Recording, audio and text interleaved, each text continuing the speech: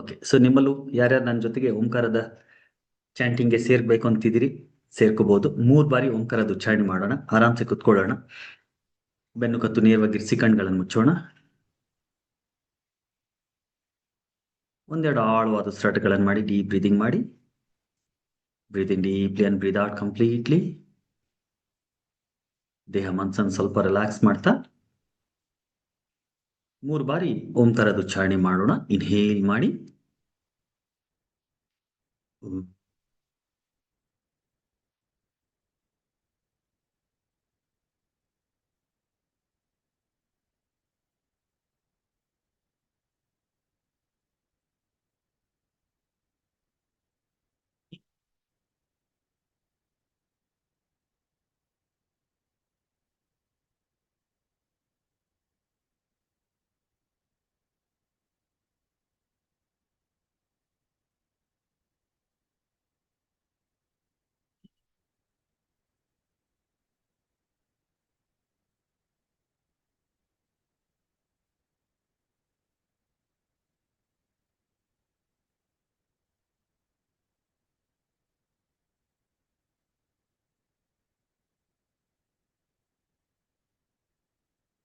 Relax and feel the beautiful resonance of Omkara throughout your body for a while.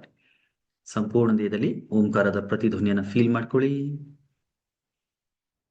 ನಿಧಾನವಾಗಿ ನಿಮ್ಮ 2 ಕೈಗಳನ್ನು ಜೋಡಿಸಿ 2 ಹಸ್ತಗಳನ್ನು ಪರಸ್ಪರ ಚೆನ್ನಾಗಿ ಉಜ್ಜಿ 2 ಕೈಗಳನ್ನು ಕಣ್ಗಳ ಮೇಲೆ ಇಟ್ಟು ನಿಧಾನವಾಗಿ ಕಣ್ಗಳನ್ನು ಸುತ್ತ ಮುಖವನ್ನು ಸ್ಪರ್ಶ ಮಾಡ್ತಾ feeling fresh, happy, healthy, active, energetic. Slowly open your eyes, looking at your palms.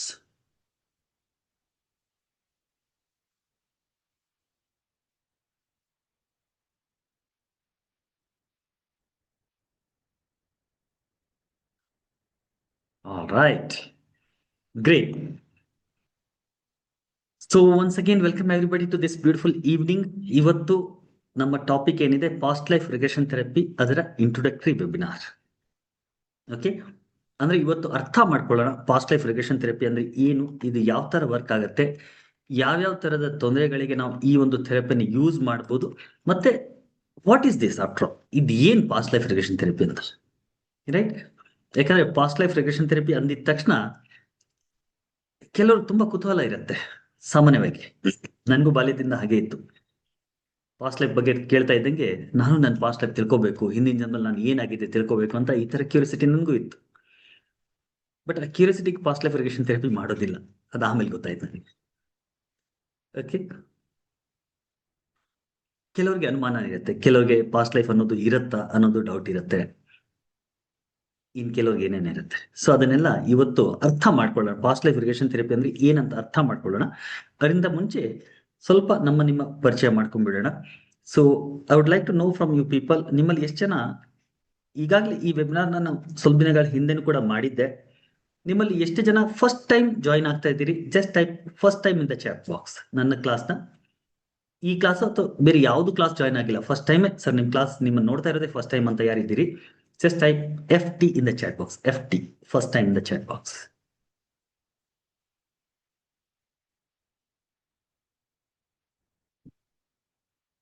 Okay. So ಸುಮಾರು ಜನ ನನ್ನ ಕ್ಲಾಸ್ನ ಫಸ್ಟ್ ಟೈಮ್ ಜಾಯಿನ್ ಆಗ್ತಾ ಇದ್ದೀರಿ. ನಿಮ್ಮಲ್ಲಿ ಯಾರು ಈಗಾಗಲೇ ಲಾಸ್ಟ್ ಟೈಮ್ ಅಟೆಂಡ್ ಮಾಡಿದ್ರಿ? ಲಾಸ್ಟ್ ಟೈಮ್ ಅಟೆಂಡ್ ಮಾಡಿದ್ರವರು just type S in the chat box ಅಥವಾ attended in the chat box ಅಂತ. ಲಾಸ್ಟ್ ಟೈಮ್ ಇನ್ ವೆಬಿನಾರ್ ಇತ್ತು, ಅದನ್ನು ಕೂಡ ಅಟೆಂಡ್ ಮಾಡಿದ್ರವರು just type S in the chat box. Okay, alright. So ಈಗಾಗಲೇ ನೀವು ಪಾಸ್ಟ್ ಲೈಫ್ ಬಗ್ಗೆ ನಂದು ಕ್ಲಾಸ್ ಏನಿತ್ತು ಅದನ್ನು ಅಟೆಂಡ್ ಮಾಡಿದ್ರು ಕೂಡ ಇವತ್ತು ಕೂಡ ಅಟೆಂಟಿವ್ ಆಗಿರಿ. ಏನಾದ್ರೂ ಒಂದು ಹೊಸದು ಕಲಿಯೋದಕ್ಕೆ ಸಿಗತ್ತೆ, ತಿಳ್ಕೊಳಕ್ ಸಿಗತ್ತೆ ಅಟ್ಲೀಸ್ಟ್. ಯಾರು ಫಸ್ಟ್ ಟೈಮ್ ನನ್ನ ಕ್ಲಾಸ್ ಅಟೆಂಡ್ ಮಾಡ್ತಾ ಇದ್ದೀರಿ ಅವ್ರಿಗೆ ನಾನು ಪರಿಚಯ ಕೊಟ್ಬಿಡ್ತೀನಿ. ನನ್ನ ಹೆಸರು ಡಾಕ್ಟರ್ ವಿಮಲ್ ಜೈನ್ ಅಂತ. ಈಗಾಗಲೇ ನಿಮ್ಗೆ ಗೊತ್ತಾಗಿರುತ್ತೆ, ಹಿಂದಿನ ಸುಮಾರು 15 ವರ್ಷಗಳಿಂದ ಸಾಕಷ್ಟು ಡ್ರಗ್ಲೆಸ್ ಥೆರಪೀಸ್ಗಳನ್ನು ಪ್ರಾಕ್ಟೀಸ್ ಮಾಡ್ತಾ ಇದ್ದೀನಿ. 40ಗಿಂತ ಹೆಚ್ಚು ಡ್ರಗ್ಲೆಸ್ ಥೆರಪೀಸ್ಗಳನ್ನು ಕಲ್ತಿದ್ದೀನಿ. ಅದರಲ್ಲಿ past life regression therapy, mind training, NLP, reiki, EFT, ಹೋಪೋನೋಪೋನೋ, ಮತ್ತೆ ಯೋಗ, ಪ್ರಾಣಾಯಾಮ, ಮೆಡಿಟೇಷನ್ನು, ಸ್ಪಿರಿಚುವಲ್ ಹೀಲಿಂಗು, ಈ ತರದ್ದು ಸಾಕಷ್ಟು ಟೆಕ್ನಿಕ್ಗಳನ್ನ ನಾನು ಕಲಿತು ಅದರಲ್ಲಿ ಸುಮಾರು 14 ಇಂದ 15 ಟೆಕ್ನಿಕ್ಗಳನ್ನ ಹೇಳ್ಕೊಡ್ತಾ ಇದ್ದೀನಿ, ಟೀಚ್ ಮಾಡ್ತಾ ಇದ್ದೀನಿ, ಟ್ರೈನಿಂಗ್ ಕೊಡ್ತಾ ಇದ್ದೀನಿ. ಇಲ್ಲಿ ತನಕ ಸುಮಾರು ಒಂದು 25-30 ಸಾವಿರ ಜನರಿಗೆ ಟ್ರೈನಿಂಗ್ ಗಳನ್ನ ಕೊಟ್ಟಿದ್ದೀನಿ ಬೇರೆ ಬೇರೆ ವಿಷಯಗಳಲ್ಲಿ. ಸುಮಾರು 5,000ಗಿಂತ ಹೆಚ್ಚು ಜನರಿಗೆ ಒನ್ ಆನ್ ಒನ್ ಸೆಷನ್ ಮಾಡಿ ಅವ್ರಿಗೆ ಇರುವಂತಹ ಪ್ರಾಬ್ಲಮ್ಗಳಿಂದ ಅವ್ರಿಗೆ ಹೊರಗಡೆ ತರಲಿಕ್ಕೆ ಪ್ರಯತ್ನ ಮಾಡಿದ್ದೀನಿ. Okay, so past life regression ಥೆರಪಿಯು ಕೂಡ ಸಾಕಷ್ಟು ಹಿಂದೆ ನಾವು ಬ್ಯಾಚ್ ಗಳನ್ನ ಮಾಡಿದ್ದೀವಿ. 2019-20 ಇಂದ ಈ ಒಂದು ಕೋರ್ಸ್ ನಾನು ಹೇಳ್ಕೊಡ್ತಾ ಇದ್ದೀನಿ. ಸುಮಾರು 5 ವರ್ಷಗಳಿಂದ ಪಾಸ್ಟ್ ಲೈಫ್ ರಿಗ್ರೆಷನ್ ಥೆರಪಿ ಹೇಳ್ಕೊಟ್ಟು ಸಾಕಷ್ಟು ನನ್ನ ಹತ್ರ ಸರ್ಟಿಫೈಡ್ ಆಗಿರುವಂತ ಪಾಸ್ಟ್ ಲೈಫ್ ರಿಗ್ರೆಷನ್ ಥೆರಪಿಸ್ಟ್ಗಳು ಇವತ್ತು all over Karnataka and all over India ಇದ್ದಾರೆ. ಯಾಕಂದ್ರೆ ನಾನು ಹಿಂದಿಯಲ್ಲೂ ಕೂಡ ಕ್ಲಾಸಸ್ ಮಾಡ್ತೀನಿ. ಸೊ ನಾರ್ತ್ ಇಂಡಿಯಾ ಕಡೆಯಿಂದನೂ ಕೂಡ ಸಾಕಷ್ಟು ಜನ ನನ್ನ ಕ್ಲಾಸಸ್ಗಳಿಗೆ ಜಾಯಿನ್ ಆಗ್ತಾರೆ. ಅದೇ ಸರಣಿಯಲ್ಲಿ ಇವತ್ತಿನ class past life regression therapy introductory webinar. ಅಂದ್ರೆ ಇದನ್ನ ಏನಂತ ಅರ್ಥ ಮಾಡ್ಕೊಳ್ಳೋಣ. ಓಕೆ, ಇದು ಹೇಗೆ ಕೆಲಸ ಮಾಡುತ್ತೆ ಅಂತ ಅರ್ಥ ಮಾಡ್ಕೊಳ್ಳೋಣ. ಜೊತೆಗೆ ಯಾವ್ಯಾವ ತರದ ಪ್ರಾಬ್ಲಮ್ಗಳಿಗೆ ಇದನ್ನ ನಾವು ಅಪ್ಲೈ ಮಾಡ್ಬೋದು ಇದನ್ನು ಕೂಡ ಅರ್ಥ ಮಾಡ್ಕೊಳ್ಳೋಣ. ಅದಾದ್ಮೇಲೆ ನಿಮ್ಗೆ ಏನಾದ್ರೂ ಪ್ರಾಬ್ಲಮ್ ಇದ್ರೆ ಆ ಪ್ರಾಬ್ಲಮ್ಗೆ ನೀವು ಯಾವ ತರ ನಂತರ ಹೀಲಿಂಗ್ ಮಾಡಿಸ್ಬೋದು ಅದನ್ನು ಕೂಡ ಡಿಸ್ಕಸ್ ಮಾಡೋಣ. ಅದರ ಜೊತೆಗೆ ನೀವು ಏನಾದ್ರೂ ಕಲಿಬೇಕು ಅಂತಿದ್ರೆ, ಈ ಥೆರಪಿ ನಾನು ಕಲಿಬೇಕು ಸರ್, ನಾನು ಥೆರಪಿಸ್ಟ್ ಆಗಿ ಸಮಾಜಕ್ಕೆ ಹೆಲ್ಪ್ ಮಾಡಬೇಕು ಅಂತಿದ್ರೆ ಅವ್ರಿಗೂ ಕೂಡ ಯಾವ ತರ ನೀವು ಮಾಡ್ಬೋದು ಅದು ಕೂಡ ನಾವು ಡಿಸ್ಕಸ್ ಮಾಡೋಣ. ಕ್ಲಿಯರ್? All right. ಸೊ ಇದಿಷ್ಟು ನನ್ನ ಪರಿಚಯ. ನಾವು getting into the topic ಅಲ್ಲಿ ಇಳಿಯಕ್ ಮುಂಚೆ ಲಾಸ್ಟ್ ಒಂದು ಪ್ರಶ್ನೆ ನಿಮ್ಗೆ. ಯಾವ ಊರಿಂದ ನೀವು ಜಾಯಿನ್ ಆಗ್ತಾ ಇದ್ದೀರಿ? Just type your city or your village, ನಿಮ್ಮ ಊರ ಹೆಸರು ಚಾಟ್ ಬಾಕ್ಸ್ ಅಲ್ಲಿ ಟೈಪ್ ಮಾಡಿ. Ramanagara, Bengaluru, Chitradurga, Bagalkot, Dharwad, Bengaluru, Hesaraghatta, Gundlupet, Hubli, Sirsi, Channapatna, Bengaluru, Mysuru, Bengaluru, Gulbarga, Mysuru, Bengaluru. All right. So almost ಕರ್ನಾಟಕದ ಬೇರೆ ಬೇರೆ ಕಡೆಯಿಂದ Hatti gold mines, Bengaluru, Hubballi, almost ಕರ್ನಾಟಕದ ಬೇರೆ ಬೇರೆ ಊರುಗಳಿಂದ ಇಲ್ಲಿ ಜಾಯ್ನ್ ಆಗಿದ್ದೀವಿ. ಸೊ ನಿಮಗೆಲ್ಲರಿಗೂ ಒನ್ಸ್ ಅಗೇನ್ ವೆಲ್ಕಮ್. ಸ್ವಲ್ಪ ಅಟೆಂಟಿವ್ ಆಗಿರಿ ಇವತ್ತಿನ ಕ್ಲಾಸಲ್ಲಿ. ಈ ಕ್ಲಾಸ್ ಯಾಕೆ ಅಂತಾನು ಹೇಳ್ಬಿಡ್ತೀನಿ. ಪಾಸ್ಟ್ ಲೈಫ್ ಬಗ್ಗೆ ಸಾಕಷ್ಟು ಜನರಿಗೆ ಅನುಮಾನ ಇದೆ, ಸಾಕಷ್ಟು ಜನರಿಗೆ ಕುತೂಹಲ ಇದೆ. ಇವತ್ತು ಕೂಡ ಯಾರೋ ವಾಟ್ಸಪ್ ಅಲ್ಲಿ ಮೆಸೇಜ್ ಕಳಿಸಿದ್ರು ನನಗೆ, ಅವ್ರು ಅಟೆಂಡ್ ಮಾಡಿದಾರೆ ಇಲ್ಲ ಗೊತ್ತಿಲ್ಲ ನನಗೀಗ, ಇದ್ರೆ ನೀವು ಹೇಳಿ ನಾನು ಇದ್ದೀನಿ ಅಂತ. ಈವ್ನಿಂಗ್ ಮೆಸೇಜ್ ಬಂತಿತ್ತು, ಪಾಸ್ಟ್ ಲೈಫ್ ನ ತಿಳ್ಕೊಂಡು ಏನ್ ಮಾಡ್ಬೇಕಾಗಿದೆ ಅಂತ. ಪಾಸ್ಟ್ ಲೈಫ್ ನ ತಿಳ್ಕೊಂಡು what is the use of knowing past life ಅಂತ. ಪಾಸ್ಟ್ ಲೈಫ್ ತಿಳ್ಕೊಳ್ಳೋದ್ರಿಂದ ಏನು ಪ್ರಯೋಜನ ಇಲ್ಲ. Okay, past life regression therapy is not knowing your past life. Okay, ಎಷ್ಟೋ ಜನ ಈ ತರ ಹೇಳ್ತಾರೆ, ಸರ್ ಪಾಸ್ಟ್ ಲೈಫ್ ತಿಳ್ಕೊಂಡು ಏನ್ ಮಾಡ್ಬೇಕಾಗಿದೆ, ಇಲ್ಲೇ ಸಾಕಷ್ಟು ತೊಂದರೆ ಇದೆ, ಈ ತೊಂದರೆಗಳೇ ನಮ್ಗೆ ಜಾಸ್ತಿ ಅನಿಸ್ತಾ ಇದೆ, ಹಿಂದಿನ ಜನ್ಮದ್ದು ತೊಂದರೆಗಳಂತ ಅಂದ್ಬಿಡ್ತೀವ. ಇಲ್ಲ, ಪಾಸ್ಟ್ ಲೈಫ್ ರಿಗ್ರೆಷನ್ ಥೆರಪಿ ಅಂದ್ರೆ ಪಾಸ್ಟ್ ಲೈಫ್ ನ ತಿಳ್ಕೊಳ್ಳೋದು ಅಥವಾ ಅಲ್ಲಿರುವಂತಹ ತೊಂದರೆಗಳನ್ನ ಇಲ್ಲಿ ತರೋದು ಆತರ ಏನು ಇಲ್ಲ. Clear? Past life regression therapy ಅಂದ್ರೆ ಏನು? ಸಿಂಪಲ್ ಶಬ್ದಗಳಲ್ಲಿ ಅರ್ಥ ಮಾಡ್ಕೋಬೇಕು ಅಂದ್ರೆ,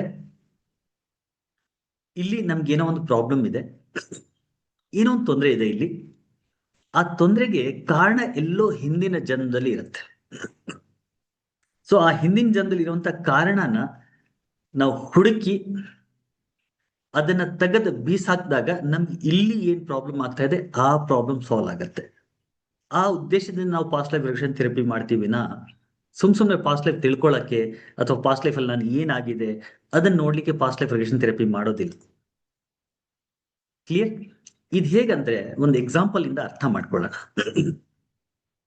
ಸಿಂಪಲ್ ಎಕ್ಸಾಂಪಲ್ ಇಂದ ಅರ್ಥ ಮಾಡ್ಕೊಳ್ಳೋಣ, ಆಮೇಲೆ ಮುಂದಕ್ಕೆ ಹೋಗೋಣ. ಓಕೆ, ಎಕ್ಸಾಂಪಲ್ಗೆ ಈಗ ನಾನು ಇಲ್ಲಿ ಕೂತಿದ್ದೀನಿ, ನಿಮ್ಮ ಹತ್ರ ಏನೋ ಮಾತಾಡ್ತಾ ಇದ್ದೀನಿ, ಸಡನ್ ಆಗಿ ನನಗೆ ಹಿಂದೆ ಏನೋ ಚುಚ್ಕೊಳತ್ತೆ ಅಂತ ಅನ್ಕೊಳ್ಳೋಣ. ನನ್ನ ಶರ್ಟ್ ಅಲ್ಲಿ, ನನ್ನ ಬಟ್ಟೆಯಲ್ಲಿ ಎಲ್ಲೋ ಯಾವುದೋ ಒಂದು ಚಿಕ್ಕ ಮುಳ್ಳೆಲ್ಲೋ ಸಿಕ್ಕಾಕೊಂಡಿದೆ, ಅದು ಚುಚ್ಕೊಳತ್ತೆ.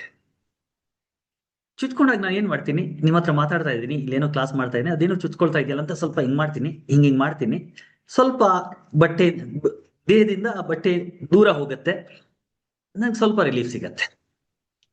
ನಾನು ಮತ್ತೆ ಕ್ಲಾಸಲ್ಲಿ ಮಾತಾಡ್ಲಿಕ್ಕೆ ಶುರು ಮಾಡ್ತೀನಿ, ಮತ್ತೆ ಮಾತಾಡ್ತಾ ಇರುವಾಗ ಮತ್ತೆ ಈಗ ಕುತ್ಕೋತೀನಿ, ಮತ್ತೆ ಅದು ಸ್ವಲ್ಪ ಚುಚ್ಕೊಳ್ಳುತ್ತೆ.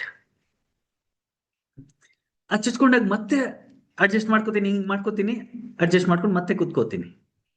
ಎಲ್ಲಿ ತನಕ ಚುಚ್ಕೊಳತ್ತೆ ಅಂದ್ರೆ, ಎಲ್ಲಿ ತನಕ ನಾನು ಆ ಮುಳ್ಳೇನಿದೆ ಬಟ್ಟೆಯಲ್ಲಿ ಆ ಮುಳ್ಳ ತೆಗೆದ್ ಬಿಸಾಕೋದಿಲ್ವೋ ಅಲ್ಲಿ ತನಕ ಅದ್ ನಾನು ಚುಚ್ಕೊಳ್ತಾನೆ ಇರುತ್ತೆ. ರೈಟ್.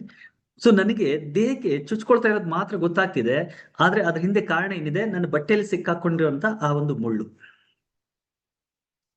ನಮ್ ಜೀವನದಲ್ಲೂ ಫ್ರೆಂಡ್ಸ್ ಎಷ್ಟೋ ಸಮಸ್ಯೆಗಳಿಗೆ ಪರ್ಮನೆಂಟ್ ಸೊಲ್ಯೂಷನ್ ಸಿಗ್ತಾ ಇರೋದಿಲ್ಲ. ಯಾವುದೋ ಒಂದು ತೊಂದರೆ ಇದೆ, ಮುಂದೆ ಮಾತಾಡ್ತೀನಿ ನಾನು ನಿಮ್ಮ ಹತ್ರ. ಯಾವುದೋ ಒಂದು ತೊಂದರೆ ಇರುತ್ತೆ, ಆ ತೊಂದರೆಗೆ ಏನೋ ಒಂದು ಸೊಲ್ಯೂಷನ್ ಮಾಡಕ್ ಹೋಗ್ತೀವಿ, ಆ ಸೊಲ್ಯೂಷನ್ ಸ್ವಲ್ಪ ದಿನ ನಮ್ಗೆ ರಿಲೀಫ್ ಕೊಡುತ್ತೆ, ಅದಾದ ಮತ್ತೆ ಸೇಮ್ ಪ್ರಾಬ್ಲಮ್ ರಿಪೀಟ್ ಆಗುತ್ತೆ. ಮತ್ತೆ ಯಾವ್ದೋ ಒಂದು ಡಾಕ್ಟರ್ ಹತ್ರ ಹೋಗ್ತೀವಿ, ಅವ್ರದ್ದು ಯಾವ್ದೊಂದು ಮೆಡಿಸಿನ್ ತಗೋತೀವಿ, ಸ್ವಲ್ಪ ದಿನ ಸರಿ ಹೋಗುತ್ತೆ, ಮತ್ತೆ ಪ್ರಾಬ್ಲಮ್ ಶುರು ಆಗುತ್ತೆ. ಈ ತರ ಪದೇ ಪದೇ ಆದಾಗ ಕೆಲವ್ರು ಹೇಳ್ತಾರೆ, ಈ ದೇವಸ್ಥಾನಕ್ಕೆ ಹೋಗು, ಆ ದೇವಸ್ಥಾನಕ್ಕೆ ಹೋಗು, ಈ ಪೂಜೆ ಮಾಡು, ಅದನ್ನು ಮಾಡಿಸ್ತೀರಿ. ಕೆಲವೊಂದ್ಸರಿ ಅದರಿಂದ ಸ್ವಲ್ಪ ರಿಲೀಫ್ ಸಿಗತ್ತೆ, ಮತ್ತೆ ಪ್ರಾಬ್ಲಮ್ ಶುರು ಆಗುತ್ತೆ ಸ್ವಲ್ಪ ದಿನಕ್ಕೆ. ಎಷ್ಟು ಜನರಿಗೆ ಈ ತರ ಆಗ್ತಿದೆ? ಏನೋ ಪ್ರಾಬ್ಲಮ್ ಇರುತ್ತೆ, ಅದಕ್ಕೇನ್ ಸೊಲ್ಯೂಷನ್ ಮಾಡ್ತೀರಿ, ಯಾವ್ದೋ ಒಂದು ಪೂಜೆನೋ, ಯಾವ್ದೋ ಒಂದು ಹೋಮನೋ ಹವನನೋ, ಯಾವ್ದೋ ಒಂದು ಡಾಕ್ಟರ್ ಹತ್ರನೋ, ಯಾವ್ದೋ ಒಂದು ಬೇರೆ ರೀತಿ ಟ್ರೀಟ್ಮೆಂಟೋ ಅದು ತಗೋತೀರಿ, ಸ್ವಲ್ಪ ದಿನ ಸರಿ ಹೋಗುತ್ತೆ, ಆಮೇಲೆ ಸ್ವಲ್ಪ ದಿನಕ್ಕೆ ಮತ್ತೆ ಆ ಪ್ರಾಬ್ಲಮ್ ರಿಪೀಟ್ ಆಗುತ್ತೆ. ರೈಟ್. ಸೊ ಈ ಈ ಈ ಈ ಪ್ರಾಬ್ಲಮ್ ಇದೆಯಲ್ಲ, ಈ ಪ್ರಾಬ್ಲಮ್ ನಿಮ್ಮ ಬಟ್ಟೆಯಲ್ಲಿರುವಂತ ಮುಳ್ತರ. ನೀವು ಹೊರಗಡೆ ಏನ್ ಟ್ರೀಟ್ಮೆಂಟ್ ಮಾಡಿಸ್ತಿರಲ್ಲ, ಆ ಟ್ರೀಟ್ಮೆಂಟ್ಗಳು ಈ ತರ ಸ್ವಲ್ಪ ಅಡ್ಜಸ್ಟ್ ಮಾಡತಾರ, ಬಟ್ಟೆನ ಸ್ವಲ್ಪ ಹಿಂಗ್ ಮಾಡ್ಕೊಂಡು ಅಡ್ಜಸ್ಟ್ ಮಾಡತಾರ. ಅಡ್ಜಸ್ಟ್ ಮಾಡಿದಾಗ ಸ್ವಲ್ಪ ದಿನ ಸರಿ ಹೋಗುತ್ತೆ, ಮತ್ತೆ ನಾರ್ಮಲ್ ಆಗ್ತಾ ಇದ್ದಂಗೆ ಅದು ಚುಚ್ಕೊಳ್ಳುತ್ತೆ, ಮತ್ತೆ ಪ್ರಾಬ್ಲಮ್ ಶುರು ಆಗುತ್ತೆ. ಎಲ್ಲಿ ತನಕ ಅಂದ್ರೆ ಆ ಮುಳ್ಳನ್ನ ತೆಗೆದು ಎಲ್ಲಿ ತನಕ ನೀವು ಬಿಸಾಕೋದಿಲ್ಲ, ಅಲ್ಲಿ ತನಕ ಆ ಪ್ರಾಬ್ಲಮ್ ಕಂಟಿನ್ಯೂ ಆಗ್ತಾನೆ ಇರುತ್ತೆ. ಒಂದ್ಸತಿ ಆ ಮುಳ್ಳನ್ನ ತೆಗೆದು ಬೀಸಾಕಿದ ಮೇಲೆ ನನ್ಗೆ ಹೇಳಿ, ಈಗ ಫಾರ್ ಎಕ್ಸಾಂಪಲ್ ನನಗೇನೆ ಮುಳ್ಳು ಚುಚ್ತಾ ಇದೆ ಅಂತ ಅನ್ಕೊಳ್ಳೋಣ, ಆ ಮುಳ್ಳನ್ನ ತೆಗೆದು ಬಿಸಾಕ್ ಬಿಡ್ತೀನಿ, ಅದ್ ಆದ್ಮೇಲೆ ನನ್ಗೇನಾದ್ರೂ ಆ ಮುಳ್ಳು ಚುಚ್ಕೊಳತ್ತಾ ಅಥವಾ ದೇಹಕ್ಕೆ ಚುಚ್ಚೋ ಅನುಭವ ಆಗತ್ತಾ? ಇಲ್ಲ, ಆಗಲ್ಲ. ರೈಟ್. ಆ ರೂಟ್ ಕಾಸ್ ಏನಿದೆಯಲ್ಲ ಅದ್ ನನ್ನ ಬಟ್ಟೆಯಲ್ಲಿದೆ. ಎಲ್ಲಿ ತನಕ ಆ ರೂಟ್ ಕಾಸ್ ನ ತೆಗೆದು ನಾನು ಬಿಸಾಕೋದಿಲ್ವೋ ಅಲ್ಲಿ ತನಕ ಆ ಮುಳ್ಳು ನನ್ ಚುಚ್ತಾನೆ ಇರುತ್ತೆ.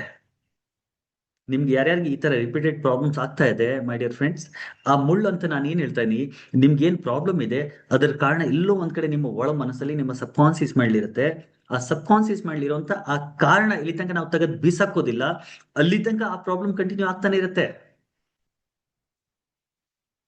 I getting guys? ಸೊ ಯಾವಾಗ ಆ ಮುಳ್ಳನ್ನ ತೆಗೆಯೋದಂದ್ರೆ ಏನು, ಹಳೇದ್ ಯಾವುದೋ ಒಂದು ಘಟನೆ ಏನ್ ನಡೆದಿದೆ, ಆ ಘಟನೆಯ ನೆಗೆಟಿವ್ ಇಂಪ್ರೆಷನ್ಸ್ ಎಲ್ಲೋ ಒಂದ್ ಕಡೆ ನಮ್ಮ ಒಳಮನಸ್ಸಲ್ಲಿ ಕುತ್ಕೊಂಡಿದೆ, ಆ ಒಳಮನಸ್ಸಲ್ಲಿ ಕುತ್ಕೊಂಡಿರೋದ್ರಿಂದ ಅದು ನಮ್ಗೆ ಚುಚ್ತಾ ಇದೆ ಒಂಥರ, ಅಂಡ್ ಅದು ನಮ್ಗೆ ಪ್ರಾಬ್ಲಮ್ ಕ್ರಿಯೇಟ್ ಮಾಡ್ತಾ ಇದೆ.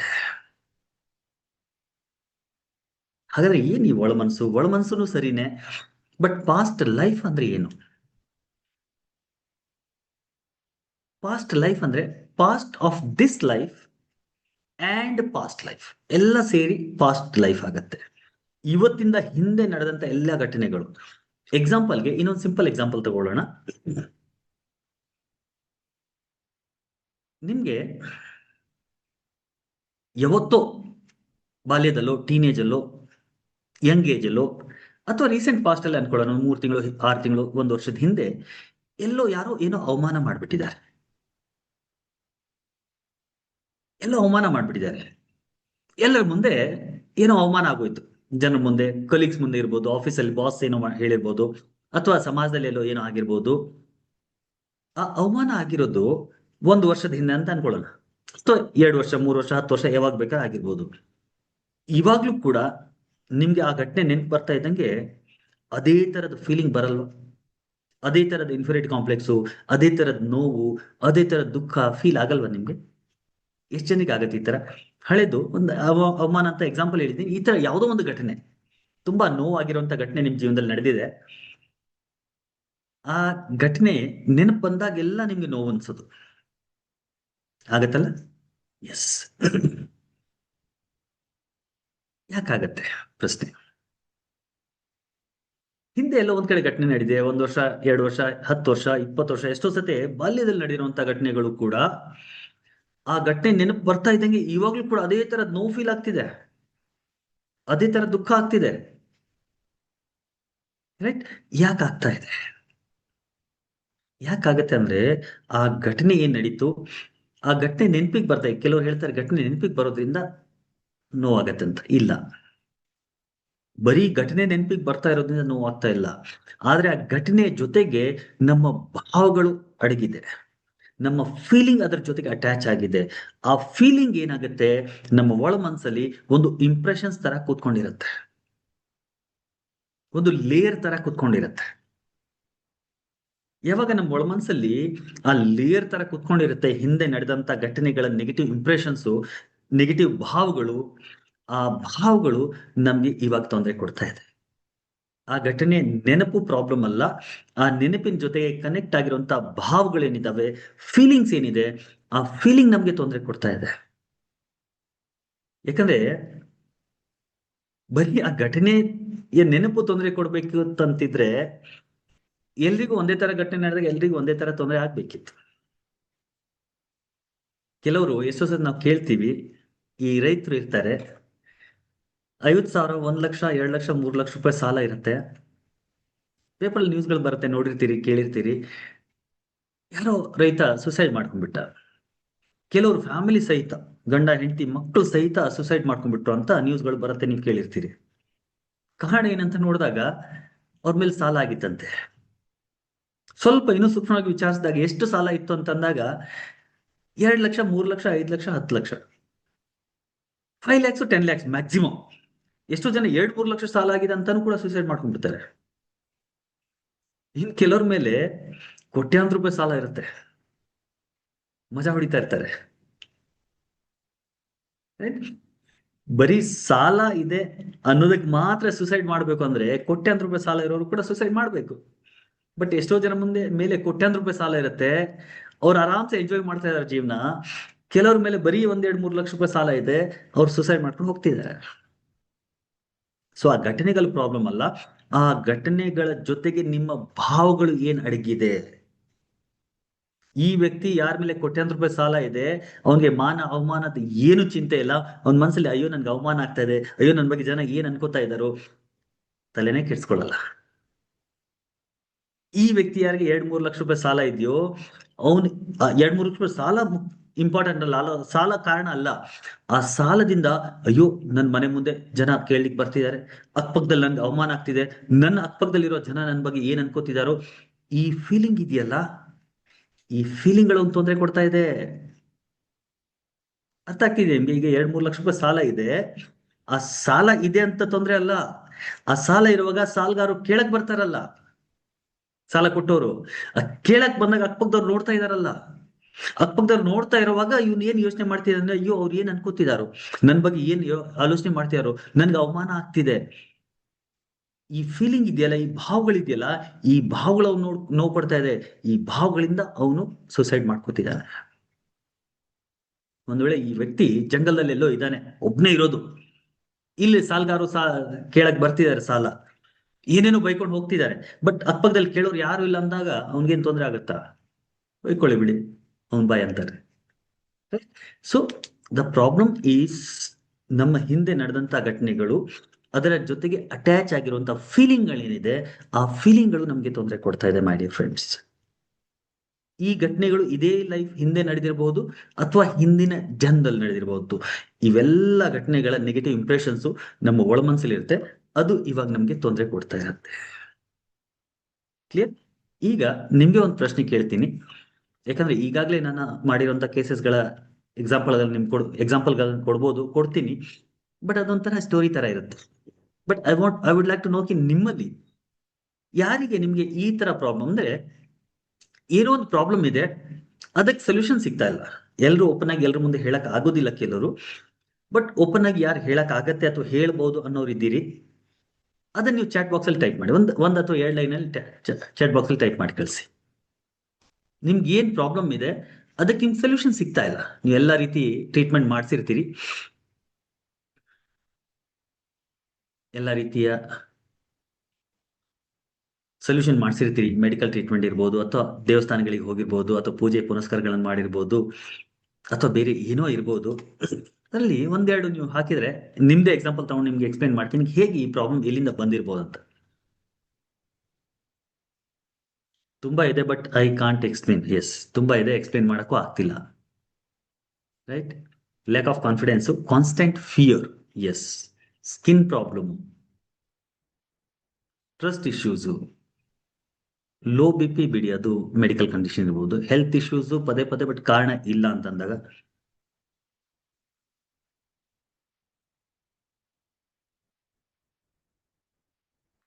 ಹಸ್ಬೆಂಡ್ ಸಪ್ರೇಟ್ ಆಗಿದ್ದಾರೆ ಮತ್ತೆ ಬರಬೇಕು, ಜಾಬ್ ಪ್ರಾಬ್ಲಮ್ಸು. ಇದರಲ್ಲಿ ಒಂದೆರಡು ಎಕ್ಸಾಂಪಲ್ಸ್ ಗಳನ್ನ ತಗೊಳ್ಳೋಣ. Lack of confidence, constant fear, continuous ಆಗಿ ಫಿಯರ್ ಇರುತ್ತೆ. Skin problem which is not treated, skin problems ಇದೆ ಬಟ್ ಅದಕ್ಕೆ ಸರಿಯಾದ ಟ್ರೀಟ್ಮೆಂಟ್ ಸಿಗ್ತಾ ಇಲ್ಲ. ವೈಟ್ ಪ್ಯಾಚಸ್ ಎಷ್ಟೋ ಜೊತೆ ಆ ವಿಟಿಲಿಗೋ ಪ್ರಾಬ್ಲಮ್ ಇದ್ರೂ ಕೂಡ ಅದು ಅದಕ್ಕೂ ಕೂಡ ಬೇರೆ ಪಾಸ್ಟ್ ಲೈಫ್ ಕಾರಣನೂ ಇರುತ್ತೆ, ಬಟ್ ಸ್ಕಿನ್ ಅಂದ್ರೆ ಮೆಡಿಕಲ್ ಕಾರಣಗಳು ಕೂಡ ಇರುತ್ತೆ.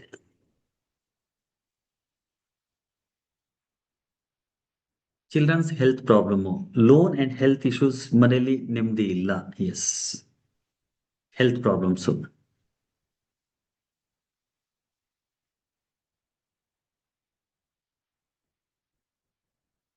Constant fear, skin problem, divorce problem, ಈ ತರದ ಸಾಕಷ್ಟು ಪ್ರಾಬ್ಲಮ್ ಬೇರೆ ಬೇರೆ ಇದೆ.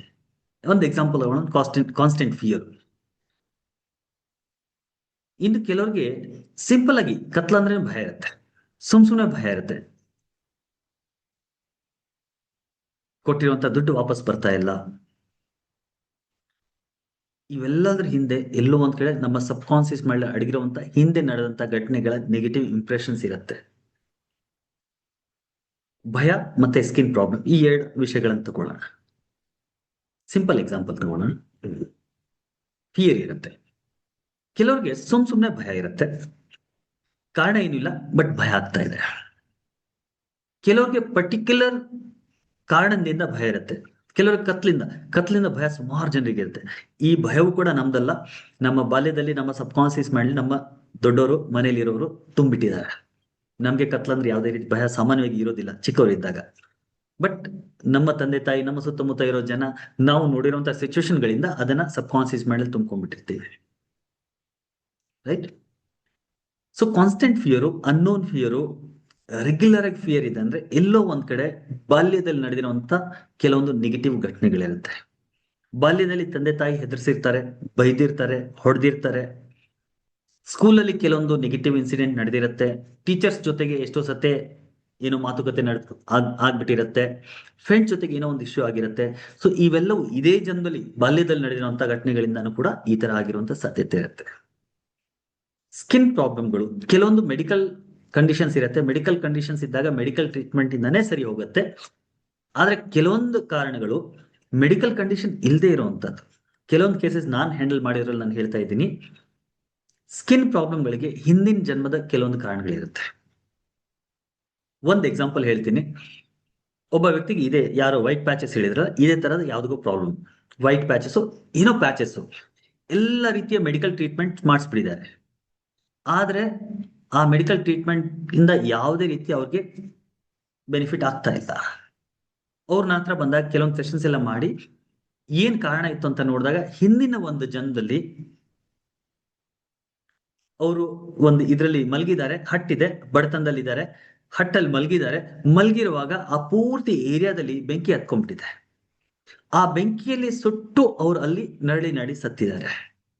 ಹಿಂದಿನ ಜನ್ಮದಲ್ಲಿ ಬೆಂಕಿಯಲ್ಲಿ ಸುಟ್ಟು ನರಳಿ ಸತ್ತಿರೋದಕ್ಕೆ ಈ ಲೈಫ್ ಅಲ್ಲಿ ಅವ್ರಿಗೆ ಆ ಸ್ಕಿನ್ ಪ್ರಾಬ್ಲಮ್ ಬಂದಿದೆ.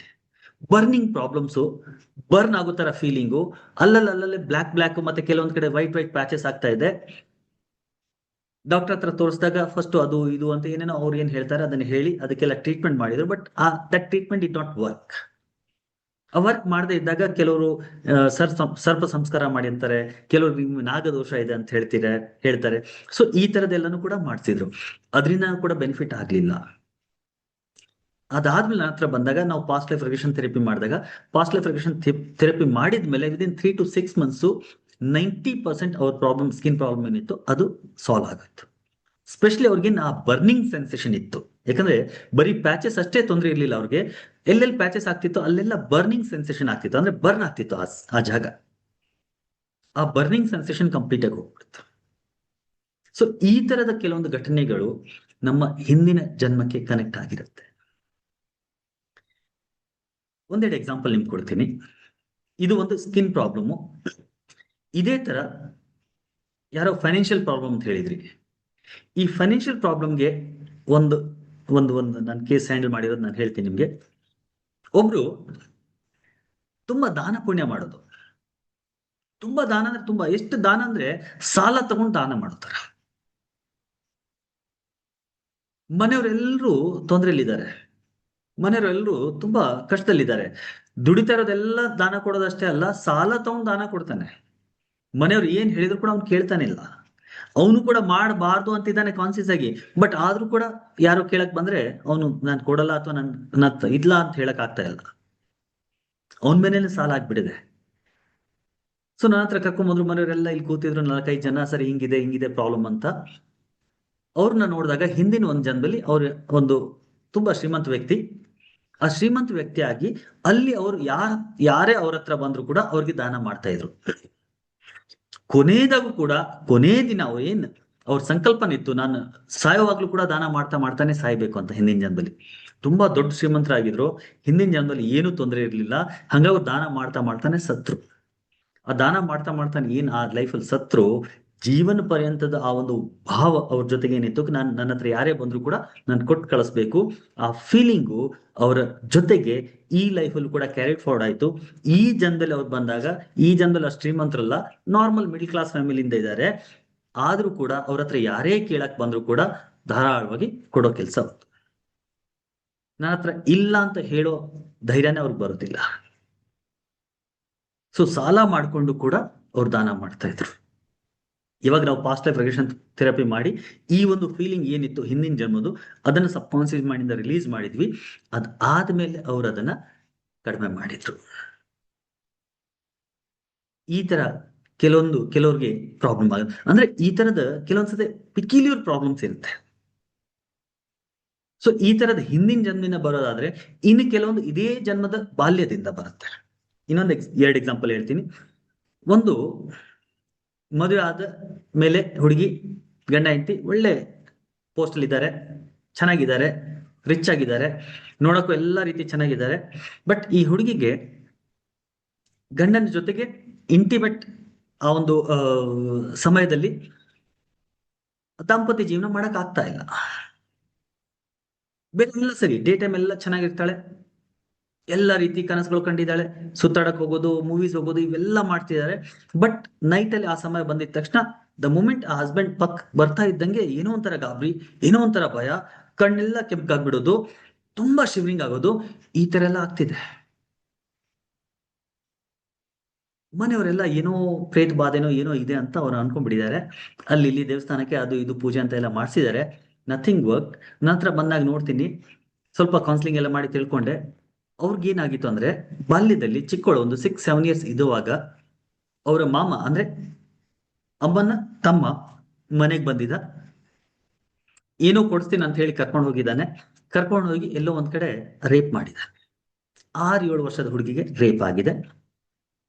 ರೇಪ್ ಮಾಡಿದಷ್ಟೇ ಅಲ್ಲ, ರೇಪ್ ಮಾಡಿದ್ಮೇಲೆ ಅವಳಿಗೆ ಹೆದರ್ಸಿದ್ದಾನೆ. ಈ ವಿಷಯ ಯಾರಿಗೂ ಹೇಳ್ಬೇಡ, ಹೇಳಿದ್ರೆ ನಿಂಗ್ ಸಹಿಸ್ಬಿಡ್ತೀನಿ, ಅಮ್ಮಂಗ್ ಸಹಿಸ್ಬಿಡ್ತೀನಿ, ಅಪ್ಪಂಗ್ ಸಹಿಸ್ಬಿಡ್ತೀನಿ, ಈ ತರ ಚೆನ್ನಾಗಿ ಹೆದರ್ಸ್ಬಿಟ್ಟಿದ್ದಾನೆ ಆ ಹುಡುಗಿಗೆ. ಈ ಹುಡುಗಿ ಆ ಭಯದಲ್ಲಿ ಮನೆಗೆ ಬಂದಿದ್ದು, ತುಂಬಾ ಫ್ರೀ ಆಗಿ ತುಂಬಾ ಜಾಲಿಯಾಗಿದ್ದಂತ ಹುಡುಗಿ ಕಂಪ್ಲೀಟ್ ಆಗಿ ಸಕ್ ಆಗ್ಬಿಟ್ರು. ಸುಮಾರು ದಿನಗಳ ತನಕ ಅವಳಿಗೆ ಜ್ವರ ಎಲ್ಲ ಇತ್ತು, ಬಟ್ ವಿಷಯ ಹೇಳಕ್ ಆಗ್ತಾ ಇಲ್ಲ, ಯಾಕಂದ್ರೆ ಭಯ, ಮಾಮ ಭಯ ಬಿಡಿಸ್ಬಿಟ್ಟಿದ್ದಾನೆ.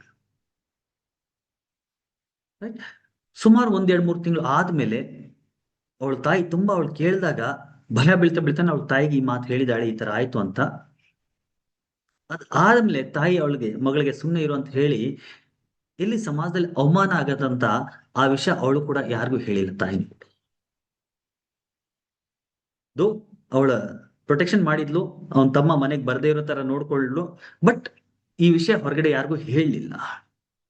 ಆ ಇನ್ಸಿಡೆಂಟ್ ಏನ್ ನಡೀತಲ್ಲ, ಅದರ ನೆಗೆಟಿವ್ ಇಂಪ್ರೆಷನ್ ಅವಳು ಸಬ್ ಕಾನ್ಸಿಯಸ್ ಮೈಂಡ್ ಎಷ್ಟು ಡೀಪ್ ಆಗಿ ಕೂತಿತ್ತು ಅಂದ್ರೆ, ಇವಾಗ ಮದುವೆ ಗಂಡ ಹತ್ರ ಬರ್ತಾ ಇದ್ರು ಕೂಡ ಅವಳಿಗೆ ಆ ಮೆಮೊರಿ ಟ್ರಿಗರ್ ಆಗ್ತಾ ಇದೆ. ಆ ಮೆಮೊರಿ ಟ್ರಿಗರ್ ಆಗ್ತಾ ಇದ್ದಂಗೆ ಆ 6-7 ವರ್ಷದ ಮಗು ಏನಿದೆ ಅದು ಟ್ರಿಗರ್ ಆಗಿ, ಆ ಸಮಯದ ಏನ್ ಫೀಲಿಂಗ್ ಇತ್ತು ಆ ಫೀಲಿಂಗ್ ಅವಳ ಮುಖದಲ್ಲಿ, ಅವಳ ಇದರಲ್ಲಿ ಬರ್ತಾ ಇದೆ.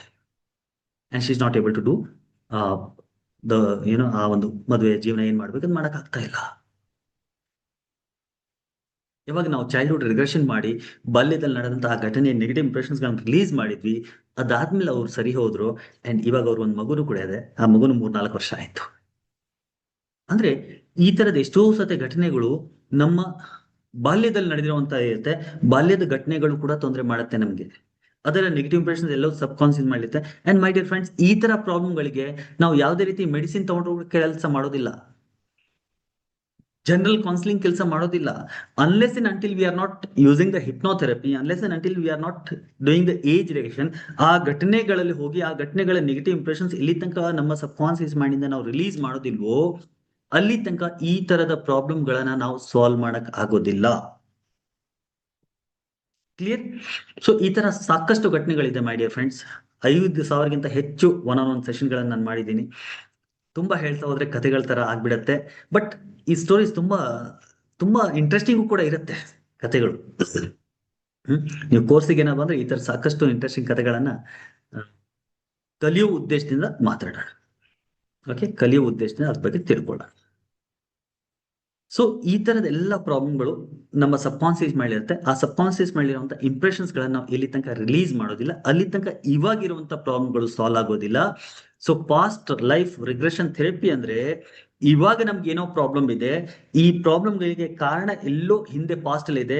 ಪಾಸ್ಟ್ ಅಂತಂದಾಗ ಈ ಜನ್ಮದ ಹಿಂದೆ ಅಥವಾ ಹಿಂದಿನ ಜನ್ಮದಲ್ಲಿ ಎಲ್ಲೋ ಇರಬಹುದು. ಆ ಘಟನೆಗಳ ನೆಗೆಟಿವ್ ಇಂಪ್ರೆಷನ್ಸ್ ನಮ್ಮ ಒಳ ಮನಸ್ಸಲ್ಲಿ ಇರುತ್ತೆ. ಅದನ್ನ ಎಲ್ಲಿ ತನಕ ನಾವು ರಿಲೀಸ್ ಮಾಡೋದಿಲ್ಲ, ಅಲ್ಲಿ ತನಕ ಇಲ್ಲಿರುವಂತ ಪ್ರಾಬ್ಲಮ್ ಸಾಲ್ವ್ ಆಗೋದಿಲ್ಲ. ಹಾಗಾಗಿ ಇಲ್ಲಿ ಈ ಪ್ರೆಸೆಂಟ್ ಟೈಮ್ ಅಲ್ಲಿ ಇರುವಂತ ಪ್ರಾಬ್ಲಮ್ ನ ಸಾಲ್ವ್ ಮಾಡ್ಲಿಕ್ಕೆ ನಾವು ಪಾಸ್ಟ್ ಲೈಫ್ ರಿಗ್ರೆಷನ್ ಥೆರಪಿಯನ್ನ ಮಾಡ್ತೀವಿ. ಕ್ಲಿಯರ್? ಜಸ್ಟ್ ಪಾಸ್ಟ್ ಲೈಫ್ ಅಲ್ಲಿ ಏನ್ ಆಗಿದೆ ಅದನ್ನ ತಿಳ್ಕೊಳಕ್ಕೂ ಪಾಸ್ಟ್ ಲೈಫ್ ಮಾಡಲ್ಲ. ಪಾಸ್ಟ್ ಲೈಫ್ ಅಲ್ಲಿ ಏನ್ ಆಗಿದೆ ತಿಳ್ಕೊಂಡು ಅದರಿಂದ ಏನಾದ್ರು ಪ್ರಯೋಜನ ಇದ್ದ? ಖಂಡಿತ ಏನು ಪ್ರಯೋಜನ ಇಲ್ಲ. ಸುಮ್ನೆ ತಿಳ್ಕೊಂಡು ಏನು ಪ್ರಯೋಜನ ಇಲ್ಲ. ನಾನು ರಾಜ ಆಗಿದ್ನೋ, ರಾಣಿ ಆಗಿದ್ನೋ, ಅಥವಾ ರೈತ ಆಗಿದ್ನೋ, ಅಥವಾ ಹುಲಿ ಕರಡಿ ಏನೋ ಆಗಿದ್ನೋ, what is the use of that? ಏನು ಯೂಸ್ ಇಲ್ಲ. ಅದ್ ತಿಳ್ಕೊಳ್ಳೋದು ಪಾಸ್ಟ್ ಲೈಫ್ ರಿಗ್ರೆಷನ್ ಥೆರಪಿ ಅಲ್ಲ. Past life regression therapy is healing the problem of the present time. ಈ ಸಮಯದಲ್ಲಿ ಏನ್ ತೊಂದರೆ ಇದೆ ಅದನ್ನ ಹೀಲ್ ಮಾಡ್ಲಿಕ್ಕೆ ಪಾಸ್ಟ್ ಲೈಫ್ ರಿಗ್ರೆಷನ್ ಥೆರಪಿನ ಮಾಡ್ತೀವಿ. Is this clear? ಇಲ್ಲಿ ತನಕ ನನ್ನ ಜೊತೆಗೆ ಇದ್ದೀರಾ ಅಂದ್ರೆ just type same page in the chat box. Same page, SP in the chat box.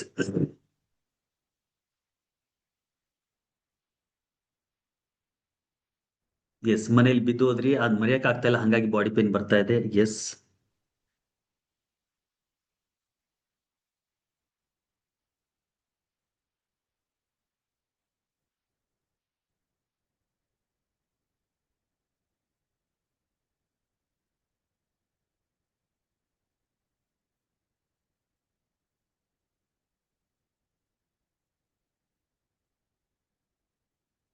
ಸರಿ.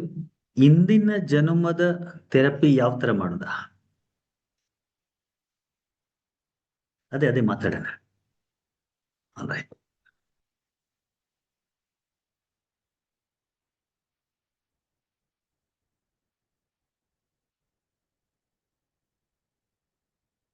ಕ್ಲಿಯರ್?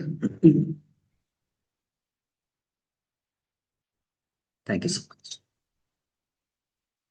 ಸೊ ಹಾಗಾದ್ರೆ ಇದು ಹೇಗೆ ಕೆಲಸ ಮಾಡುತ್ತೆ, ಯಾವ ತರ ಕೆಲಸ ಮಾಡುತ್ತೆ, ಇನ್ನು ಸ್ವಲ್ಪ ಅರ್ಥ ಮಾಡ್ಕೊಳ್ಳೋಣ. ಓಕೆ, ಸಿಂಪಲ್ ಆಗಿ ಅರ್ಥ ಮಾಡ್ಕೊಳ್ಳೋಣ. ತುಂಬಾ ಜಾರ್ಗನ್ ವರ್ಡ್ಸ್ ಗಳನ್ನು ಯೂಸ್ ಮಾಡೋದು ಬೇಡ. ನಮ್ಮ ಲೆವೆಲ್ ನಾವು ನಮ್ಮ ಜೀವನದಲ್ಲಿ ದಿನನಿತ್ಯ ಜೀವನದಲ್ಲಿ ನಾವು ಏನು ಎಕ್ಸ್ಪೀರಿಯನ್ಸ್ ಮಾಡ್ತಾ ಇದ್ದೀವಿ ಅದರ ಆಧಾರದ ಮೇಲೆ ನಾವು ಅರ್ಥ ಮಾಡ್ಕೊಳ್ಳೋಣ. ಓಕೆ, ಸೊ ನಮ್ದು ಈ ದೇಹ ಇದೆ. ದೇಹದಲ್ಲಿ ಎಲ್ಲ ಎಕ್ಸ್ಪೀರಿಯನ್ಸಸ್ಗಳು ಆಗ್ತಾ ಇದೆ. ರೈಟ್? ನಿಮ್ಮ ಎಲ್ಲ ಪ್ರಾಬ್ಲಮ್ಗಳು ನಿಮ್ಮ ದೇಹದ ಜೊತೆ ಕನೆಕ್ಟ್ ಆಗಿದೆ. ದೇಹದಲ್ಲಿ ಇರುವಂತಹ ಕಾಯಿಲೆಗಳು ಅಫ್ಕೋರ್ಸ್ ದೇಹದ ಜೊತೆಗೆ ಕನೆಕ್ಟ್ ಆಗಿದೆ. ಮನ್ಸಲ್ಲಿ ವೇದನೆ ಇದೆ, ನೋವಿದೆ, ದುಃಖ ಇದೆ, ಅದು ಫಿಸಿಕಲ್ ಲೆವೆಲ್ ಅಲ್ಲಿ ಇದೆ. ರಿಲೇಶನ್ಶಿಪ್ ಪ್ರಾಬ್ಲಮ್ ಇದೆ, ಫಿಸಿಕಲ್ ಲೆವೆಲ್ ಅಲ್ಲಿ ಇದೆ. ಫೈನಾನ್ಷಿಯಲ್ ಪ್ರಾಬ್ಲಮ್ ಇದೆ, ಫಿಸಿಕಲ್ ಲೆವೆಲ್ ಅಲ್ಲಿ ಇದೆ. ಸೊ ಇವೆಲ್ಲ ಪ್ರಾಬ್ಲಮ್ಗಳು ನಿಮ್ಮ ದೇಹದ ಜೊತೆ ಕನೆಕ್ಟ್ ಆಗಿದೆ. ನಿಮ್ಮ ದೇಹ ನಿಮ್ಮ ಮೆದುಳಿನ ಜೊತೆ ಕನೆಕ್ಟ್ ಆಗಿದೆ. ಕರೆಕ್ಟ್? ಈ ಬಾಡಿಲಿ ಏನೇ ಆಗ್ಬೇಕು ಅಂದ್ರೂ ಕೂಡ ಮೆದುಳು ರೆಸ್ಪಾಂಡ್ ಮಾಡಬೇಕು. ಮೆದುಳಲ್ಲಿ ಏನೇನ್ ನಡೀತಾ ಇದೆ ಅದಕ್ಕೆ ತಕ್ಕಂತೆ ದೇಹ ಕೆಲಸ ಮಾಡ್ತಾ ಇದೆ. ನಾನು ಮಾತಾಡ್ಬೇಕು ಅಂದ್ರೂ ಕೂಡ ಮೆದುಳು ಕೆಲಸ ಮಾಡ್ತಾ ಇದೆ. ನಾನು ನೋಡ್ತಾ ಇದ್ದೀನಿ ಅಂದ್ರೂ ಕೂಡ ಮೆದುಳು ಕೆಲಸ ಮಾಡ್ತಾ ಇದೆ. ನನ್ನ ಕೈ ಕಾಲು ಆಡಿಸ್ತಾ ಇದೆ ಅಂದ್ರೂ ಕೂಡ ಮೆದುಳು ಕೆಲಸ ಮಾಡ್ತಾ ಇದೆ. Everything, the whole body is connected to your brain. Brain is a headquarter, ನಮ್ಗೆಲ್ಲ ಗೊತ್ತಿದೆ. ಸೊ ದೇಹದಲ್ಲಿ ಏನೇ ಆಕ್ಟಿವಿಟೀಸ್ ಆಗ್ತಾ ಅಂದ್ರೆ it is because of the brain. Brain ಕೆಲಸ ಮಾಡ್ತಾ ಇದೆ. ಬ್ರೈನ್ ಯಾವ ತರ ಕೆಲಸ ಮಾಡ್ತಾ ಇದೆ ಅಂದ್ರೆ ಇಲ್ಲಿ ಕೆಲವೊಂದು ಸಿಗ್ನಲ್ಸ್ ಪಾಸ್ ಮಾಡುತ್ತೆ ಬ್ರೈನ್.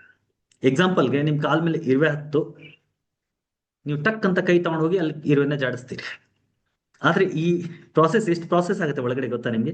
ಇರುವೆ ಕಾಲ್ ಮೇಲೆ ಹತ್ತಿದ ತಕ್ಷಣ ನಿಮ್ಮ ಚರ್ಮದ ಮೇಲೆ ಆ ಒಂದು ಸೆನ್ಸೇಷನ್ ಇರುತ್ತೆ, ಫೀಲು ಟಚ್ ಅಂತ ಏನ್ ಹೇಳ್ತೀವಿ. ಆ ಸೆನ್ಸೇಷನ್ ಇಂದ ಒಂದು ಮೆಸೇಜ್ ಬ್ರೈನ್ಗೆ ಹೋಗುತ್ತೆ ಕಿ ಒಂದು ಇರುವೆ ಹತ್ತಿದೆ. ಈ ಬ್ರೈನ್ ಮತ್ತೆ ಕೈಗೆ ಮೆಸೇಜ್ ಕಳ್ಸತ್ತೆ ಕಿ ಇರುವೆ ಹತ್ತಿದೆ, ಅಲ್ಲಿ ಹೋಗಿ ಇರುವೆನ ಜಾಡ್ಸು ಅಂತ. ಆಮೇಲೆ ಕೈಯಲ್ಲಿ ಹೋಗಿ ಆ ಇರುವೆನ ಜಾಡ್ಸುತ್ತೆ. ಇಷ್ಟು ಪೂರ್ತಿ process within a fraction of second ಆಗುತ್ತೆ. ರೈಟ್. ಸೊ ಬ್ರೈನ್ ಒಂದ್ ವೇಳೆ ಕೆಲಸ ಮಾಡ್ತಾ ಇಲ್ಲ, ಎಷ್ಟೋ ಸತಿ ನೋಡಿ ಸ್ಕಿನ್ ಕೆಲಸ ಮಾಡೋದಿಲ್ಲ, ಅಂದ್ರೆ ಸ್ಕಿನ್ ಅಲ್ಲಿ ಸೆನ್ಸೇಷನ್ ಇರೋದಿಲ್ಲ. ಅವ್ರಿಗೆ ನೀವು ಏನೇ ಚುಚ್ಚಿದ್ರು ಕೂಡ ಗೊತ್ತಾಗಲ್ಲ. ಕೆಲಸ ಸ್ಕಿನ್ ಸೆನ್ಸೇಷನ್ ಹೋಗ್ಬಿಡತ್ತೆ, ರೈಟ್, ಕೈ ಕಾಲ್ ಸೆನ್ಸೇಷನ್ ಹೋಗುತ್ತೆ. ಅವ್ರಿಗೆ ನೀವು ಸೂಜಿ ಚುಚ್ಚಿದ್ರು ಗೊತ್ತಾಗಲ್ಲ, ಅಲ್ಲಿ ಬಿಸಿ ಏನಾದ್ರು ಇಟ್ಟರು ಕೂಡ ಅವ್ರಿಗೆ ಗೊತ್ತೇ ಆಗೋದಿಲ್ಲ. ಯಾಕಂದ್ರೆ ಅಲ್ಲಿಂದ ಮೆಸೇಜ್ ಬ್ರೈನ್ಗೆ ಹೋಗ್ತಾ ಇಲ್ಲ, ಬ್ರೈನ್ ಮತ್ತೆ ಮೆಸೇಜ್ ಕಳಿಸ್ತಾ ಇಲ್ಲ, ಹಾಗಾಗಿ ಆ ಒಂದು ಸೆನ್ಸೇಷನ್ ಅವ್ರಿಗಿಲ್ಲ. ಸೊ ಬ್ರೈನ್ ಇಂದ ದೇಹ ಕಂಟ್ರೋಲ್ ಆಗ್ತಾ ಇದೆ. Your body is extension of your brain and your brain is extension of your mind. ನಿಮ್ಮ ಬ್ರೈನ್ ಏನಿದೆ ಅದು ನಿಮ್ಮ ಮನಸ್ಸಿನ ಎಕ್ಸ್ಟೆನ್ಷನ್.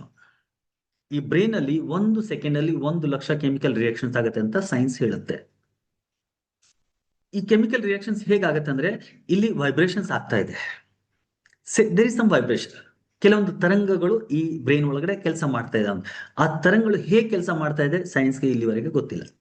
ಈ ತರ ಆಗ್ತಿದೆ, ಇದರಿಂದ ಕೆಮಿಕಲ್ ಜನರೇಟ್ ಆಗ್ತಾ ಇದೆ, ಅದರಿಂದ ದೇಹ ಅಥವಾ ಎವ್ರಿಥಿಂಗ್ ಇಸ್ ವರ್ಕಿಂಗ್ ಅಂತ ಗೊತ್ತಿದೆ. ಬಟ್ ಈ ವೈಬ್ರೇಷನ್ ಹೇಗಾಗ್ತಾ ಇದೆ ಅಂದ್ರೆ ನಿಮ್ ಮನಸ್ಸಿಂದ ಆಗ್ತಾ ಇದೆ. ಮನ್ಸಲ್ಲಿ ಏನೇನ್ ನಡೀತಾ ಇದೆ, ಆ ಮನ್ಸಲ್ಲಿ ನಡೀತಾ ಇರುವಂತದ್ದು ಒಂದು ಎನರ್ಜಿಯ ಫಾರ್ಮ್ ಅಲ್ಲಿ ಇರುತ್ತೆ. ಆ ಮನಸ್ಸು ನಿಮ್ಮ ಬ್ರೈನ್ ಇನ್ಫ್ಲುಯೆನ್ಸ್ ಮಾಡುತ್ತೆ, ಬ್ರೈನ್ ಬಾಡಿನ ಇನ್ಫ್ಲುಯೆನ್ಸ್ ಮಾಡುತ್ತೆ. ಎಕ್ಸಾಂಪಲ್ಗೆ ನಿಮ್ಗೆ ಖುಷಿ ಆಯ್ತು ಅಂತ ಅನ್ಕೊಳ್ಳಿ, ಏನೋ ಒಂದು ಒಳ್ಳೆ ಘಟನೆ ನಿಮ್ ಜೀವನದಲ್ಲಿ ನಡೀತು, ಆ ಘಟನೆ ನಡೆದಿದ ತಕ್ಷಣ ನಿಮ್ಗೆ ಖುಷಿ ಆಗ್ತಾ ಇದೆ ಅಂತ ಅನ್ಕೊಳ್ಳಿ. ಆ ಹ್ಯಾಪಿನೆಸ್ ಇಲ್ಲಿದೆ, ಹ್ಯಾಪಿನೆಸ್ ನಿಮ್ ಮನ್ಸಲ್ಲಿ ಆಗ್ತಾ ಇದೆ, ಬ್ರೈನ್ ಅಲ್ಲಿ ಹ್ಯಾಪಿನೆಸ್ ಇಲ್ಲ. ನೀವು ಖುಷಿ ಆಗ್ತಾ ಇದ್ದಾಗ ತೋರ್ಸಕ್ಕಾಗತ್ತಾ? ಇಲ್ಲ. ಖುಷಿ ಮನ್ಸಲ್ಲಿ ಆಗ್ತಾ ಇದೆ, ಮನುಷ್ಯ ಖುಷಿ ಆಗ್ತಾ ಇದ್ದಂಗೆ ಬ್ರೈನ್ ನ ಇನ್ಫ್ಲುಯೆನ್ಸ್ ಮಾಡ್ತಾ ಇದೆ. ಬ್ರೈನ್ ನಲ್ಲಿ ಆಕ್ಸಿಟೋಸಿನ್, ಸೆರೋಟೋನಿನ್ ಅನ್ನುವಂತ ಹಾರ್ಮೋನ್ ಸೆಕ್ರಿಟ್ ಆಗ್ತಾ ಇದೆ, ಅದು ನಿಮ್ಮ ದೇಹಕ್ಕೆ ಬರ್ತಾ ಇದೆ, and you start feeling like jumping and dancing. So happiness is in the mind. ಮನಸ್ಸು ಬ್ರೈನ್ ನ ಇನ್ಫ್ಲುಯೆನ್ಸ್ ಮಾಡ್ತದೆ, ಬ್ರೈನ್ ದೇಹವನ್ನ ಇನ್ಫ್ಲುಯೆನ್ಸ್ ಮಾಡ್ತಾ ಇದೆ. ಇನ್ ದ ಸೇಮ್ ವೇ, ಯಾವುದೋ ಒಂದು ದುಃಖ ಆಯ್ತು ಅಂತ ಅನ್ಕೊಳ್ಳಿ, ಏನೋ ಒಂದು ದುಃಖ ಆಯ್ತು ಅಥವಾ ಯಾರ್ದೋ ಮೇಲೆ ಏನೋ ಕೋಪ ಬಂದ್ಬಿಡ್ತು. ಈಗ ಆ ಕೋಪ, ಆಂಗರ್ ಎಲ್ಲಿದೆ? ಅದು ಆ ಆಂಗರ್ನ ತೆಗೆದು ತೋರ್ಸಿ ಅಂತ ತೋರ್ಸಕ್ಕಾಗತ್ತಾ? No, right. ಯಾಕಂದ್ರೆ ಆ ಕೋಪ ಎಲ್ಲಿ ಬರ್ತಾ ಇದೆ? ನಿಮ್ಮ ಮನಸ್ಸಲ್ಲಿ ಬರ್ತಾ ಇದೆ. ಆ ಮನಸ್ಸು ನಿಮ್ಮ ಬ್ರೈನ್ ನ ಇನ್ಫ್ಲುಯೆನ್ಸ್ ಮಾಡ್ತಾ ಇದೆ. ಬ್ರೈನ್ ಕಾರ್ಟಿಸಾಲ್ ಅನ್ನುವಂತ, ಅಡ್ರಿನಲಿನ್ ಅನ್ನುವಂತ ಹಾರ್ಮೋನ್ ಸೆಕ್ರೆಟ್ ಮಾಡ್ತಾ ಇದೆ. ಆ ಹಾರ್ಮೋನ್ ನಿಮ್ ದೇಹಕ್ಕೆ ಬರ್ತಾ ಇದೆ, ನಿಮ್ ದೇಹ ಆ ತರ ರಿಯಾಕ್ಟ್ ಆಗ್ತಾ ಇದೆ. ದೇಹದ ಮೇಲೆ ಆ ಎಕ್ಸ್ಪ್ರೆಷನ್ ನಿಮ್ಗೆ ಕಾಣಿಸ್ತಾ ಇದೆ, ನಿಮ್ ಕೋಪ ಬಂದಿದೆ ಅಂತ, ರೈಟ್. ಸೊ ಕೋಪ ಎಲ್ಲಿದೆ? ಮನಸ್ಸಲ್ಲಿದೆ. ಮನಸ್ಸು ಬ್ರೈನ್ ನ ಇನ್ಫ್ಲುಯೆನ್ಸ್ ಮಾಡ್ತಾ ಇದೆ, ಬ್ರೈನ್ ಬಾಡಿನ ಇನ್ಫ್ಲುಯೆನ್ಸ್ ಮಾಡ್ತಾ ಇದೆ. Are you getting guys? ಮನಸ್ಸು ಬ್ರೈನ್ ನ ಇನ್ಫ್ಲುಯೆನ್ಸ್ ಮಾಡಿ ಬ್ರೈನ್ ಬಾಡಿನ ಇನ್ಫ್ಲುಯೆನ್ಸ್ ಮಾಡ್ತಾ ಇದೆ. ಅವಾಗ್ಲೇ ನಾವು ಮಾತಾಡ್ತಾ ಇದ್ವಿ, ಫಸ್ಟ್ ಸ್ಟಾರ್ಟ್ ಮಾಡಿದಾಗ್ಲೇ ನಾನು ನಿಮಗೆ ಕೇಳಿದ್ದೆ ಕಿ ಹಿಂದೆ ಯಾವುದೋ ಒಂದು ಘಟನೆ ನಡೀತು, ಎಲ್ಲೋ ಒಂದ್ ಕಡೆ ಅವಮಾನ ಆಗಿದೆ. ಆ ಅವಮಾನ ಆಗಿದ್ದು ಇವಾಗ್ಲೂ ಕೂಡ ನಿಮ್ಗೆ ಆ ನೆನಪು ಬಂದಾಗ ಅದೇ ತರದ್ ನೋವಾಗ್ತಾ ಇದೆ. ಆ ಮನಸ್ಸಲ್ಲಿ ನೆನಪಿದೆ, ಮೆಮೊರಿ ಇದೆ. ಆ ಮೆಮೊರಿ ನೆನಪಿಗೆ ಬರ್ತಾ ಇದ್ದಂಗೆ ಬ್ರೈನ್ ಅಲ್ಲಿ ಕೆಮಿಕಲ್ ಇಂಬ್ಯಾಲೆನ್ಸ್ ಜನರೇಷನ್ ಆಗ್ತಾ ಇದೆ. ಆ ಕೆಮಿಕಲ್ಸ್ ಗಳು ನಿಮ್ಮ ದೇಹದಲ್ಲಿ ಆ ತರ ಬದಲಾವಣೆ ತರ್ತಾ ಇದೆ. And you start feeling anxious, you start feeling angry, you start feeling uneasiness, right. So mind ಇಂದ ಬ್ರೈನ್, ಬ್ರೈನ್ ಇಂದ ದೇಹ, ದೇಹದಿಂದ ಹೊರ ಜಗತ್ತು, ಪೂರ್ತಿ ಜಗತ್ನಲ್ಲಿ ಏನ್ ಬೇಕಾದ್ರೆ ಇರ್ಬೋದು. Everything is connected with this body. ಮನಸ್ಸು ಅಂತಂದಾಗ 2 ಲೇಯರ್ಸ್ ಇದೆ ಮನಸ್ಸಿಗೆ. ಒಂದು ಕಾನ್ಸಿಯಸ್ ಮೈಂಡ್, ಇನ್ನೊಂದು ಸಬ್ ಕಾನ್ಸಿಯಸ್ ಮೈಂಡ್ ಅಂತ ಹೇಳ್ತೀವಿ. ಕಾನ್ಸಿಯಸ್ ಮೈಂಡ್ ಇಸ್ ಅವೇರ್ ಆಗಿರುವಂತ ಮನಸ್ಸು. ಕಾನ್ಸಿಯಸ್ ಅಂದ್ರೆ ಇವಾಗ ಕಾನ್ಸಿಯಸ್ ಆಗಿದ್ದೀವಿ, ನಾವೆಲ್ಲರೂ ಕಾನ್ಸಿಯಸ್ ಆಗಿದ್ದೀವಿ. ನಾನು ಏನೋ ಮಾತಾಡ್ತಾ ಇದ್ದೀನಿ, ನೀವೇನೋ ಕೇಳಿಸ್ಕೊತಾ ಇದ್ದೀರಿ, ಅಟೆಂಟಿವ್ ಆಗಿದ್ದೀರಿ. This is all happening in the conscious mind right now.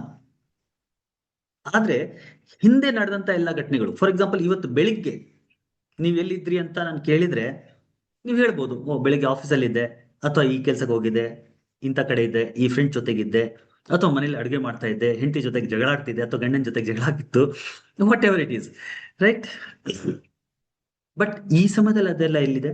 ಬೆಳಿಗ್ಗೆ ನಡೆದಂತ ಘಟನೆಗಳು ನಿಮ್ಮ ಮೆಮೊರಿಯಲ್ಲಿದೆ. ಆ ಮೆಮೊರಿನ ಬ್ರೈನ್ ಇಂದ ತೆಗೆದು ತೋರ್ಸಿ ಅಂತ ತೋರ್ಸಕ್ಕಾಗಲ್ಲ. But it is there in your memory. ಈ ಮೆಮೊರಿ ನಿಮ್ಮ ಮನಸ್ಸಲ್ಲಿದೆ, ಅದನ್ನೇ ನಾವು ಒಳ ಮನಸ್ಸು ಅಂತ ಹೇಳುದು. ಹೇಗೆ ನೀವು ಬೆಳಗಿನ ಬಗ್ಗೆ ಹೇಳ್ತೀರಿ, ಅದೇ ತರ ಇವತ್ತಿನ 3 ದಿವಸ ಮುಂಚೆ ಎಲ್ಲಿದ್ರಿ, ಏನ್ ಮಾಡ್ತಾ ಇದ್ರಿ ಅಂದ್ರೂ ಕೂಡ ನೀವು ಹೇಳ್ಬೋದು. 1 ವಾರ 10 ದಿವಸ 1 ತಿಂಗಳ ಹಿಂದೆ ನಿಮ್ ಜೀವನ ಹೇಗಿತ್ತು ಅಂದ್ರೆ ಹೇಳ್ಬೋದು. 3 ತಿಂಗಳು 6 ತಿಂಗಳು 1 ವರ್ಷದ ಹಿಂದೆ ಎಲ್ಲಿದ್ರಿ ಅಂದ್ರು ನೀವು ನಿಧಾನವಾಗಿ ಸ್ವಲ್ಪ ರೀಕಾಲ್ ಮಾಡ್ತಾ, ಎಸ್ 1 ವರ್ಷದ ನಾನು ಹಿಂಗಿದ್ದೆ, ಅಥವಾ ಈ ಪೋಸ್ಟ್ ಅಲ್ಲಿ ಇದೆ, ಇವಾಗ ಪ್ರಮೋಷನ್ ಆಗಿದೆ, ಹಳೆ ಮನೇಲಿದೆ, ಹೊಸ ಮನೆಗೆ ಬಂದಿದ್ದೀನಿ, ಕೆಲವೊಂದು ಚೇಂಜಸ್ ಏನ್ ಬಂದಿದೆ, ಬಿಗ್ ಚೇಂಜ್, ಅದೆಲ್ಲ ನೆನಪಿಗೆ ಬರುತ್ತೆ, ಹೇಳ್ಬೋದು. ಚಿಕ್ಕ ನೆನಪುಗಳು ಬರೋದಿಲ್ಲ, ರೈಟ್.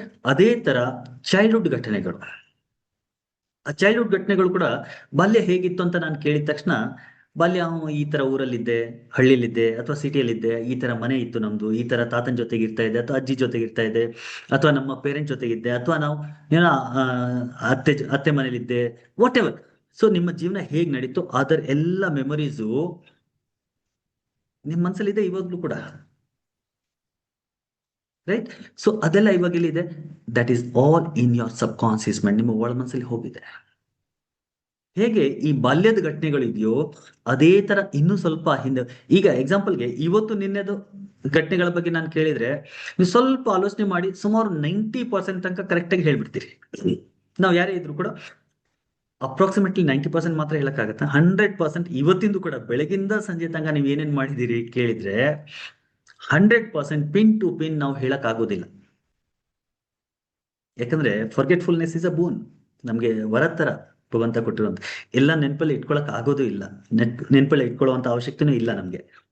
ಓಕೆ, ಬಟ್ ಈ ಹಿಂದೆ 1 ವಾರ 1 ತಿಂಗಳಲ್ಲಿ ಏನೇನ್ ನಡೀತು ಸುಮಾರು 90% ತನಕ ನಾವು ಹೇಳ್ಬೋದು. 1 ವರ್ಷ 2 ವರ್ಷ ಹಿಂದೆ ನೀವು ಹೋದಾಗ ಅರೌಂಡ್ 50% ಹಿಂಗಿದ್ದೆ, ಹಿಂಗಿತ್ತು ದೊಡ್ಡ ದೊಡ್ಡ ಘಟನೆಗಳೇನಿತ್ತು ಅದನ್ನೆಲ್ಲ ಹೇಳ್ಬೋದು. 10 15 20 ವರ್ಷಗಳ ಹಿಂದೆ ಹೋದಾಗ, ನಿಮ್ಗೆ ಇವಾಗ 50 ವರ್ಷ ವಯಸ್ಸಿದೆ ಅಂತ ಅನ್ಕೊಳ್ಳೋಣ, ನಿಮ್ 25 30 ವರ್ಷದಲ್ಲಿ ಎಲ್ಲಿದ್ರಿ ಅಂತಂದಾಗ ಒಂದು 20 to 30% ನಿಮ್ ನೆನಪಲ್ಲಿ ಬಂದ್ಬಿಡುತ್ತೆ. ಕಂಪ್ಲೀಟ್ ಬಾಲ್ಯಕ್ಕೆ ಹೋಗಿ ಅಂತ ಅಂದಾಗ 5 ವರ್ಷದಿಂದ 15 20 ವರ್ಷದ ಮಧ್ಯದ ಜೀವನ ಏನಿದೆ ಅದರದ್ದು ಸುಮಾರು 10 to 20% ನೀವು ರಿಕಾಲ್ ಮಾಡಬಹುದು. ದೊಡ್ಡ ದೊಡ್ಡ ಘಟನೆಗಳು ಏನ್ ನಡೆದಿದೆ ಅದನ್ನ ರಿಕಾಲ್ ಮಾಡಬಹುದು, ಸಣ್ಣ ಪುಟ್ಟದೆಲ್ಲ ಮರ್ತೋಗ್ಬಿಟ್ಟಿರುತ್ತೆ. ಕ್ಲಿಯರ್. 5 ವರ್ಷದ ಹಿಂದಿನ ಘಟನೆಗಳು ಸಾಮಾನ್ಯವಾಗಿ ನಮ್ಗೆ ಕಾನ್ಸಿಯಸ್ ಮೈಂಡ್ ಅಲ್ಲಿ ಈ ತರ ಕುತ್ಕೊಂಡು ನೆನ್ಪು ಮಾಡಕ್ ಆಗೋದಿಲ್ಲ. ಆದ್ರೆ ಸ್ವಲ್ಪ ರಿಲ್ಯಾಕ್ಸ್ ಮಾಡಿ ಎಲ್ಲಿದೆ ಹೇಗಿದೆ ಅಂತ ಯೋಚನೆ ಮಾಡಿದಾಗ ಅದು ಕೂಡ ನೆನಪಿಗೆ ಬಂದ್ಬಿಡುತ್ತೆ. 5 ವರ್ಷದ ಹಿಂದಿನ ಘಟನೆಗಳು ತುಂಬಾ ಕಡಿಮೆ ಪ್ರಮಾಣದಲ್ಲಿ ಕಾನ್ಸಿಯಸ್ ಮೈಂಡ್ ಅಲ್ಲಿ ನೆನಪು ಬರುತ್ತೆ. ಆದ್ರೆ ಆ ಎಲ್ಲ ಘಟನೆಗಳು ಏನ್ ನಡೆದಿದೆ ಅದೆಲ್ಲ ಸಬ್ ಕಾನ್ಸಿಯಸ್ ಮೈಂಡ್ ಇರುತ್ತೆ, ಒಳ ಮನಸ್ಸಲ್ಲಿ ಇರುತ್ತೆ. ತುಂಬಾ ಡೀಪ್ ಆಗಿರೋದ್ರಿಂದ ಅದೆಲ್ಲ ನೆನಪಿಗೆ ಬರೋದಿಲ್ಲ. ಅದರ ಹಿಂದೆ ತಾಯಿಯ ಗರ್ಭದಲ್ಲಿದ್ದ ಘಟನೆಗಳು ಅದು ಕೂಡ ನಮ್ಮ ಒಳ ಮನಸ್ಸಲ್ಲಿ ಇರುತ್ತೆ. ಅದಾದ್ಮೇಲೆ ಹಿಂದಿನ ಜನ್ಮ ಎಲ್ಲ ಘಟನೆಗಳು ಅವೆಲ್ಲವೂ ನಮ್ಮ ಒಳ ಮನಸ್ಸಲ್ಲಿ, ನಮ್ಮ ಸಬ್ ಕಾನ್ಸಿಯಸ್ ಮೈಂಡ್ ಇರುತ್ತೆ. ಸೊ ಈ ಸಬ್ ಕಾನ್ಸಿಯಸ್ ಮೈಂಡ್ಗೆ, ಈ ಮನಸ್ಸಿಗೆ 2 ಲೇಯರ್ಸ್, ಒಂದು ಕಾನ್ಸಿಯಸ್ ಮೈಂಡ್, ಇನ್ನೊಂದು ಸಬ್ ಕಾನ್ಸಿಯಸ್ ಮೈಂಡ್ ಅಂತ ಹೇಳ್ತೀವಿ. ನೀವು ಕೋರ್ಸ್ಗೆ ಏನಾದ್ರು ಬಂದ್ರೆ ಮುಂದೆ ನಾವು ಕೋರ್ಸ್ ಮಾಡ್ತೀವಿ, ಅದು ಪಾಸ್ಟ್ ಲೈಫ್ ರಿಗ್ರೆಷನ್ ಥೆರಪಿದು, ಅಲ್ಲಿ ಡಿಟೇಲ್ಡ್ ಆಗಿ ಇನ್ ಡಿಟೇಲ್ ಈ ಮನಸ್ಸನ್ನ ಬೇರೆ ಬೇರೆ ರೀತಿಯಲ್ಲಿ ಅರ್ಥ ಮಾಡ್ಕೊಳ್ಳೋಣ, ಸೈಂಟಿಫಿಕ್ ಆಗಿ ಅರ್ಥ ಮಾಡ್ಕೊಳ್ಳೋಣ, ಆಧ್ಯಾತ್ಮಿಕವಾಗಿ ಅರ್ಥ ಮಾಡ್ಕೊಳ್ಳೋಣ. ನಾವು ಡೇ ಟು ಡೇ ಲೈಫಲ್ಲಿ ಇದನ್ನ ಯಾವ ತರ ಎಕ್ಸ್ಪೀರಿಯನ್ಸ್ ಮಾಡ್ತೀವಿ ಅದನ್ನೆಲ್ಲನೂ ಇನ್ ಡಿಟೇಲ್ ನಾವು ಅರ್ಥ ಮಾಡ್ಕೋತೀವಿ, how this sub conscious mind is programmed ಅಂತ. ಓಕೆ, ಇಲ್ಲಿ ಸಿಂಪಲ್ ಆಗಿ ಅರ್ಥ ಮಾಡ್ಕೊಳ್ಳೋಣ. Conscious mind, subconscious mind. Conscious mind is this present mind. Subconscious mind ಅಂದಾಗ ಈ ಹಿಂದೆ ನಡೆದಂತ ಎಲ್ಲ ಘಟನೆಗಳ ಒಂಥರ ಸ್ಟೋರ್ ಹೌಸ್. ಆಧ್ಯಾತ್ಮಿಕವಾಗಿ, ಸ್ಪಿರಿಚುವಲ್ ಆಗಿ ಅಥವಾ ಯೋಗಿಕ್ಕಾಗಿ ಹೇಳೋದಾದ್ರೆ ಆ ಮನಸ್ಸಿಗೆ 4 ಫ್ಯಾಕಲ್ಟಿ, ನಮ್ಮ ಮನಸ್ಸಿಗೆ 4 ಫ್ಯಾಕಲ್ಟಿ ಇದೆ: ಮನ, ಬುದ್ಧಿ, ಚಿತ್ತ, ಅಹಂಕಾರ ಅಂತ ಹೇಳ್ತೀವಿ, ರೈಟ್. ಮನಃ, ಬುದ್ಧಿ, ಚಿತ್ತ, ಅಹಂಕಾರ ನೀವು ಕೇಳಿರ್ತೀವಿ, ತುಂಬಾ ಡೀಟೇಲ್ಗೆ ಇವತ್ತು ಹೋಗೋದಿಲ್ಲ. ಇದರಲ್ಲಿ ಒಂದು ಭಾಗ ಏನಿದೆ ಅದನ್ನ ನಾವು ಚಿತ್ತ ಅಂತ ಹೇಳ್ತೀವಿ. ಈ ಚಿತ್ತದಲ್ಲಿ ನಮ್ಮ ಹಿಂದಿನ ಎಲ್ಲ ಮೆಮೊರೀಸ್ಗಳು ಅಡಗಿರುತ್ತೆ. ಮನಃ ಅಂದಾಗ ನಮ್ಮ ಥಾಟ್ಸು, ನಮ್ಮ ಏನು ಥಾಟ್ಸ್ ಬರ್ತಾ ಇದೆ, ವಿಚಾರಗಳು ಬರ್ತಾ ಇದ್ದಾವೆ, ಆ ವಿಚಾರಗಳ ಭಾಗ, ಮನಸ್ಸಿನ ಭಾಗ ಏನಿದೆ ಅದ್ ನಾವು ಮನಃ ಅಂತ ಹೇಳ್ತೀವಿ. ವಿಚಾರಗಳು ತುಂಬಾ ಜಾಸ್ತಿ ಲಾಂಗ್ ಲಿವಿಂಗ್ ಇರೋದಿಲ್ಲ. ಒಂದ್ ಥಾಟ್ ಬಂತು, ಸ್ವಲ್ಪ ಹೊತ್ತಲ್ಲಿ ಇನ್ನೊಂದು ಥಾಟ್ ಬಂತು, ಈ ಥಾಟ್ ಹೋಯ್ತು, ಸ್ವಲ್ಪ ಹೊತ್ತಲ್ಲಿ ಇನ್ನೊಂದು ಥಾಟ್ ಬಂತು, ಆ ಥಾಟ್ ಹೋಯ್ತು. ಸೊ ಈ ವಿಚಾರಗಳು ಬರ್ತಾ ಇದಾವಲ್ಲ, ನಮ್ಗೆ ಥಾಟ್ಸ್ ಬರ್ತಾ ಇದೆಯಲ್ಲ, ಆ ಥಾಟ್ಸ್ಗಳು ಲಾಂಗ್ ಲಿವಿಂಗ್ ಇರೋದಿಲ್ಲ, ವೆರಿ ಶಾರ್ಟ್ ಲಿವ್ಡ್ ಇರುತ್ತೆ. ಅದನ್ನ ನಾವು ಮನಃ ಅಂತ ಹೇಳ್ತೀವಿ, ಆಲೋಚನೆ ಮಾಡೋದು. ಬುದ್ಧಿ ಅಂದಾಗ ಇಂಟೆಲೆಕ್ಟ್, ನೀವು ಇಂಟೆಲಿಜೆಂಟ್ ಆಗಿ ಏನೇನ್ ಡಿಸಿಷನ್ ಗಳನ್ನ ಮಾಡ್ತಾ ಇದ್ದೀರಿ, ಏನ್ ಸರಿ ಏನ್ ತಪ್ಪು ಅಂತ ಹೇಳ್ತಾ ಇದ್ದೀರಿ, ಇವೆಲ್ಲ ನಿಮ್ಮ ಬುದ್ಧಿ ಕೆಲಸ. ಅಹಂಕಾರ ಅಂದ್ರೆ ನಿಮ್ಮ ಐಡೆಂಟಿಟಿ, ನಾನು ವಿಮಲ್ ಜೈನು, ನಾನು ಈ ತರ ಕೆಲಸ ಮಾಡ್ತಾ ಇದ್ದೀನಿ. ಇದನ್ನ ನಾವು ಅಹಂಕಾರ ಅಂತ ಹೇಳ್ತೀವಿ. ಮನಸ್ಸಿನ ಒಂದು ಭಾಗ ಅದು, ನಮ್ಮ ಐಡೆಂಟಿಟಿ. ನನ್ನ ಹೆಸರು ಏನಂದ್ರೆ ಡಾಕ್ಟರ್ ವಿಮಲ್ ಜೈನ್ ಅಂತ ಹೇಳ್ತೀನಿ. ಏನ್ ಮಾಡ್ತೀನಿ ಅಂದ್ರೆ ಈ ತರ ಸಂಮೋಹಿನಿ ಚಿಕಿತ್ಸೆ ಮಾಡ್ತೀನಿ. So this is all my identity. ಇದನ್ನ ನಾವು ಅಹಂಕಾರ ಅಂತ ಹೇಳ್ತೀವಿ. ಇದು ಯಾವಾಗ ಜಾಸ್ತಿ ಆಗುತ್ತೆ, ಸ್ವಲ್ಪ ಪ್ರಮಾಣದಲ್ಲಿ ಅಹಂಕಾರ ನಮ್ಗೆ ಬೇಕು. ಈ ಹಿಟ್ ಕಲ್ಸೋವಾಗ ಸ್ವಲ್ಪ ಉಪ್ಪು ಹಾಕ್ತೀನಿ ನೋಡಿ, ಚಪಾತಿ ಹಾಕೋರ್ ಗೊತ್ತಿರತ್ತೆ. ಸರ್ ನಿಮ್ಗೆ ಗೊತ್ತಂತ ಕೇಳ್ಬೇಡಿ, ಮನೇಲಿ ಚಪಾತಿ ಹಾಕೋದು ನಾನೇ, ತಮಾಷೆಗಷ್ಟೇ. ಮೇಡಮ್ ಹಾಕೋದು. ಬಟ್ ಉಪ್ಪಿಗೆ ನಾವು ಏನ್ ಉಪ್ಪು ಹಾಕ್ತೀವಿ, ಐ ಮೀನ್ ಹಿಟ್ಟಿಗೆ ನಾವು ಏನು ಉಪ್ಪು ಹಾಕ್ತೀವಿ, ಅಷ್ಟು ಅಹಂಕಾರ ನಮ್ಗೆ ಬೇಕು. ಈ ಹಿಟ್ಟಲ್ಲಿ ಉಪ್ಪು ಸ್ವಲ್ಪ ಜಾಸ್ತಿ ಆಯ್ತು ಅಂದ್ರೂ ಕೂಡ ಆ ಚಪಾತಿ ನಾವು ತಿನ್ನಕ್ಕಾಗಲ್ಲ, ತುಂಬಾ ಕಡಿಮೆ ಇತ್ತು ಅಂದ್ರೂ ಕೂಡ ಆ ಚಪಾತಿ ನಾವು ತಿನ್ನಕ್ಕಾಗಲ್ಲ. ಕರೆಕ್ಟ್? ಅದೇ ತರ ನಮ್ಗೆ ಸ್ವಲ್ಪ ಅಹಂಕಾರ ಬೇಕು. ಸ್ವಲ್ಪ ಅಹಂಕಾರ ಅಂದ್ರೆ ನಮ್ಮ ಐಡೆಂಟಿಟಿ ಇರೋ ತನಕ. ನನ್ನ ಹೆಸರು ಡಾಕ್ಟರ್ ವಿಮಲ್ ಜೈನು, ನಾನು ಈ ತರ ಮಾಡ್ತೇನೆ, ಅದೇ ತರ ನಿಮ್ಮ ಹೆಸರು ಏನಿದೆ, ನೀವು ಈ ತರ ಕೆಲಸ ಮಾಡ್ತಾರೆ, ಇಷ್ಟು ಬೇಕು. ಆದ್ರೆ ನಾನ್ ವಿಮಲ್ ಜೈನು, ನಾನ್ ಹಿಪ್ನೋಥೆರಪಿಸ್ಟು, ನಾನ್ ಹೀಗೆ, ನಾನ್ ಹಾಗೆ, ಈಗ ತುಂಬಾ ಜಾಸ್ತಿ ಆಗೋಯ್ತು. ಆ ಚಪಾತಿ ತಿನ್ನಕ್ಕಾಗಲ್ಲ, ನನ್ನ ಹತ್ರ ಯಾರು ಬರಲ್ಲ. Are you getting it? So ಅಹಂಕಾರ ಈಸ್ ಯುವರ್ ಐಡೆಂಟಿಟಿ. ತಕ್ಕ ಪ್ರಮಾಣದಲ್ಲಿ ಇರಬೇಕು. ಅದೇ ಜಾಸ್ತಿ ಆದಾಗ ಅದೇ ದುರಂಕಾರ ಆಗತ್ತೆ. ಅಂಡ್ 4ನೇ ಭಾಗ ಇದೆಯಲ್ಲ, ಚಿತ್ತ ಅಂತ ನಾವು ಏನ್ ಹೇಳ್ತೀವಿ, ಚಿತ್ತ is a store house of memories ಅಂತ ಹೇಳ್ತೀವಿ. ಈ ಚಿತ್ತದಲ್ಲಿ ಎಲ್ಲ ಹಿಂದಿನ ಜನ್ಮದ ನೆನಪುಗಳು ಅಡಗಿರತ್ತೆ. ಈ ಚಿತ್ತವೇ ನಮ್ಮ ಫಿಸಿಕಲ್ ಲೆವೆಲ್ಗೆ, ಪ್ರಾಣಮಯ ಕೋಶಕ್ಕೆ ಬಂದಾಗ ಅದು ಚಿತ್ರಣಿ ನಾಡಿ ಅಂತ ಆಗತ್ತೆ. ಮತ್ತೆ ಯಾವಾಗ ಅದ್ರ ಬಗ್ಗೆ ಮಾತಾಡೋಣ. ನಾಡಿಗಳ ಬಗ್ಗೆ ನಾವು ಮಾತಾಡುವಾಗ, ನಾಡಿಯಲ್ಲಿ ಚಿತ್ರಣಿ ನಾಡಿ ಅಂತ ಏನಿರುತ್ತೆ, ಆ ಚಿತ್ರಣಿ ನಾಡಿನೇ ಮನಸ್ಸಿನ ಲೆವೆಲ್ ಬಂದಾಗ ಚಿತ್ತ ಅಂತ ಆಗತ್ತೆ. ಆ ಚಿತ್ತದಲ್ಲಿ ಹಿಂದಿನ ಎಲ್ಲ ಮೆಮರಿಗಳು ಅಡಗಿರುತ್ತೆ. ಪೌರಾಣಿಕ ಕಥೆಗಳಲ್ಲಿ ನೀವು ಚಿತ್ರಗುಪ್ತ ಅಂತ ಒಂದು ಕ್ಯಾರೆಕ್ಟರ್ ಕೇಳಿರ್ತೀರಿ. ಯಮಧರ್ಮರಾಯನ ಮ್ಯಾನೇಜರ್ ಅವನು ಚಿತ್ರಗುಪ್ತ. ಅವ್ನು ನಮ್ಮ ಎಲ್ಲ ಲೆಕ್ಕ ಇಟ್ಕೊಂಡಿರ್ತಾನಂತೆ. ನಾವು ಸತ್ತ ಮೇಲೆ ಎಲ್ಲ ಲೆಕ್ಕ ಚೆಕ್ ಮಾಡ್ತಾನೆ ಚಿತ್ರಗುಪ್ತ. ಚೆಕ್ ಮಾಡಿ ನೀವು ಸ್ವರ್ಗಕ್ಕೆ ಹೋಗ್ಬೇಕು, ನರಕಕ್ಕೆ ಹೋಗ್ಬೇಕು ಡಿಸೈಡ್ ಮಾಡಿ. ಇವೆಲ್ಲ ಸಿಂಬಾಲಿಕಲ್ ಸ್ಟೋರೀಸು, ಸಾಂಕೇತಿಕ ಕಥೆಗಳು. ಚಿತ್ರಗುಪ್ತ ಅಲ್ಲಿ ಯಾರು ಇಲ್ಲ, ಚಿತ್ತಗುಪ್ತ. ಚಿತ್ತದಲ್ಲಿ ಗುಪ್ತವಾಗಿ ಅಡಗಿರುವಂತದ್ದು ನಿಮ್ಮ ಇನ್ಫಾರ್ಮೇಶನ್ ನಿಮ್ಮ ಒಳಗಡೆನೆ ಇರುತ್ತೆ. ಆ ಇನ್ಫಾರ್ಮೇಶನ್ನೇ ನೀವು ಯಾವಾಗ ದೇಹ ಬಿಟ್ಟು ಹೋಗ್ತೀರಿ, ಅದಕ್ಕೆ ತಕ್ಕಂತೆ ಆ ಏನೋ ರಿಸಲ್ಟ್ ಬರುತ್ತೆ. ಅಂಡ್ ನೆಕ್ಸ್ಟ್ ಮುಂದಿನ ಜನ್ಮ ಆ ತರ ಆಗತ್ತೆ. So that is all. ಇರ್ಲಿ, let us not go in much details. So ಅದೆಲ್ಲನೂ ನಮ್ಮ ಚಿತ್ತದಲ್ಲಿ ಇರುತ್ತೆ. ನಮ್ಮ ಚಿತ್ತದಲ್ಲಿ ಹಿಂದೆ ನಡೆದಂತ ಎಲ್ಲ ಘಟನೆಗಳ ನೆನಪುಗಳಿರುತ್ತೆ. ಆ ನೆನಪುಗಳ ಜೊತೆಗೆ ಅಡಗಿರುವಂತ ಭಾವಗಳೇನಿದೆ, ಆ ಭಾವಗಳು ನಮ್ಗೆ ತೊಂದರೆ ಕೊಡ್ತಾ ಇದ್ದಾವೆ. ಅಂಡ್ ಈ ಚಿತ್ತ, ಈ ಮೆಮರಿಗಳು ನಮ್ಮ ಬ್ರೈನ್ ಅಲ್ಲಿ ಕೆಮಿಕಲ್ ರಿಯಾಕ್ಷನ್ಸ್ ಗಳನ್ನು ಮಾಡ್ತಾ ಇದೆ. ಎಕ್ಸಾಂಪಲ್, ಇವಾಗ ಯಾರೋ ಕಾನ್ಫಿಡೆನ್ಸ್ ಇಲ್ಲ ಅಂತ ಹೇಳಿದ್ರೆ, ಈ ಕಾನ್ಫಿಡೆನ್ಸ್ ಇಲ್ಲ ಅನ್ನೋದು ಏನು? What is confidence? ಈ ಪದ ಕೇಳ್ಬಿಟ್ಟಿದೀವೆಲ್ಲೋ. ಯಾರಿಗಿದ್ರೆ ನಾಲೆಜ್ ಇದೆ, ನಾನು ಮಾತಾಡಕ ಕಾನ್ಫಿಡೆನ್ಸ್ ಅಂದ್ರೆ ಇಲ್ಲ ಅಂದ್ರೆ ಏನು? ನಾನು ಏನ್ ಕೆಲಸ ಮಾಡ್ಬೇಕು ಅದ್ ಮಾಡಕ್ ಆಗ್ತಾ ಇಲ್ಲ, ಜನರನ್ನ ಎದುರ್ಸಕ್ ಆಗ್ತಾ ಇಲ್ಲ, ಯಾರೇ ಏನೇ ಪ್ರಶ್ನೆ ಕೇಳಿದ್ರೆ ಅದಕ್ಕೆ ಉತ್ತರ ಕೊಡಕ್ ಆಗ್ತಾ ಇಲ್ಲ, ಅದನ್ನ ಕಾನ್ಫಿಡೆನ್ಸ್ ಇಲ್ಲ ಅಂತ ಹೇಳ್ತೀವಿ. ರೈಟ್? ಸೊ ಇದು ಯಾಕೆ ಆಗ್ತಾ ಇಲ್ಲ ಅಂದ್ರೆ ಒಳಗಡೆ ಎಲ್ಲೋ ಭಯ ಇದೆ. ಅಂದ್ರೆ ನೀವೊಂದು ಇಂಟರ್ವ್ಯೂಗೆ ಹೋಗ್ತಾ ಇದ್ದೀರಿ, ಇಂಟರ್ವ್ಯೂ ಏನೋ ಪ್ರಶ್ನೆ ಮಾಡ್ತಾ ಇದ್ದಾನೆ, ಕಾನ್ಫಿಡೆಂಟ್ ಆಗಿ ಉತ್ತರ ಕೊಡಕ್ ಆಗ್ತಾ ಇಲ್ಲ. ಈ ಕಾನ್ಫಿಡೆನ್ಸ್ ಇಲ್ಲ ಎಲ್ಲಿಂದ ಬರ್ತಾ ಇದೆ? ಸ್ವಲ್ಪ ಯೋಚನೆ ಮಾಡಿದಾಗ ಒಳಗಡೆ ಎಲ್ಲೋ ಭಯ ಇದೆ. ಎಲ್ಲಿ ನಾನು ತಪ್ಪ ಆನ್ಸರ್ ಕೊಟ್ಬಿಟ್ರೆ, ಎಲ್ಲಿ ನಿನ್ಗೆ ಜಾಬ್ ಸಿಗ್ಲಿಲ್ಲ ಅಂದ್ರೆ, ಎಲ್ಲಿ ಅವ್ರು ಏನೋ ಅನ್ಕೊಂಡ್ಬಿಟ್ರೆ ನನ್ನ ಬಗ್ಗೆ. ಇವೆಲ್ಲ ಥಾಟ್ಸ್ ಎಲ್ಲಿ ನಡೀತಾ ಇದೆ? ನಿಮ್ಮ ಸಬ್ ಕಾನ್ಸಿಯಸ್ ಮೈಂಡ್ ನಡೀತಾ ಇದೆ. ಈ ಥಾಟ್ಸ್ಗಳು, ಈ ವಿಚಾರಗಳು ಎಲ್ಲಿಂದ ಬರ್ತಾ ಇದೆ? ಈ ವಿಚಾರಗಳು ನಿಮ್ಮ ಹಿಂದೆ ನಡೆದಂತಹ ಘಟನೆಗಳಿಂದ ಬರ್ತಾ ಇದೆ. ಬಾಲ್ಯದಲ್ಲಿ ನಿಮ್ಮ ತಂದೆ ತಾಯಿ ನಿಮ್ಗೆ ಸಾಕಷ್ಟು ಸತೆ ಬೈದಿರ್ತಾರೆ, ಹೊಡೆದಿರ್ತಾರೆ. ನೀನ್ ದಡ್ಡ, ನೀನ್ ದಂಡ ಪಿಂಡ, ನೀನ್ ಏನು ಮಾಡಕ್ಕಾಗಲ್ಲ, ನೀನ್ ವೇಸ್ಟ್ ಬಾಡಿ. ಅಥವಾ ಟೀಚರ್ಸ್ ಎಷ್ಟೋ ಸತೆ ಬೈದಿರ್ತಾರೆ, ಅಥವಾ ಬೈದಿರಲ್ಲ, ಭಯ ಬೀಳ್ಸಿರ್ತಾರೆ. ಸರಿಯಾಗಿ ಓದಿಲ್ಲ ಅಂದ್ರೆ ಒಳ್ಳೆ ಜಾಬ್ ಸಿಗಲ್ಲ ನಿನ್ಗೆ, ಜಾಬ್ ಸಿಗಲಿಲ್ಲ ಅಂದ್ರೆ ಹಾಳಾಗ್ಬಿಡ್ತೀಯ, ಜೀವನ ಹೇಗ್ ಮಾಡ್ತೀಯಾ? ಈ ತರದ ಭಯಗಳು ಬಾಲ್ಯದಿಂದ ಪದೇ ಪದೇ ಪದೇ ಪದೇ ನಮ್ಮ ಮನಸ್ಸಿನ ಒಳಗಡೆ ತುಂಬಿಕೊಂಡಿರ್ತಾರೆ. ಆ ಭಯಗಳು ಬ್ಯಾಕ್ ಗ್ರೌಂಡ್ ಅಲ್ಲಿ ಇರೋದು. ಇವಾಗ ನೀವು ಯಾವಾಗ ಇಂಟರ್ವ್ಯೂ ಕೊಡಕ್ ಹೋಗ್ತಾ ಇದ್ದೀರಿ, ಆ ಭಯ ಆಕ್ಟಿವೇಟ್ ಆಗಿದೆ. ಆ ಭಯ ಆಕ್ಟಿವೇಟ್ ಆಗಿರೋದ್ರಿಂದ ನೀವು ಉತ್ತರ ಕೊಡಕ್ ಆಗ್ತಾ ಇಲ್ಲ. ಯು ಆರ್ ಸೇಯಿಂಗ್ ಕಿ ಐ ಡೋಂಟ್ ಹ್ಯಾವ್ ಕಾನ್ಫಿಡೆನ್ಸ್ ಅಂತ. ಸೊ ಕಾನ್ಫಿಡೆನ್ಸ್ ಇಲ್ದಿರೋದ್ರ ಹಿಂದೆ ಏನು? ಭಯ ಇದೆ. ಭಯದ ಹಿಂದೆ ಕಾರಣ ಏನು? ಬಾಲ್ಯದಲ್ಲಿ ಹಿಂದೆ ನಡೆದಂತ ಕೆಲವೊಂದು ಘಟನೆಗಳು. ಆ ಘಟನೆಗಳು ನಿಮ್ಮ ಚಿತ್ತದಲ್ಲಿ, ನಿಮ್ಮ ಸಬ್ ಕಾನ್ಸಿಯಸ್ ಮೈಂಡ್ ಇರೋದ್ರಿಂದ ಇವಾಗ ನಿಮ್ಗೆ ಲ್ಯಾಕ್ ಆಫ್ ಕಾನ್ಫಿಡೆನ್ಸ್. ಅದೇ ತರ ಲ್ಯಾಕ್ ಆಫ್ ಸೆಲ್ಫ್ ಎಸ್ಟೀಮು, ಅದೇ ತರ ಎಂಗ್ಸೈಟಿ, ಅದೇ ತರ ಫಿಯರು, ಡಿಪ್ರೆಷನ್ನು, ಬೇಡದಿರುವಂತ ಎಲ್ಲ ನೋವುಗಳು, ಸಂಬಂಧಗಳಲ್ಲಿರುವಂತ ತೊಂದರೆಗಳು, ದೇಹದಲ್ಲಿ ಕಾಯಿಲೆಗಳು, ಎಷ್ಟೋ ದೇಹದ ಕಾಯಿಲೆಗಳು ಕೂಡ ನಮ್ಮ ಮನಸ್ಸಿಂದ ನಮ್ಮ ದೇಹಕ್ಕೆ ಬರ್ತಾ ಇದೆ. ಲೂಯಿಸ್ ಎಲ್ ಹೇ ಅಂತ ಒಬ್ರು ರೈಟರ್ ಇದ್ದಾರೆ. She has written a beautiful book by name you can heal your life ಅಂತ. ಎಲ್ಲಾದ್ರೂ ಸಿಕ್ಕಿದ್ರೆ ಡೆಫಿನೆಟ್ಲಿ ಅದನ್ನು ಓದಿ ನೀವೆಲ್ಲರೂ. You can heal your life ಅಂತ ಪುಸ್ತಕದ ಹೆಸರು. You can heal your life by Louise L Hay. Louise L Hay ಅಂತ ಅವ್ರ ಹೆಸರು. ಬ್ಯೂಟಿಫುಲ್ ಪುಸ್ತಕ ಇದೆ. ಅದ್ರಲ್ಲಿ ಅವಳು ಏನ್ ಬರ್ದಿದ್ದಾಳೆ ಅಂದ್ರೆ, ನಿಮ್ಮ ಎಲ್ಲ ಭಾವನೆಗಳು ಹೇಗೆ ನಿಮ್ಮ ದೇಹದಲ್ಲಿ ಕಾಯಿಲೆಗಳ ರೂಪದಲ್ಲಿ ಎಕ್ಸ್ಪ್ರೆಸ್ ಆಗ್ತಾ ಇದ್ದಾವಂತ. ಎಕ್ಸಾಂಪಲ್ಗೆ ಮಂಡಿ ನೋವು. ಈ ಮಂಡಿ ನೋವು ಅಥವಾ ಜಾಯಿಂಟ್ಸ್ ಪೇನ್ ಇದೆ, ಈ ಜಾಯಿಂಟ್ಸ್ ಪೇನ್ ಎಲ್ಲಿಂದ ಬರ್ತೆ ಅಂತ ಅಂದಾಗ ಅವಳು ಹೇಳ್ತಾರೆ, ಯಾರು ತುಂಬಾ ಕ್ರಿಟಿಸೈಸ್ ಮಾಡ್ತಾರೆ, ಬೇರೆಯವ್ರನ್ನ ಕ್ರಿಟಿಸೈಸ್. ಸಾಮಾನ್ಯವಾಗಿ ನೋಡಿ, ನಮ್ಮ ಸಮಾಜದಲ್ಲಿ ನಾವು ಮಾತಾಡ್ತೀವಲ್ಲ, ಇವನ್ ಹಿಂಗೆ, ಇವಳು ಹಿಂಗೆ, ಅವ್ರು ಹಿಂಗೆ ಅಂತ. ಯಾರು ಇದನ್ನ ಜಾಸ್ತಿ ಮಾಡ್ತಾರೋ ಅವ್ರಿಗೆ ಸಾಮಾನ್ಯವಾಗಿ ಮಂಡಿ ನೋವು ಬರುತ್ತೆ ಅಂತ ಲೂಯಿಸ್ ಎಲ್ ಹೇಳ್ತಾರೆ. ಎಲ್ಲೋ ಒಂದ್ ಕಡೆ ನಿಜ ಅಂತ ಅನ್ಸುತ್ತೆ. ಸಾಮಾನ್ಯವಾಗಿ ನೋಡಿ, ಎಕ್ಸಾಂಪಲ್ ಸಾಮಾನ್ಯವಾಗಿ ಹೇಳ್ತಾ ಇದ್ದೀನಿ, ನಾನು ಜೆಂಡರ್ ಡಿಸ್ಕ್ರಿಮಿನೇಷನ್ ಮಾಡ್ತಾ ಇಲ್ಲ. ಸಾಮಾನ್ಯವಾಗಿ ಹೆಣ್ಮಕ್ಳಿಗೆ ವಯಸ್ಸಾಗ್ತಾ ಇದ್ದಂಗೆ ಮಂಡಿ ನೋವು ಜಾಸ್ತಿ ಬರುತ್ತೆ, ಗಂಡ್ ಮಕ್ಳಿಗಿಂತ ಹೆಣ್ಮಕ್ಳಿಗೆ ಜಾಸ್ತಿ ಬರುತ್ತೆ. ನೋಡಿದ್ದೀರಾ ನಿಮ್ ಸುತ್ತಮುತ್ತನೇ ನೋಡಿ ನೀವು. ನಾನು ಹೇಳ್ತಾ ಇದ್ದೀನಿ ಅಂತ ಒಪ್ಕೋಬೇಡಿ, ಯಾಕಂದ್ರೆ I am Buddha's follower. Buddha ಹೇಳ್ತಾನೆ, don't believe just because I am saying it, you know it yourself and then believe it ಅಂತ. ಓಕೆ, ನೀವೇ ತಿಳ್ಕೊಳ್ಳಿ. ಸೊ ನಿಮ್ ಸುತ್ತಮುತ್ತ ನೋಡಿ, ಸಾಮಾನ್ಯವಾಗಿ ಹೆಣ್ಮಕ್ಳಿಗೆ ಮಂಡಿ ನೋವು ಜಾಸ್ತಿ ಬರುತ್ತೆ, ಗಂಡ್ ಮಕ್ಳಿಗೆ ಕಂಪ್ಯಾರಿಟಿವ್ಲಿ ಕಡಿಮೆ ಇರುತ್ತೆ.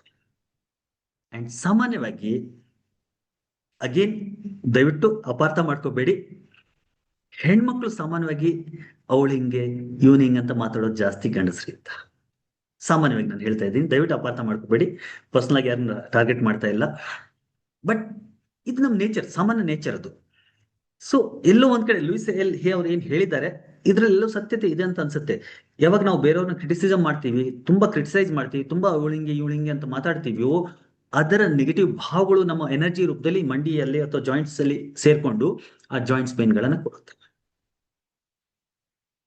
Clear my dear friends? ಇದು ಜಸ್ಟ್ ಒಂದು ಎಕ್ಸಾಂಪಲ್. ಈ ತರ ಸಾವಿರಾರು ಎಕ್ಸಾಂಪಲ್ ಗಳನ್ನ ಕೊಡ್ಬೋದು. ಸೊ ನಮ್ಮ ಭಾವಗಳು ನಮ್ಮ ದೇಹದಲ್ಲಿರುವಂತಹ ಕಾಯಿಲೆಗಳಿಗೂ ಕೂಡ ಕಾರಣ ಆಗಿರುತ್ತೆ. ಸೊ ಇದನ್ನ ಸಾರಾಂಶ ಹೇಳ್ಬೇಕು ಅಂದ್ರೆ, ನಮ್ಮ ದೇಹದಲ್ಲಿ ಅಥವಾ ನಮ್ಮ ಜೀವನದಲ್ಲಿ ಏನೇನ್ ತೊಂದರೆಗಳಿದೆ, it is all controlled by our brain. Brain is control by mind. Mind ಎರಡು ಭಾಗಗಳು, ಒಂದು ಕಾನ್ಸಿಯಸ್ ಮೈಂಡ್, ಇನ್ನೊಂದು subconscious mind. Conscious mind ಇವಾಗ ನಡೀತಾ ಇರುವಂತಹ ಘಟನೆಗಳು, ಸಬ್ ಕಾನ್ಸಿಯಸ್ ಮೈಂಡ್ ಹಿಂದೆ ನಡೆದಂತ ಎಲ್ಲಾ ಘಟನೆಗಳ ಮೆಮೊರೀಸ್ ಗಳು ಅಡಗಿದೆ. ಆ ಮೆಮೊರೀಸ್ ಜೊತೆಗೆ ಆ ಭಾವಗಳೇನಿದೆ, ಆ ಭಾವಗಳು ಒಂದು ಎನರ್ಜಿ ರೂಪದಲ್ಲಿ ಸಬ್ ಕಾನ್ಸಿಯಸ್ ಮೈಂಡ್ ಇದ್ದು, ಅದು ಇವಾಗ ಪ್ರೆಸೆಂಟ್ ಟೈಮ್ ಅಲ್ಲಿ ನಮ್ಗೆ ತೊಂದರೆ ಮಾಡ್ತಾ ಇದೆ. And past life regression therapy is going back to those memories. ಆ ನೆನಪುಗಳಿಗೆ ಹೋಗಿ ಆ ನೆಗೆಟಿವ್ ಇಂಪ್ರೆಷನ್ ಗಳನ್ನ ರಿಲೀಸ್ ಮಾಡುವಂತ ಪ್ರಾಸೆಸ್ಗೆ ನಾವು ಪಾಸ್ಟ್ ಲೈಫ್ ರಿಗ್ರೆಷನ್ ಥೆರಪಿ ಅಂತ ಹೇಳ್ತೀವಿ. ಅಂಡ್ ಎಷ್ಟೋ ಕಾಯಿಲೆಗಳಿಗೆ ಈ ಪಾಸ್ಟ್ ಲೈಫ್ ರಿಗ್ರೆಷನ್ ಥೆರಪಿ ರಾಮಬಾಣ ತರ ಕೆಲಸ ಮಾಡುತ್ತೆ. ಇವತ್ತು believe me, every third person need this therapy ಅಂತ ಅನ್ಸುತ್ತೆ ನನಗೆ. ಯಾಕಂದ್ರೆ ಎಷ್ಟೋ ಕಾಯಿಲೆಗಳೇನಿದೆ, ದೇಹದ ಕಾಯಿಲೆಗಳೇನಿದೆ, ಅದಕ್ಕೆ ಹಾಸ್ಪಿಟಲ್ಸ್ ಇದಾವೆ. ಬಟ್ ಎಷ್ಟೋ ಕಾಯಿಲೆಗಳು ದೇಹದಲ್ಲ, ಮನಸ್ಸಿಂದ ಬರ್ತಾ ಇರುವಂತ ಕಾಯಿಲೆಗಳು. I am not against medical treatment. Okay, ಎಷ್ಟೋ ಕೇಸಸ್ ಅಲ್ಲಿ ಮೆಡಿಕಲ್ ಟ್ರೀಟ್ಮೆಂಟೇ ಬೇಕಾಗತ್ತೆ, ಅದಕ್ಕೆ ಮೆಡಿಕಲ್ ಟ್ರೀಟ್ಮೆಂಟೇ ಮಾಡ್ಬೇಕಾಗತ್ತೆ. ಬಟ್ ಮೆಡಿಕಲ್ ಟ್ರೀಟ್ಮೆಂಟ್ ಬಿಯಾಂಡ್ ಆಗಿರುವಂತ ಸಾಕಷ್ಟು ದೇಹದ ಕಾಯಿಲೆಗಳಿದ್ದಾವೆ, ಅದಕ್ಕೆ ನಾವು ಈ ಥೆರಪಿನ ಅಪ್ಲೈ ಮಾಡಬಹುದು. ಅದಲ್ಲದೆ ಬೇರೆ ಎಷ್ಟೋ ತೊಂದರೆಗಳು, ರಿಲೇಶನ್ಶಿಪ್ ಪ್ರಾಬ್ಲಮ್ಗಳಿರ್ಬೋದು, ಗಂಡ ಹೆಂಡತಿ ಮಧ್ಯದಲ್ಲಿ, ತಂದೆ ತಾಯಿ ಮಧ್ಯದಲ್ಲಿ, ತಂದೆ ಮಕ್ಕಳ ಮಧ್ಯದಲ್ಲಿ, ಫ್ರೆಂಡ್ಸ್ ಮಧ್ಯದಲ್ಲಿ, ಕೊಲೀಗ್ಸ್ ಮಧ್ಯದಲ್ಲಿ ರಿಲೇಶನ್ಶಿಪ್ ಪ್ರಾಬ್ಲಮ್ಸು, ಅದಕ್ಕೆಲ್ಲ ಒಂದ್ ಕಡೆ ಸಬ್ ಕಾನ್ಸಿಯಸ್ ಮೈಂಡ್ ಕಾರಣ ಇರುತ್ತೆ. ಫೈನಾನ್ಷಿಯಲ್ ಪ್ರಾಬ್ಲಮ್, ಅದಕ್ಕೆ ನಾವು ಡಾಕ್ಟರ್ ಹತ್ರ ಟ್ರೀಟ್ಮೆಂಟ್ ತಗೊಳಕ್ಕಾಗಲ್ಲ. ಸೊ ಫೈನಾನ್ಷಿಯಲ್ ಪ್ರಾಬ್ಲಮ್ಗಳು ಎಲ್ಲೋ ಒಂದ್ ಕಡೆ ಸಬ್ ಕಾನ್ಸಿಯಸ್ ಮೈಂಡ್ ಕಾರಣ ಇರುತ್ತೆ. ರೈಟ್? ಈ ತರಹದ ಬೇರೆ ಬೇರೆ ಸಾಕಷ್ಟು ಪ್ರಾಬ್ಲಮ್ಗಳಿಗೆ ಎಲ್ಲೋ ಒಂದ್ ಕಡೆ ನಮ್ಮ ಒಳಮನಸ್ಸಲ್ಲಿ ಕಾರಣ ಇರುತ್ತೆ. ಆ ಒಳಮನಸ್ಸಲ್ಲಿ ಇರುವಂತ ಕಾರಣವನ್ನ ರಿಲೀಸ್ ಮಾಡುವಂತ ಪ್ರಾಸೆಸ್ಗೆ ನಾವು ಪಾಸ್ಟ್ ಲೈಫ್ ರಿಗ್ರೆಷನ್ ಥೆರಪಿಯನ್ನ ಮಾಡ್ತೀವಿ. ಇದು ಹೇಗಾಗತ್ತೆ? ಇದು ಹಿಪ್ನಾಟಿಕ್ ಸ್ಟೇಟ್ ಆಗತ್ತೆ. ಅದನ್ನ ನಾವು ಹಿಪ್ನೋಥೆರಪಿ ಅಂತ ಹೇಳ್ತೀವಿ. ಹಿಪ್ನೋಥೆರಪಿ ಅಂತಂದಾಗ ಸಂಮೋಹಿನಿ ಚಿಕಿತ್ಸೆ ಕನ್ನಡದಲ್ಲಿ ಹೇಳೋದು. ಕಾನ್ಸಿಯಸ್ ಆಗಿದ್ದಾಗ ನಮ್ಗೆ ಆ ಒಂದು ನೆನಪುಗಳೇನಿದೆ ಅದು ಅಷ್ಟು ಕಾಡೋದಿಲ್ಲ. ಈಗ ಎಷ್ಟೋ ಜನರಿಗೆ ಡೇ ಟೈಮಲ್ಲಿ ಚೆನ್ನಾಗಿರ್ತಾರೆ, ರಾತ್ರಿ ನಿದ್ದೆ ಬರಲ್ಲ. ಸ್ವಲ್ಪ ನಿದ್ದೆ ಬರ್ತಾ ಇದ್ದಂಗೆ ಏನೋ ಒಂಥರ ತಳಮಳ ಆಗತ್ತೆ, ಭಯದಲ್ಲಿ ಎದ್ದು ಕೂತ್ಕೋತಾರೆ. ಎಂಗ್ಸೈಟಿ, ಎಷ್ಟೋ ಜನ ಇನ್ನೇನ್ ನಿದ್ದೆಗೆ ಹೋಗ್ಬೇಕನ್ನ ತುಂಬಾ ದುಃಖ ಆಗತ್ತೆ, ನಿದ್ರೆಯಲ್ಲಿ ಅಳ್ತಾರೆ ಕೆಲವರು ಅತಿ ಆದಾಗ. ಸೊ ತುಂಬಾ ಅತಿ ಡಿಪ್ರೆಷನ್ ಆಯ್ತು, ಅತಿ ಆಂಗ್ಸೈಟಿ ಆಯ್ತು ಅಂತಂದಾಗ ಅವ್ರು ನಿದ್ದೆಲಿ ಯಾಕೆ ಹೇಳ್ತಾರೆ ಅಂದ್ರೆ, ನಿದ್ರೆ ಸಮಯದಲ್ಲಿ ಅವ್ರು ಸಬ್ ಕಾನ್ಸಿಯಸ್ ಮೇಲೆ ಇರ್ತಾರೆ, ಸಬ್ ಕಾನ್ಸಿಯಸ್ ಆ ಮೆಮರೀಸ್ ಟ್ರಿಗರ್ ಆಗ್ತಾ ಇರುತ್ತೆ, ಆ ಮೆಮರಿ ಟ್ರಿಗರ್ ಆದಾಗ ಅವ್ರಿಗೆ ಅದೆಲ್ಲ ಅಳು ಬರ್ತಾ ಇದೆ, ಅದರಿಂದ ಆ ಅಳು ಬರೋದಾಗ್ಲಿ ಅಥವಾ ಸ್ಕ್ರೀನ್ ಮಾಡೋದಾಗ್ಲಿ ಇವೆಲ್ಲ ಆಗ್ತಾ ಇದೆ, ರೈಟ್. ಸೊ ಇವೆಲ್ಲ ನಡೆದು ಹಿಪ್ನೋಟಿಕ್ ಸ್ಟೇಟ್ ಅಲ್ಲಿ ನಾವು ಈ ಒಂದು ಚಿಕಿತ್ಸೆಯನ್ನ. ಸೊ ನಾವು let us understand what is hypnosis. Before that, ಇಲ್ಲಿ ತನಕ ನನ್ನ ಜೊತೆಗಿದ್ದೀರಾ, ಹೋಪ್ ಇನ್ಫಾರ್ಮೇಟಿವ್ ಆಗಿ ಸೆಷನ್ ನಡೀತಾ ಇದೆ ಅಂತ ಅನ್ಕೊಂಡಿದ್ದೀನಿ, ಯು ಆರ್ ಆಲ್ ಎಂಜಾಯಿಂಗ್ ಅಂತಾನು ಅನ್ಕೊಂಡಿದ್ದೀನಿ.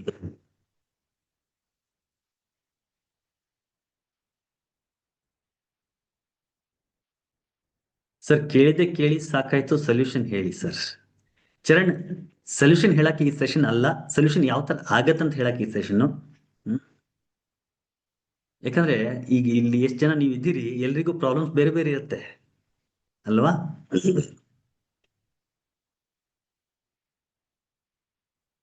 ಸೊಲ್ಯೂಷನ್ ಹೇಗ್ ಮಾಡ್ಬೇಕು ಅದನ್ನ ಹೇಳ್ತೀವಿ, don't worry.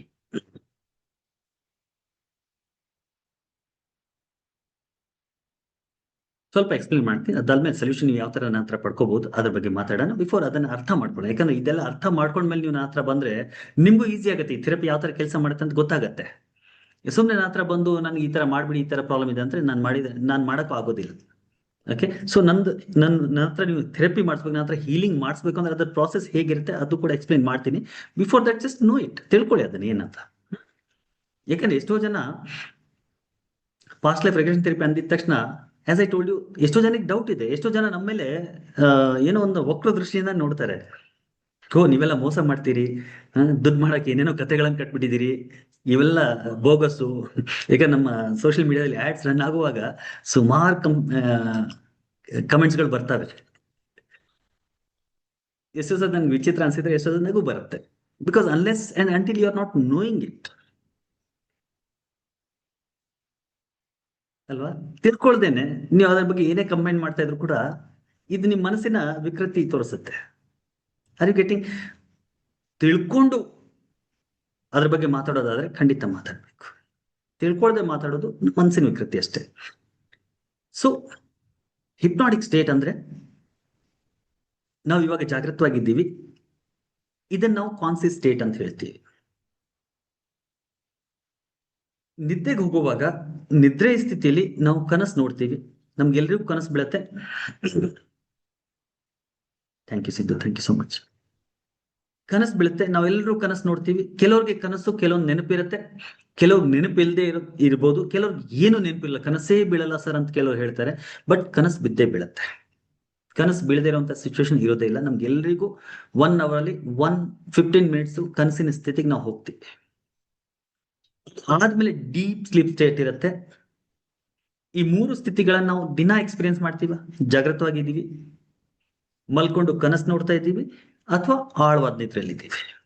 V all experience these 3 states. ಈ ಜಾಗೃತವಾಗಿರೋದು ಹಿಪ್ನಾಟಿಕ್ ಲ್ಯಾಂಗ್ವೇಜ್ ಅಲ್ಲಿ ಹೇಳ್ಬೇಕು ಅಂದ್ರೆ ಬೀಟಾ ಸ್ಟೇಟ್ ಅಂತ ಹೇಳ್ತೀವಿ. ಜಾಗೃತವಾಗಿರೋದು ಇಲ್ಲಿ ನಮ್ಮ ಬ್ರೈನ್ ಫ್ರೀಕ್ವೆನ್ಸಿ 14 cycles ಗಿಂತ 21 cycles per second ಇರುತ್ತೆ. ಬ್ರೈನ್ ಆ ತರ ಕೆಲಸ ಮಾಡುತ್ತೆ, 14 to 21 cycles per second ಅಂತ. ಅದ್ರ ಕೆಳಗಡೆ ನಾವು ಯಾವಾಗ ಕನಸಿನ ಸ್ಥಿತಿಲಿ ಇರ್ತೀವಿ ಅದನ್ನ ಸೈಂಟಿಫಿಕ್ ಆಗಿ ಆಲ್ಫಾ ಸ್ಟೇಟ್ ಅಂತ ಹೇಳ್ತೀವಿ. ನಮ್ಮ ಬ್ರೈನ್ ಫ್ರೀಕ್ವೆನ್ಸಿ 14 ಗಿಂತ ಕೆಳಗಡೆ ಹೋಗಿರುತ್ತೆ. It will be between 7 to 14 cycles per second.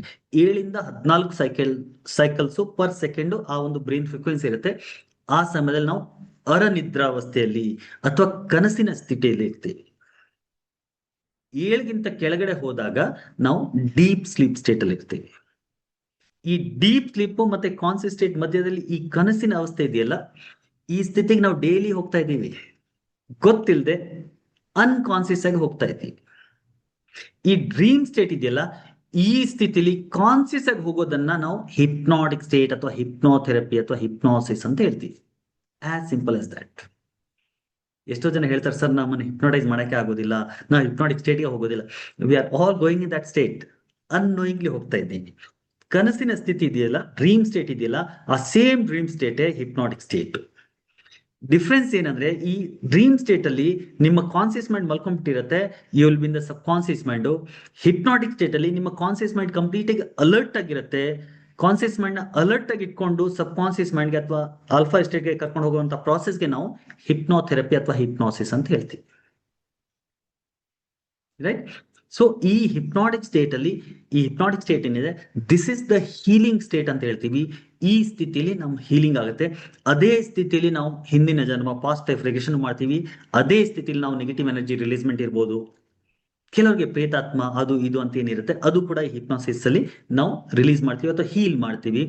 ಅದಲ್ಲದೆ ಮನಸ್ಸಿನ ವೇದನೆಗಳು, ಬಾಲ್ಯದ ಘಟನೆಗಳು, ಹಿಂದಿನ ಜನ್ಮದ ಘಟನೆಗಳು ಅದನ್ನೆಲ್ಲ ನೋಡಿ ಅದನ್ನ ರಿಲೀಸ್ ಮಾಡ್ತೀವಿ. ಈಗ ನಿಮ್ಗೆ ಅನ್ಸ್ಬೋದು, ಸರ್ ಅದ್ ಹೆಂಗಾಗತ್ತೆ? ಸಾಮಾನ್ಯವಾಗಿ ಕನಸಲ್ಲೂ ಕೂಡ ಎಷ್ಟೋ ಸತೆ ನಿಮ್ಗೆ ಯಾಕಾದ್ರೂ ಬಿದ್ದಿದೆ ಈ ತರ ಕನಸು ಅಂದ್ರೆ, ಕನಸಲ್ಲಿ ಏನೋ ಒಂದು ನೋಡಿದ್ದೀರಿ, ಬಟ್ ಆ ತರದ ಸಿಚುವೇಶನ್ ಈ ಲೈಫಲ್ಲಿ ನೀವು ಎಲ್ಲೂ ನೋಡಿಲ್ಲ. ಕೆಲವೊಂದ್ಸತೆ ಯಾವುದೋ ಒಂದು ಜಂಗಲ್ ಅಲ್ಲಿ ಓಡ್ ಹೋಗ್ತಾ ಇದ್ದೀರಿ, ಬಟ್ ಈ ಲೈಫಲ್ಲಿ ಜಂಗಲ್ಗೂ ನಿಮ್ಗೂ ಸಂಬಂಧನೇ ಇಲ್ಲ. ಅಥವಾ ಯಾವುದೋ ಒಂದು ಹಳೇ ಮನೆ ಕಾಣಿಸ್ತಾ ಇದೆ, ಅಥವಾ ಯಾರೋ ಸಡನ್ ಆಗಿ ನನ್ನಿಂದ ಅಗಲಿ ಹೋಗಿದ್ದಾರೆ ಅಂತ ಅನಿಸ್ತಾ ಇದೆ, ಅಥವಾ ನೀವು ಎಲ್ಲೋ ಬಿದ್ದು ಸಾಯ್ತಾ ಇದ್ದೀರಾ ಅಂತ ಅನಿಸ್ತಾ ಇದೆ, ಅಥವಾ ಯಾರೋ ನಿಮ್ಗೆ ಚಾಕು ಚೂಸ್ತಾ. ಈ ತರದ ಕೆಲವೊಂದು ವಿಚಿತ್ರವಾದಂತ ಕನಸುಗಳು ಎಲ್ಲ ಯಾರಿಗಾದ್ರೂ ಬಿದ್ದಿದ್ಯಾ? ನಿಮ್ಮಲ್ಲಿ ಯಾರಾದ್ರೂ ಇದ್ದೀರಾ ಇವತ್ತು ಇಲ್ಲಿ ಪ್ರೆಸೆಂಟ್ ಟೈಮಲ್ಲಿ?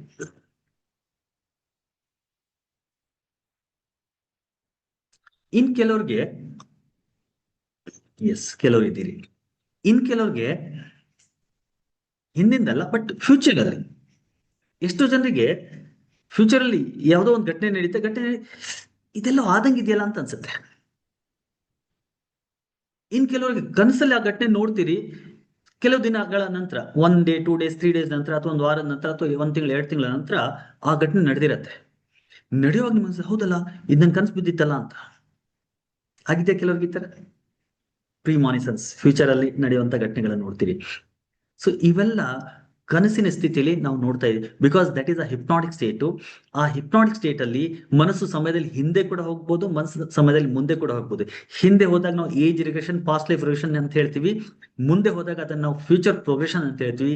ಹೇಗೆ ಈ ಕನಸಿನ ಸ್ಥಿತಿಯಲ್ಲಿ ನಮ್ಗೆ ಗೊತ್ತಿಲ್ಲದೆ ಅನ್ಕಾನ್ಸಿಯಸ್ ಆಗಿ ನಡೆಯುತ್ತೆ, ಅದೇ ಸ್ಥಿತಿಯಲ್ಲಿ ನಾವು ಕಾನ್ಸಿಯಸ್ ಆಗಿದ್ದು, ಅಲರ್ಟ್ ಆಗಿದ್ದು, ಕಾನ್ಸಿಯಸ್ ಆಗಿದ್ದು ಆ ಸ್ಥಿತಿಗೆ ಹೋಗಿ ಆ ಸ್ಥಿತಿಯಲ್ಲಿ ನಮ್ಮ ಮನಸ್ಸು ಸಮಯದಲ್ಲಿ ಹಿಂದೆನೂ ಕೂಡ ಹೋಗುತ್ತೆ, ಮುಂದೆನೂ ಕೂಡ ಹೋಗುತ್ತೆ.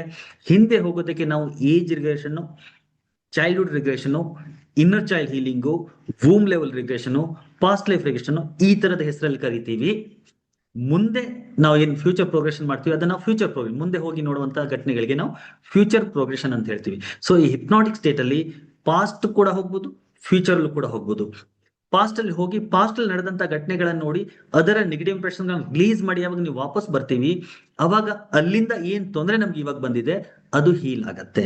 And let me tell you, ಇದು ಹಿಪ್ನೋಸಿಸ್ ಅಲ್ಲೇ ಆಗ್ಬೇಕು ಅಂತ ಏನಿಲ್ಲ. ಎಷ್ಟೋ ಸತಿ ಕನಸಿನ ಸ್ಥಿತಿಲಿ, ಈ ಡ್ರೀಮ್ ಸ್ಟೇಟ್ ಇದೆಯಲ್ಲ, ಡ್ರೀಮ್ ಅಂಡ್ ನಿದ್ದೆ ಮೇಲೆ ನಿಮ್ಗೆ ಗೊತ್ತಿದೆಯಾ, ಇಷ್ಟು ಸೈಂಟಿಫಿಕ್ ಡೆವಲಪ್ಮೆಂಟ್ ಆಗಿದ್ರು ಕೂಡ ಈ ಕನಸಿನ ಬಗ್ಗೆ ಮತ್ತೆ ನಿದ್ರೆ ಬಗ್ಗೆ 10% ಜಾಸ್ತಿ ಸೈನ್ಸ್ಗೆ ಇವತ್ತು ಗೊತ್ತಿಲ್ಲ. ಸೈಂಟಿಫಿಕ್ ಏನು ಒಂದು ರಿಸರ್ಚ್ ಇದ್ರ ಮೇಲೆ ಆಗಿದೆ, ಇದು ಹೇಗಾಗ್ತಾ ಇದೆ, ಏನಾಗ್ತಾ ಇದೆ, ಎಷ್ಟು ರಿಸರ್ಚ್ ಆಗಿದ್ರು ಕೂಡ ಒಂದು 10% ಮಾತ್ರ ನಾವು ತಿಳ್ಕೊಂಡಿದ್ದೀವಿ. 90% ಈ ಕನಸಿನ ಸ್ಥಿತಿ ಮತ್ತೆ ನಿದ್ರೆ ಸ್ಥಿತಿ ಬಗ್ಗೆ ನಮ್ಗೆ ಅರಿವು ಇಲ್ಲ. ಭಗವಂತ ಕೊಟ್ಟಿರುವಂತ ವರದಾನ ನಮ್ಗೆ, ವರ ನಮ್ಗೆ. Dream state is a healing state. ನಿಮ್ಗೆ ಕನಸು ಬೀಳಲಿಲ್ಲ ಅಂದ್ರೆ ನೀವು 3 ದಿನಕ್ಕಿಂತ ಜಾಸ್ತಿ ಬದುಕಾಗೋದಿಲ್ಲ. ಯಾಕಂದ್ರೆ ಡ್ರೀಮ್ ಸ್ಟೇಟ್ ಅಲ್ಲಿ ನಮ್ಮ ಸಬ್ ಕಾನ್ಸಿಯಸ್ ಮೈಂಡ್ ಅದೆಲ್ಲ ಫಿಲ್ಟರ್ ಮಾಡ್ತಾ ಏನ್ ಬೇಕು ಅದನ್ನ ಒಳಗಿಟ್ಕೊಂಡು ಏನ್ ಬೇಡ ಅದನ್ನ ಬೀಸಾಕ್ತಾ ಇರುತ್ತೆ. And that is how it is a self natural healing process. So natural healing process ನಮ್ಮ ಜೀವನದಲ್ಲಿ ದಿನನಿತ್ಯನೂ ಕೂಡ ಆಗ್ತಾನೆ ಇದೆ.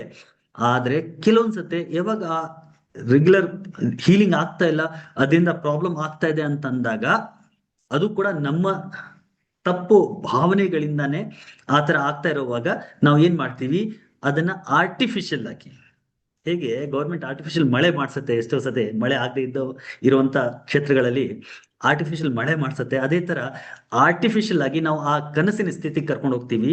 ಆ ಹೋಗುವಂತ ಪ್ರಾಸೆಸ್ಗೆ ನಾವು ಹಿಪ್ನೋಸಿಸ್ ಅಂತ ಹೇಳ್ತೀವಿ, ಅದನ್ನ ಹಿಪ್ನಾಟಿಕ್ ಸ್ಟೇಟ್ ಅಂತ ಹೇಳ್ತೀವಿ. ಆ ಹಿಪ್ನಾಟಿಕ್ ಸ್ಟೇಟ್ ಹೋಗಿ, because now you are consciously also alert, conscious ಆಗು ಅಲರ್ಟ್ ಆಗಿರೋದ್ರಿಂದ ಆ ಸಮಯದಲ್ಲಿ ಸಬ್ ಕಾನ್ಸಿಯಸ್ ಮಾಡಿ ಹೋಗಿ ಅಲ್ಲಿ ಏನೇನ್ ಘಟನೆ ನಡೆದಿದೆ ಅದನ್ನ ನೋಡಿ ಅದರ ನೆಗೆಟಿವ್ ಇಂಪ್ರೆಷನ್ಸ್ ಗಳನ್ನ ರಿಲೀಸ್ ಮಾಡ್ತೀವಿ. ರಿಲೀಸ್ ಮಾಡೋದು ಕಂಪ್ಲೀಟ್ ಪ್ರಾಸೆಸ್ ಇರುತ್ತೆ.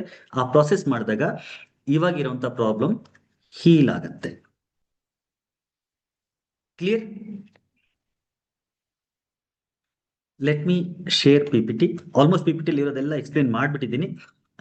ಇನ್ನೇನಾದ್ರು ಉಳ್ಕೊಂಡಿದ್ಯಾ? ಒಂದು ಫೋಟೋ ಏನಾದ್ರು ಇದೆ ನಿಮ್ಗೆ ತೋರಿಸ್ತೀವಿ.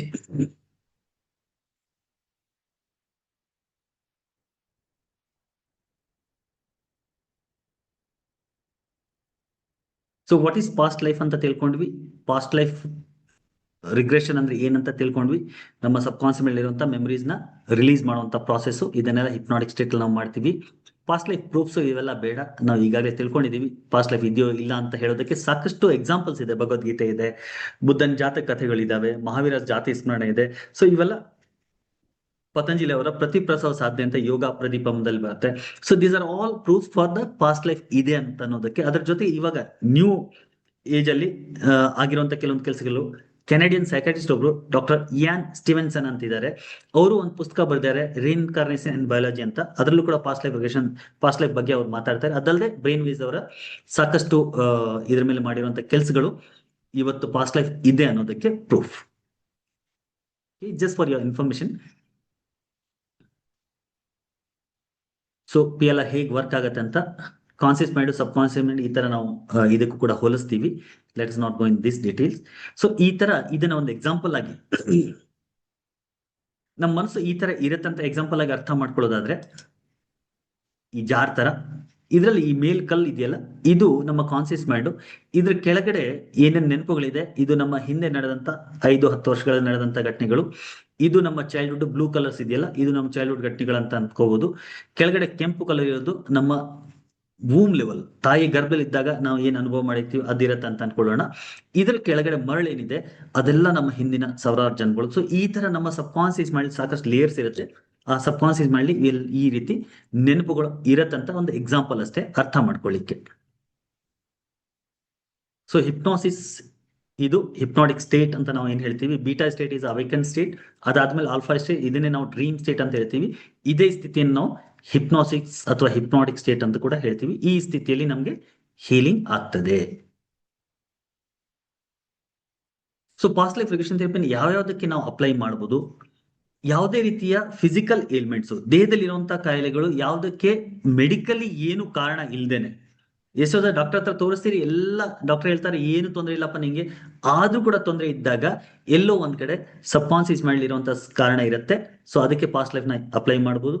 ಮೆಂಟಲ್ ಏಲ್ಮೆಂಟ್ಸ್, ಡಿಪ್ರೆಷನ್ ಇದೆ, ಆಂಗ್ಸೈಟಿ ಇದೆ, ಸ್ಟ್ರೆಸ್ ಇದೆ, ಎಷ್ಟೋ ಸತಿ ಇದಕ್ಕೂ ಕೂಡ ಮೆಡಿಕಲ್ ಕಂಡೀಷನ್ಸ್ ಇಲ್ಲದೆ ಇದ್ದಾಗ ನಾವು ಇದನ್ನ ಅಪ್ಲೈ ಮಾಡಬಹುದು. ಅದಲ್ಲದೆ ಎಷ್ಟೋ ಫಿಯರ್ಗಳು, ಫೋಬಿಯಾಸು, ನೋವುಗಳು ಏನಿದೆ ಅದಕ್ಕೂ ಕೂಡ ನಾವು ಪಾಸ್ಟ್ ಲೈಫ್ ನ ಅಪ್ಲೈ ಮಾಡಬಹುದು. ಅದಲ್ಲದೆ ರಿಲೇಶನ್ಶಿಪ್ ಪ್ರಾಬ್ಲಮ್ಸ್, ಜೀವನದಲ್ಲಿ ಫೇಲ್ಯೂರ್ಸು, ಫೈನಾನ್ಷಿಯಲ್ ಇಶ್ಯೂಸ್, ಮತ್ತೆ ಸಾಕಷ್ಟು ಬೇರೆ ಬೇರೆ ರೀತಿಯ ತೊಂದರೆಗಳು.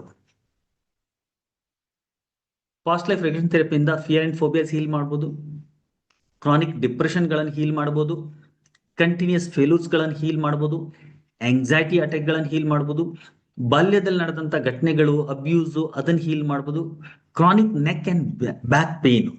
ಎಷ್ಟೊತ್ತೇ ನೆಕ್ ಪೇನ್ ಇರುತ್ತೆ, ಬ್ಯಾಕ್ ಪೇನ್ ಇರುತ್ತೆ, ಅದಕ್ಕೆ ಮೆಡಿಕಲ್ ಕಂಡೀಷನ್ಸ್ ಇಲ್ದಿರುವಂತದ್ದು ಹೇಳ್ತಾ ಇದ್ದೀನಿ.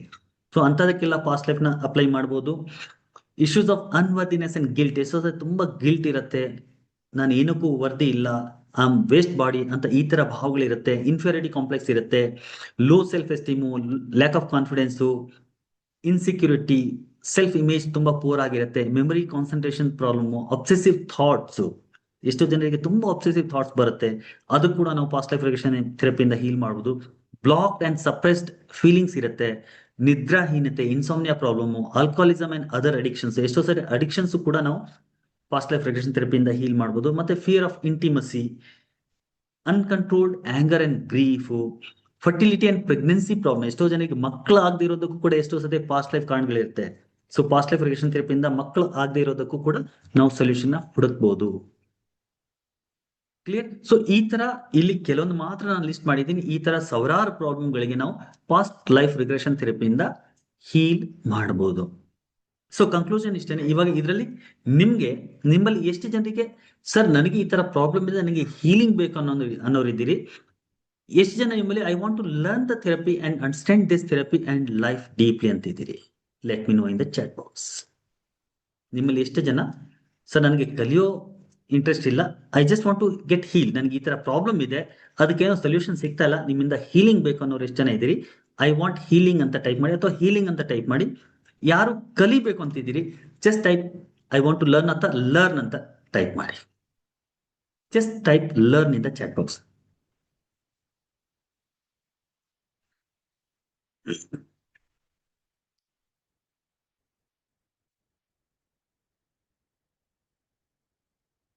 So healing both, okay, healing. I want healing and I want to learn also, sir. Yes, I want healing, learn both. Okay. Healing now, learn later once overcome. Okay.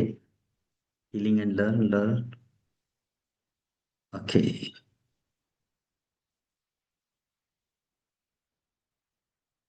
Okay. All right. Want to heal my diverse problem. Okay. All right. So ನಿಮ್ಮಲ್ಲಿ ಕೆಲವರು ಬರೀ healing ಬೇಕು ಅಂತಿದ್ದೀರಿ, ಕೆಲವರು ಬರೀ ಕಲಿಬೇಕು ಅಂತಿದ್ದೀರಿ, ಕೆಲವರು ಎರಡು healing ಮಾಡಿಸ್ಬೇಕು ಸರ್, ಕಲಿನೂ ಬೇಕು. ಸೊ ಹೀಲಿಂಗ್ ಮಾಡಬೇಕು ಅಂದ್ರೆ ಇದರ ಪ್ರಾಸೆಸ್ ಹೇಗಿರುತ್ತೆ ಹೇಳ್ಬಿಡ್ತೀನಿ. ನಂದು ಬೆಂಗಳೂರಲ್ಲಿ ಚಂದ್ರ ಲೇಔಟ್ ಅಲ್ಲಿ ನನ್ನ ಸೆಂಟರ್ ಇದೆ, ಬುದ್ಧತ್ವ ಹೀಲಿಂಗ್ ಫೌಂಡೇಶನ್ ಅಂತ. ಗೂಗಲ್ ಅಲ್ಲಿ ನೀವು ಬುದ್ಧತ್ವ ಹೀಲಿಂಗ್ ಫೌಂಡೇಶನ್ ಅಂತ ಟೈಪ್ ಮಾಡಿದ್ರೆ, ಬೆಂಗಳೂರು ಅಂತ ಟೈಪ್ ಮಾಡಿದ್ರೆ ನಮ್ದು ಪೂರ್ತಿ ಡೀಟೇಲ್ಸ್ ಸಿಗುತ್ತೆ. You can go there. Reviews ಕೂಡ ಓದ್ಬೋದು, ನಮ್ಮ ಸ್ಟೂಡೆಂಟ್ಸ್ ಅಥವಾ ನಮ್ಮ ಕ್ಲೈಂಟ್ಸ್ ಏನೇನು ರಿವ್ಯೂಸ್ ಕೊಟ್ಟಿದ್ದಾರೆ, you can just go through it. So reviews ನೋಡಿದ್ಮೇಲೆ ಸ್ವಲ್ಪ ಕಾನ್ಫಿಡೆನ್ಸ್ ಬರುತ್ತೆ, ಹೌದಪ್ಪ ಇದು ಒಳ್ಳೆ ಜಾಗ, ಸರಿಯಾದ ಜಾಗ, ಇದು ಹೋಗ್ಬೋದು ಅಂತ. ಸೊ ಪ್ರಾಸೆಸ್ ಹೇಗಿರುತ್ತೆ ಹೀಲಿಂಗ್ದು, ಲೆಟ್ ಮಿ ಎಸ್ ಹೇಳ್ತೀನಿ, ಪ್ರೈಸ್ ಎಷ್ಟು ಅಂತಾನು ಕೂಡ ಹೇಳ್ತೀನಿ. ಫಸ್ಟ್ ಹೀಲಿಂಗ್ ಪ್ರಾಸೆಸ್ ಏನಿರುತ್ತೆ ಅದನ್ನ ತಿಳ್ಕೊಳ್ಳೋಣ, ಆಮೇಲೆ ನೀವೇನಾದ್ರು ಕಲಿಬೇಕು ಅಂತಿದ್ರೆ ಕಲಿಯೋದಕ್ಕೆ ಏನ್ ಪ್ರಾಸೆಸ್ ಇದೆ, ಯಾವಾಗ ಕ್ಲಾಸ್ ಶುರು ಆಗ್ತಾ ಇದೆ ಅದನ್ನ ಮಾತಾಡ್ತೀನಿ. ಓಕೆ. ಸೊ ಫಸ್ಟ್ ಯಾರು ಬರೀ ಹೀಲಿಂಗ್ ಮಾತ್ರ ಸರ್ ನಮ್ಗೆ ಕಲಿಯಕ್ಕೆ ಸದ್ಯಕ್ಕೆ ಆಸಕ್ತಿನೂ ಇಲ್ಲ, ಕಲಿಯೋ ಸಿಚುವೇಶನ್ ಇಲ್ಲ, ನಮ್ಗೆ ಕಲಿಯೋ ಅವಶ್ಯಕತೆ ಇಲ್ಲ ಅನ್ನೋರ್ಗೆ ಹೀಲಿಂಗ್ ಬೇಕು ಅಂತಿದ್ದಾಗ ಹೀಲಿಂಗ್ ಪ್ರಾಸೆಸ್ ಹೇಗಿರುತ್ತೆ? ಫಸ್ಟ್ ಸೆಷನ್ ನಾವು ಕೌನ್ಸಿಲಿಂಗ್ ಅಂಡ್ ಕನ್ಸಲ್ಟೇಷನ್ ಇಟ್ಕೊಂಡಿರ್ತೀವಿ. ಮೊದಲನೇ ಸತಿ ನೀವು ಬಂದಾಗ ಒಂದು ಅಪಾಯಿಂಟ್ಮೆಂಟ್ ಫಿಕ್ಸ್ ಮಾಡಿ ಬರ್ಬೇಕಾಗತ್ತೆ. ಕೌನ್ಸಿಲಿಂಗ್ ಅಲ್ಲಿ ನಾವು ಇನ್ ಡಿಟೇಲ್ ಫಸ್ಟ್ ಅರ್ಧ ಅವರ್ ನಿಮ್ ಜೊತೆ ಕೂತ್ಕೊಂಡು ನಿಮ್ ಪ್ರಾಬ್ಲಮ್ ಏನಿದೆ ಅಂತ ಅರ್ಥ ಮಾಡ್ಕೋತೀವಿ. ನಿಮ್ ಬ್ಯಾಕ್ ಗ್ರೌಂಡ್ ಅರ್ಥ ಮಾಡ್ಕೊಂಡು, ನಿಮ್ ಚೈಲ್ಡ್ಹುಡ್ ಬಗ್ಗೆ ಸ್ವಲ್ಪ ವಿಷಯಗಳನ್ನ ತಿಳ್ಕೊಂಡು, ನಿಮ್ಗೆ ಇರುವಂತ ಪ್ರಾಬ್ಲಮ್ಗೆ ಪ್ರಾಬಬಲ್ ರೂಟ್ ಕಾಸ್ ಏನ್ ಇರ್ಬೋದು ಅದನ್ನ ಸ್ವಲ್ಪ ಅನಲೈಸ್ ಮಾಡಿ, ಈ ಥೆರಪಿ ನಿಮ್ಗೆ ಯಾವ ತರ ಹೆಲ್ಪ್ ಆಗತ್ತೆ, ನೀವ್ ಏನ್ ಮಾಡ್ಬೇಕಾಗತ್ತೆ ಅದೆಲ್ಲಾನು ಗೈಡ್ ಮಾಡ್ತೀನಿ. ಅದೆಲ್ಲ ಕೌನ್ಸಿಲಿಂಗ್ ಪ್ರಾಸೆಸ್ ಆದ್ಮೇಲೆ ನಿಮ್ಗೆ ಏನಾದ್ರು ಎಸ್ ಈ ಥೆರಪಿಯಿಂದ ಹೆಲ್ಪ್ ಆಗತ್ತೆ ಅಂತ ನಿಮ್ಗೆ ಅನ್ಸ್ಬೇಕು, ನನಗೂ ಕೂಡ ಎಸ್ ಈ ಥೆರಪಿಯಿಂದ ನಿಮ್ಗೆ ಹೆಲ್ಪ್ ಮಾಡ್ಬೋದು ಅಂತ ಅನ್ಸ್ಬೇಕು, ಅವಾಗ ಮಾತ್ರ ಥೆರಪಿ ಸೆಷನ್ ಕಂಟಿನ್ಯೂ ಮಾಡ್ತೀವಿ. ಒಂದ್ ವೇಳೆ ಕೌನ್ಸಿಲಿಂಗ್ ಆದ್ಮೇಲೆ ನನ್ನ ಹತ್ರ ಮಾತಾಡಿ ಆದ್ಮೇಲೆ ನಿಮ್ಗೆ ಈ ಥೆರಪಿಯಿಂದ ಹೆಲ್ಪ್ ಆಗಲ್ಲ ಅಂತ ನಿಮ್ಗೆ ಅನಿಸ್ತು, ಅಥವಾ ನನಗೆ ನಿಮ್ಗೆ ಈ ಥೆರಪಿಯಿಂದ ಹೆಲ್ಪ್ ಮಾಡಕ್ ಆಗಲ್ಲ ಅಂತ ಅನ್ಸಿದ್ರೆ ನಾವು ಕೌನ್ಸಿಲಿಂಗ್ ಸೆಷನ್ ಅಲ್ಲಿ ಅದನ್ನ ಮುಗಿಸ್ಕೊಂಡು ಅಲ್ಲೇ ಸ್ಟಾಪ್ ಮಾಡ್ಬಿಡ್ತೇವೆ. Clear? So first session counselling consultation ಒಂದು ಅರ್ಧ ಅವ್ರ ನಿಮ್ ಜೊತೆ ಕುತ್ಕೊಂಡು ಇನ್ ಡಿಟೇಲ್ ಪ್ರಾಬ್ಲಮ್ ನ ಅರ್ಥ ಮಾಡ್ಕೋತೀವಿ. ಸುಮ್ನೆ ಸರ್ ನನ್ ಪ್ರಾಬ್ಲಮ್ ಇದೆ, ನನ್ ಥೆರಪಿ ಮಾಡಿ, ನನ್ ಹೀಲಿಂಗ್ ಮಾಡಿ ಅಂದ್ರೆ ನಾವು we will not do it. ಯಾಕಂದ್ರೆ ಫಸ್ಟ್ ಪ್ರಾಬ್ಲಮ್ ಏನೇನಂತ ಅರ್ಥ ಆಗ್ಬೇಕು, ನನ್ಗೂ ಅರ್ಥ ಆಗ್ಬೇಕು, ನಿಮ್ಗೂ ಈ ಥೆರಪಿ ಯಾವ ತರ ಹೆಲ್ಪ್ ಆಗತ್ತೆ ಅಂತ ನಿಮ್ಗೆ ಗೊತ್ತಾಗ್ಬೇಕು. ಹಾಗಾಗಿ ಅದನ್ನೆಲ್ಲ ಡಿಸ್ಕಸ್ ಮಾಡಿದ್ಮೇಲೆ ಮುಂದಿನ ವಿಷಯ. ಸೊ ಕೌನ್ಸಿಲಿಂಗ್ ಸೆಷನ್ಗೆ ನಂದು ಫೀಸ್ ಬಂದು 500 rupees ಇರುತ್ತೆ, 500 ರೂಪಾಯಿ ಚಾರ್ಜ್ ಇರುತ್ತೆ. ನೀವು ಅಟ್ಲೀಸ್ಟ್ ಒಂದು 3-4 days ಅಥವಾ ಒಂದು ವಾರದ ಮುಂಚೆ ಅಪಾಯಿಂಟ್ಮೆಂಟ್ ಫಿಕ್ಸ್ ಮಾಡ್ಬೇಕಾಗತ್ತೆ.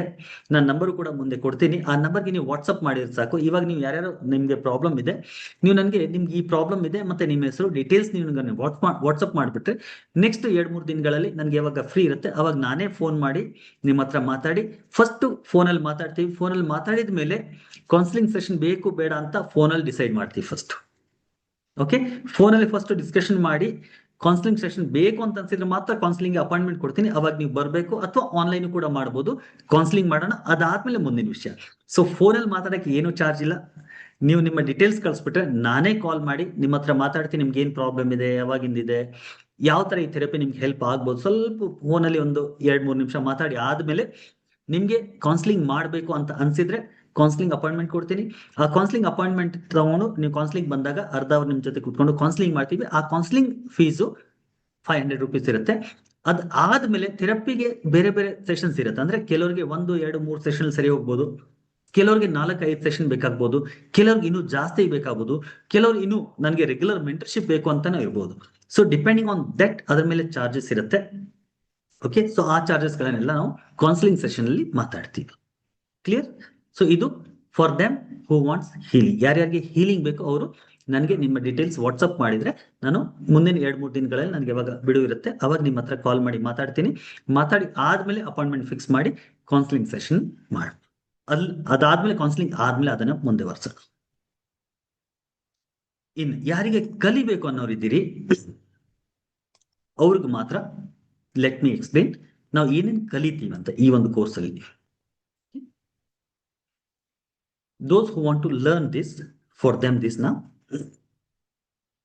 what you will learn in this course. ಈ ಕೋರ್ಸ್ ಅಲ್ಲಿ ಏನೇನು ಕಲಿತೀವಿ?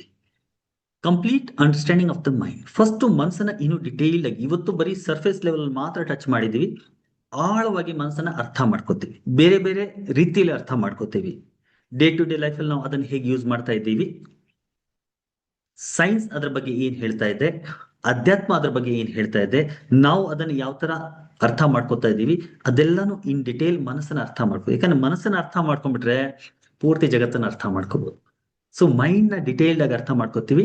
ಅದಾದ್ಮೇಲೆ complete understanding of healing. Healing ಯಾವ ತರ ಆಗತ್ತೆ, ಹೀಲಿಂಗ್ ಹಿಂದೆ ಏನ್ ಸೈನ್ಸ್ ಕೆಲಸ ಮಾಡ್ತಾ ಇದೆ ಅದನ್ನು ಕೂಡ ಅರ್ಥ ಮಾಡ್ಕೋತೀವಿ. ಅದಾದ್ಮೇಲೆ ಕೌನ್ಸಿಲಿಂಗ್ ಮೆಥಡ್ಸ್, ಕೌನ್ಸಿಲಿಂಗ್ ಹೇಗ್ ಮಾಡ್ತೀವಿ, ತುಂಬಾ ಇಂಪಾರ್ಟೆಂಟ್ ಕೌನ್ಸಿಲಿಂಗ್ ಮಾಡೋದು. ಸೊ ಕೌನ್ಸಿಲಿಂಗ್ ಮೆಥಡ್ಸ್ ಗಳನ್ನ ಕಲಿತೀವಿ. ಅದಾದ್ಮೇಲೆ ಹಿಪ್ನೋಥೆರಪಿ ಅಂದ್ರೆ ಏನು, ಹಿಪ್ನೋಥೆರಪಿ ಯಾವ ತರ ವರ್ಕ್ ಆಗುತ್ತೆ, ಹಿಪ್ನಾಟಿಕ್ ಸ್ಟೇಟ್ ಹೇಗೆ ಕರ್ಕೊಂಡು ಹೋಗೋದು ಅದೆಲ್ಲ ಕಲಿತೀವಿ. ಅದಾದ್ಮೇಲೆ ಹಿಪ್ನಾಟಿಕ್ ಸ್ಟೇಟ್ ಅಲ್ಲಿ ಹೀಲಿಂಗ್ ಮಾಡೋದು ಹೇಗೆ ಅದನ್ನ ಕಲಿತೀವಿ. ಮೈಂಡ್ ಪ್ರೋಗ್ರಾಮಿಂಗ್ ಹೇಗಾಗತ್ತೆ ಮತ್ತೆ ಅದನ್ನ ರೀಪ್ರೋಗ್ರಾಮಿಂಗ್ ಹೇಗ್ ಮಾಡಬೇಕು ಅದನ್ನ ಕಲಿತೀವಿ. ಟ್ರಾನ್ಸ್ ಡೀಪ್ನಿಂಗ್ ಟೆಕ್ನಿಕ್ಸ್ ಅಂದ್ರೆ ಹಿಪ್ನಾಟಿಕ್ ಸ್ಟೇಟ್ ಅಲ್ಲಿ ಇನ್ನು ಡೀಪ್ ಆಗಿ ಹೇಗೆ ಕರ್ಕೊಂಡು ಹೋಗೋದು, ಅದಕ್ಕೆ ಸಾಕಷ್ಟು ಬೇರೆ ಬೇರೆ ಟೆಕ್ನಿಕ್ ಗಳಿರುತ್ತೆ, ಅದನ್ನ ಕಲಿತೀವಿ. ಅದಾದ್ಮೇಲೆ ಏಜ್ ರಿಗ್ರೆಷನ್ ಹೇಗೆ ಮಾಡೋದು. ಏಜ್ ರಿಗ್ರೆಷನ್ ಅಂದ್ರೆ ಇದೇ ಲೈಫ್ ಅಲ್ಲಿ ಸಮಯದಲ್ಲಿ ಹಿಂದಕ್ಕೆ ಹೋಗಿ ಬಾಲ್ಯದಲ್ಲಿ ನಡೆದಂತಹ ಘಟನೆಗಳ ನೆಗೆಟಿವ್ ಇಂಪ್ರೆಷನ್ ಗಳನ್ನ ಹೇಗೆ ರಿಲೀಸ್ ಮಾಡೋದು, ಹೇಗೆ ಅದನ್ನ ಹೀಲ್ ಮಾಡೋದು, ಅದನ್ನ ನಾವು ಏಜ್ ರಿಗ್ರೆಷನ್ ಅಂತ ಹೇಳ್ತೀವಿ, ಅದನ್ನ ಕಲಿತೀವಿ. ಅದಲ್ಲದೆ inner child healing, one of the most important, very very important technique to release the traumas of this life childhood. ಬಾಲ್ಯದಲ್ಲಿ ಎಷ್ಟೋ ಟ್ರಾಮಾಸ್ ನಡೆದಿರುತ್ತೆ, ಅದನ್ನ ಹೀಲ್ ಮಾಡ್ಲಿಕ್ಕೆ ಇನ್ನರ್ ಚೈಲ್ಡ್ ಹೀಲಿಂಗ್ ಅನ್ನೋಂಥ ಒಂದು ಪ್ರಾಸೆಸ್ ಇರುತ್ತೆ, ಅದನ್ನ ಕಲಿತೀವಿ. ಅದಾದ್ಮೇಲೆ ವೂಮ್ ಲೆವೆಲ್ ರಿಗ್ರೆಷನ್, ತಾಯಿ ಗರ್ಭದಲ್ಲಿ ಇರುವಾಗ ಏನ್ ಅನುಭವಗಳಿರುತ್ತೆ ಅದನ್ನ ನಾವು ಹೇಗ್ ಮಾಡ್ತೀವಿ ಅದನ್ನ ಕಲಿತೀವಿ.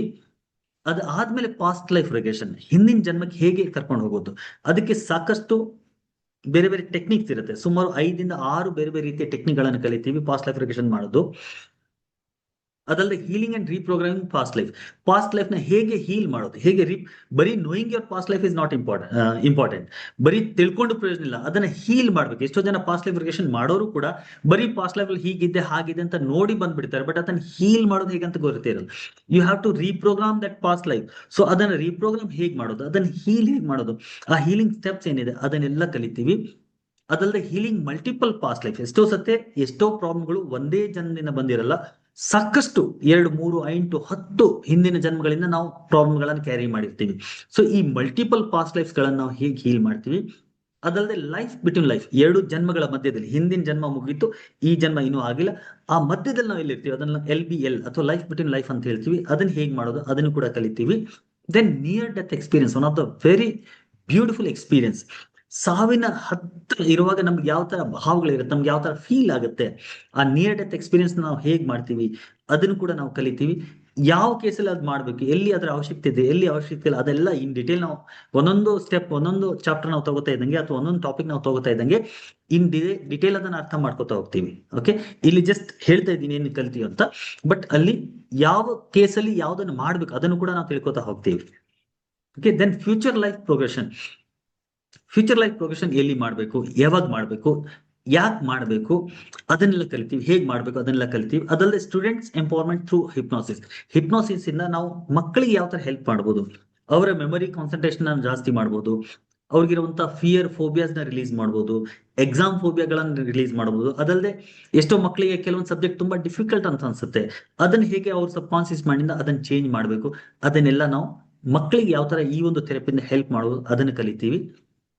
Negative energy healing through hypnosis. So negative energies ಕೆಲವೊಂದ್ಸತಿ ಇರುತ್ತೆ, ಕೆಲವೊಂದ್ಸತಿ ಸ್ಪಿರಿಟ್ಸ್ ಅಂತ ಹೇಳ್ತೀವಿ, ಪ್ರೇತಾತ್ಮ ಅಂತ ಹೇಳ್ತೀವಿ, ಕೆಲವೊಂದ್ಸತಿ ಮನಸ್ಸಿನ ವೇದನೆ ಒಂದು ನೆಗೆಟಿವ್ ಎನರ್ಜಿಯಾಗಿ ಕಾಡತ್ತೆ ನಮ್ಗೆ. ಸೊ ಅದನ್ನೆಲ್ಲ ಹೀಲ್ ಮಾಡೋದು ಹೇಗೆ ಅದನ್ನು ಕೂಡ ಕಲಿತೀವಿ. Accessing past life through another person. ಎಷ್ಟೋ ಸತಿ ಕೆಲವ್ರಿಗೆ ನಾವು ಡೈರೆಕ್ಟ್ ಆಗಿ ಮಾಡಕ್ ಆಗೋದಿಲ್ಲ, ಯಾರೋ ಬೆಡ್ ರಿಟರ್ನ್ ಪೇಷಂಟ್ ಇರ್ತಾರೆ, ಕೋಮಾದಲ್ಲಿ ಇರ್ತಾರೆ, ಚಿಕ್ಕ ಮಕ್ಳು ಇರ್ತಾರೆ. ಸೊ ಅಂತವ್ರಿಗೆಲ್ಲ ನಾವು ಡೈರೆಕ್ಟ್ ಆಗಿ ಮಾಡಕ್ ಆಗದೆ ಇದ್ದಾಗ ಬೇರೆಯವ್ರ ಮುಖಾಂತರ ಮೀಡಿಯಾ ಹೀಲಿಂಗ್ ಅಂತ ನಾವು ಏನ್ ಹೇಳ್ತೀವಿ, ಬೇರೆಯವ್ರ ಮುಖಾಂತರ ಪಾಸ್ಟ್ ಲೈಫ್ ನ ಹೇಗ್ ಮಾಡೋದು ಅದನ್ನು ಕೂಡ ನಾವು ಕಲಿತೀವಿ.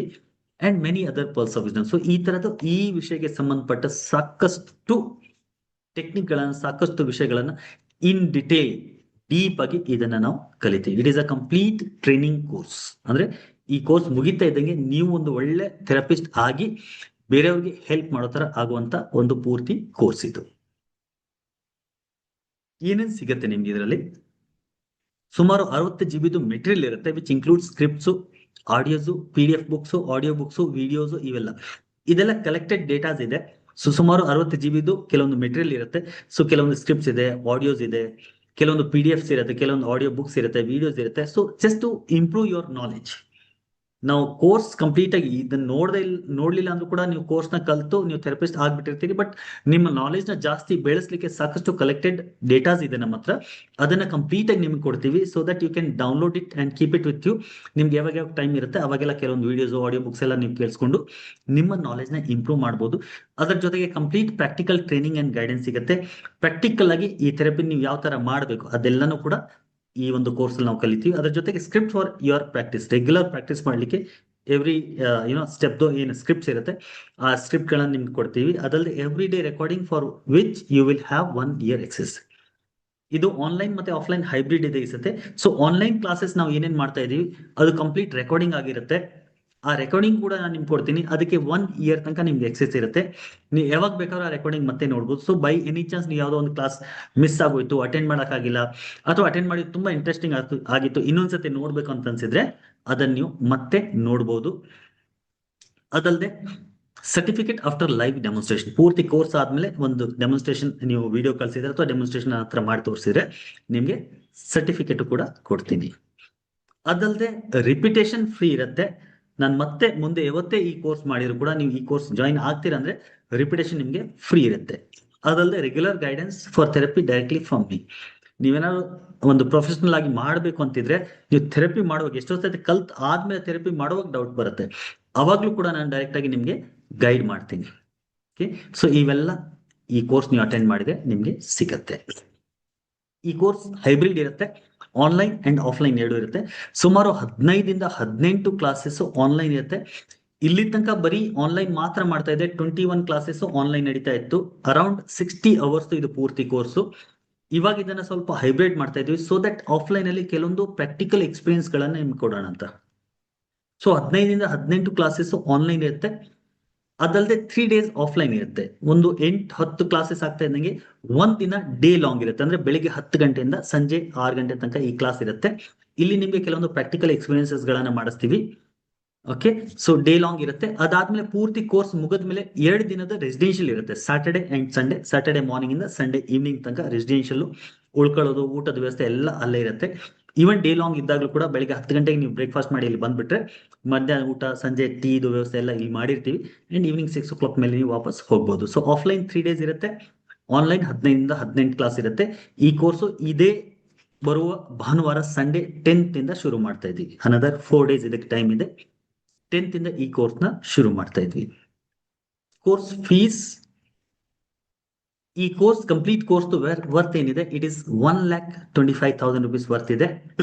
ಇದರ ಜೊತೆಗೆ 21,000 rupees ಕೆಲವೊಂದು ಬೋನಸ್ ರೆಕಾರ್ಡೆಡ್ ಕೋರ್ಸಸ್ ಗಳನ್ನ ನಿಮ್ಗೆ ಫ್ರೀ ಆಗಿ ಕೊಡ್ತಾ ಇದ್ದೀನಿ. ಟೋಟಲ್ ವರ್ತ್ ಬಂದು 1,46,000 ಇದಕ್ಕಿದೆ.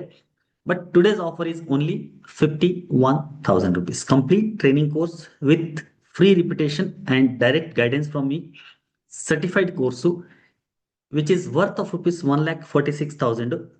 ನೀವು ಎಲ್ಲೇ ಈ ಕೋರ್ಸ್ ನ ಕಂಪ್ಲೀಟ್ ಆಗಿ ನಾನು ಏನೇನು ಕಂಟೆಂಟ್ ಕೊಡ್ತಾ ಇದ್ದೀನಿ ಇದನ್ನ ನೀವು ಬೇರೆ ಎಲ್ಲೇ ಕಲ್ತ್ರು ಕೂಡ 1,25,000 ಗಿಂತ ಜಾಸ್ತಿನೇ ಆಗತ್ತೆ, ಕಡಿಮೆ ಆಗೋದಿಲ್ಲ. So I am giving this whole course only for 51,000. ನಿಮ್ಮಲ್ಲಿ ಯಾರ್ಯಾರಿಗೆ ಈ ಕೋರ್ಸ್ ಮಾಡಬೇಕು ಅಂತ ಆಸಕ್ತಿ ಇದೆ ರೈಟ್ ನಾವು ನೀವೇನ್ ಮಾಡಬೇಕು ಅಂದ್ರೆ, ಓಕೆ, ಬಿಫೋರ್ ದಟ್ ಏನೇನ್ ಬೋನಸ್ ಕೊಡ್ತಾ ಇದ್ದೀನಿ, 5 ಹೀಲಿಂಗ್ ಸ್ಕಿಲ್ಸ್ ಗಳು ರೆಕಾರ್ಡೆಡ್ ಕೋರ್ಸ್ ಏನಿದೆ, ರೀಸೆಂಟ್ಲಿ ನಾನು ಕೋರ್ಸ್ ಮಾಡಿದೆ ಅದರ ರೆಕಾರ್ಡಿಂಗ್ ನಾನು ನಿಮ್ಗೆ ಕಳ್ಸಿಕೊಡ್ತೀನಿ.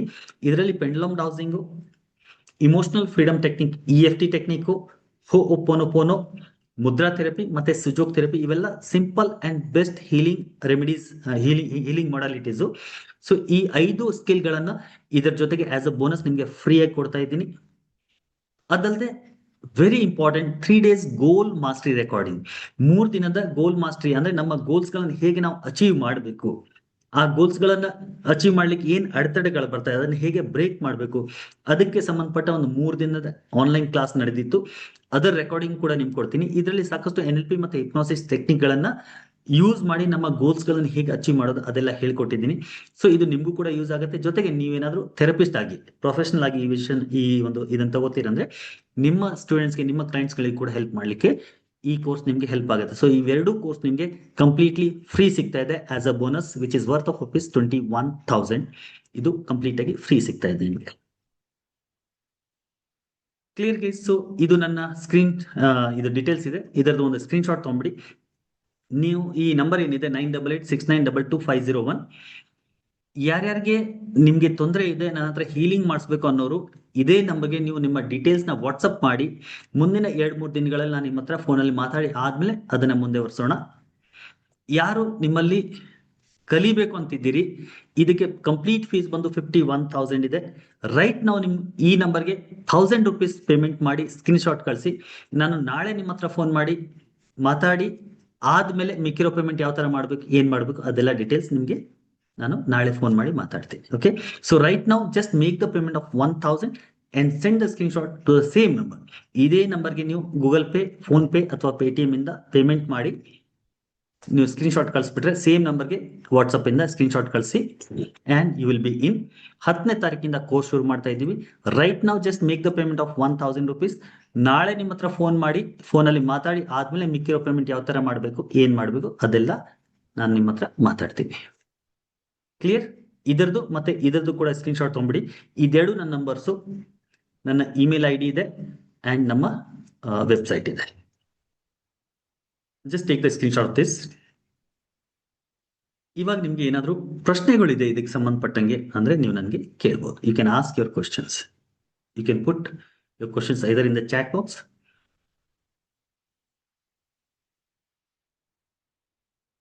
ಅಥವಾ ನೀವೇನಾದರೂ ಡೈರೆಕ್ಟ್ ಆಗಿ ಕೇಳಬೇಕು ಅಂತಿದ್ರೆ ನಿಮ್ಮ ವಿಡಿಯೋನ ಆನ್ ಮಾಡಿ ನಿಮ್ಮ ಹ್ಯಾಂಡ್ ವೇವ್ ಮಾಡಿದ್ರೆ ಅನ್ಮ್ಯೂಟ್ ಮಾಡ್ತೀನಿ. You can talk. Okay, so ಇದರದ್ದು ಮತ್ತೆ ಇದರದ್ದು ಸ್ಕ್ರೀನ್ ಶಾಟ್ ತಗೊಂಡಿರಿ. ಯಾರ್ಯಾರು ನನ್ನ ಹತ್ರ ಹೀಲಿಂಗ್ ಮಾಡಿಸ್ಬೇಕು ಅಂತಿದ್ದೀರಿ, ಜಸ್ಟ್ ನಿಮ್ಮ ಎಲ್ಲ ಡೀಟೇಲ್ಸು ಏನು ಪ್ರಾಬ್ಲಮ್ ಇದೆ ಅಂತ ಬರೆದು ವಾಟ್ಸಪ್ ಮಾಡಿ ನನಗೆ ಆ ನಂಬರ್ಗೆ. ಮುಂದಿನ 2-3 ದಿನಗಳಲ್ಲಿ ನಾನು ಫ್ರೀ ಆದ್ಮೇಲೆ ನಿಮ್ಮ ಹತ್ರ ಫೋನ್ ಮಾಡಿ ಮಾತಾಡಿ ಆದ್ಮೇಲೆ ನಮಗೆ ಕೌನ್ಸಿಲಿಂಗ್ ಸೆಷನ್ ಅಪಾಯಿಂಟ್ಮೆಂಟ್ ಫಿಕ್ಸ್ ಮಾಡಿದ್ಮೇಲೆ ನೀವು ಕ್ಯಾನ್ ಕಮ್ ಡೌನ್, ಕೌನ್ಸಿಲಿಂಗ್ ಮಾಡೋಣ. ಯಾರು ಕಲಿಬೇಕು ಅಂತಿದ್ದೀರಿ ನನ್ನ ನಂಬರ್ ಕೊಟ್ಟಿದ್ದೀನಿ, ಆ ನಂಬರ್ಗೆ just make the payment of ₹1,000, ₹1,000 payment ಮಾಡಿ ಸ್ಕ್ರೀನ್ ಶಾಟ್ ಕಳಿಸಿ. ನಾಳೆ ಅಥವಾ ನಾಡಿದ್ದು ವಿದಿನ್ 2 days ನಾನು ನಿಮ್ಮ ಹತ್ರ ಮಾತಾಡ್ತೀನಿ. ಮಿಕ್ಕಿರೋ ಪೇಮೆಂಟ್ ಯಾವ ತರ ಮಾಡಬೇಕು, ಏನ್ ಮಾಡಬೇಕು ಅಂತ ಎಲ್ಲ ಮಾತಾಡ್ತೀನಿ. ಅದಾದ್ಮೇಲೆ 10ನೇ ತಾರೀಕಿಂದ ಇದೇ ಬರುವ ಭಾನುವಾರದಿಂದ ನಾವು ಈ ಒಂದು ಕೋರ್ಸ್ನ ಶುರು ಮಾಡ್ತಾ ಇದ್ದೀವಿ.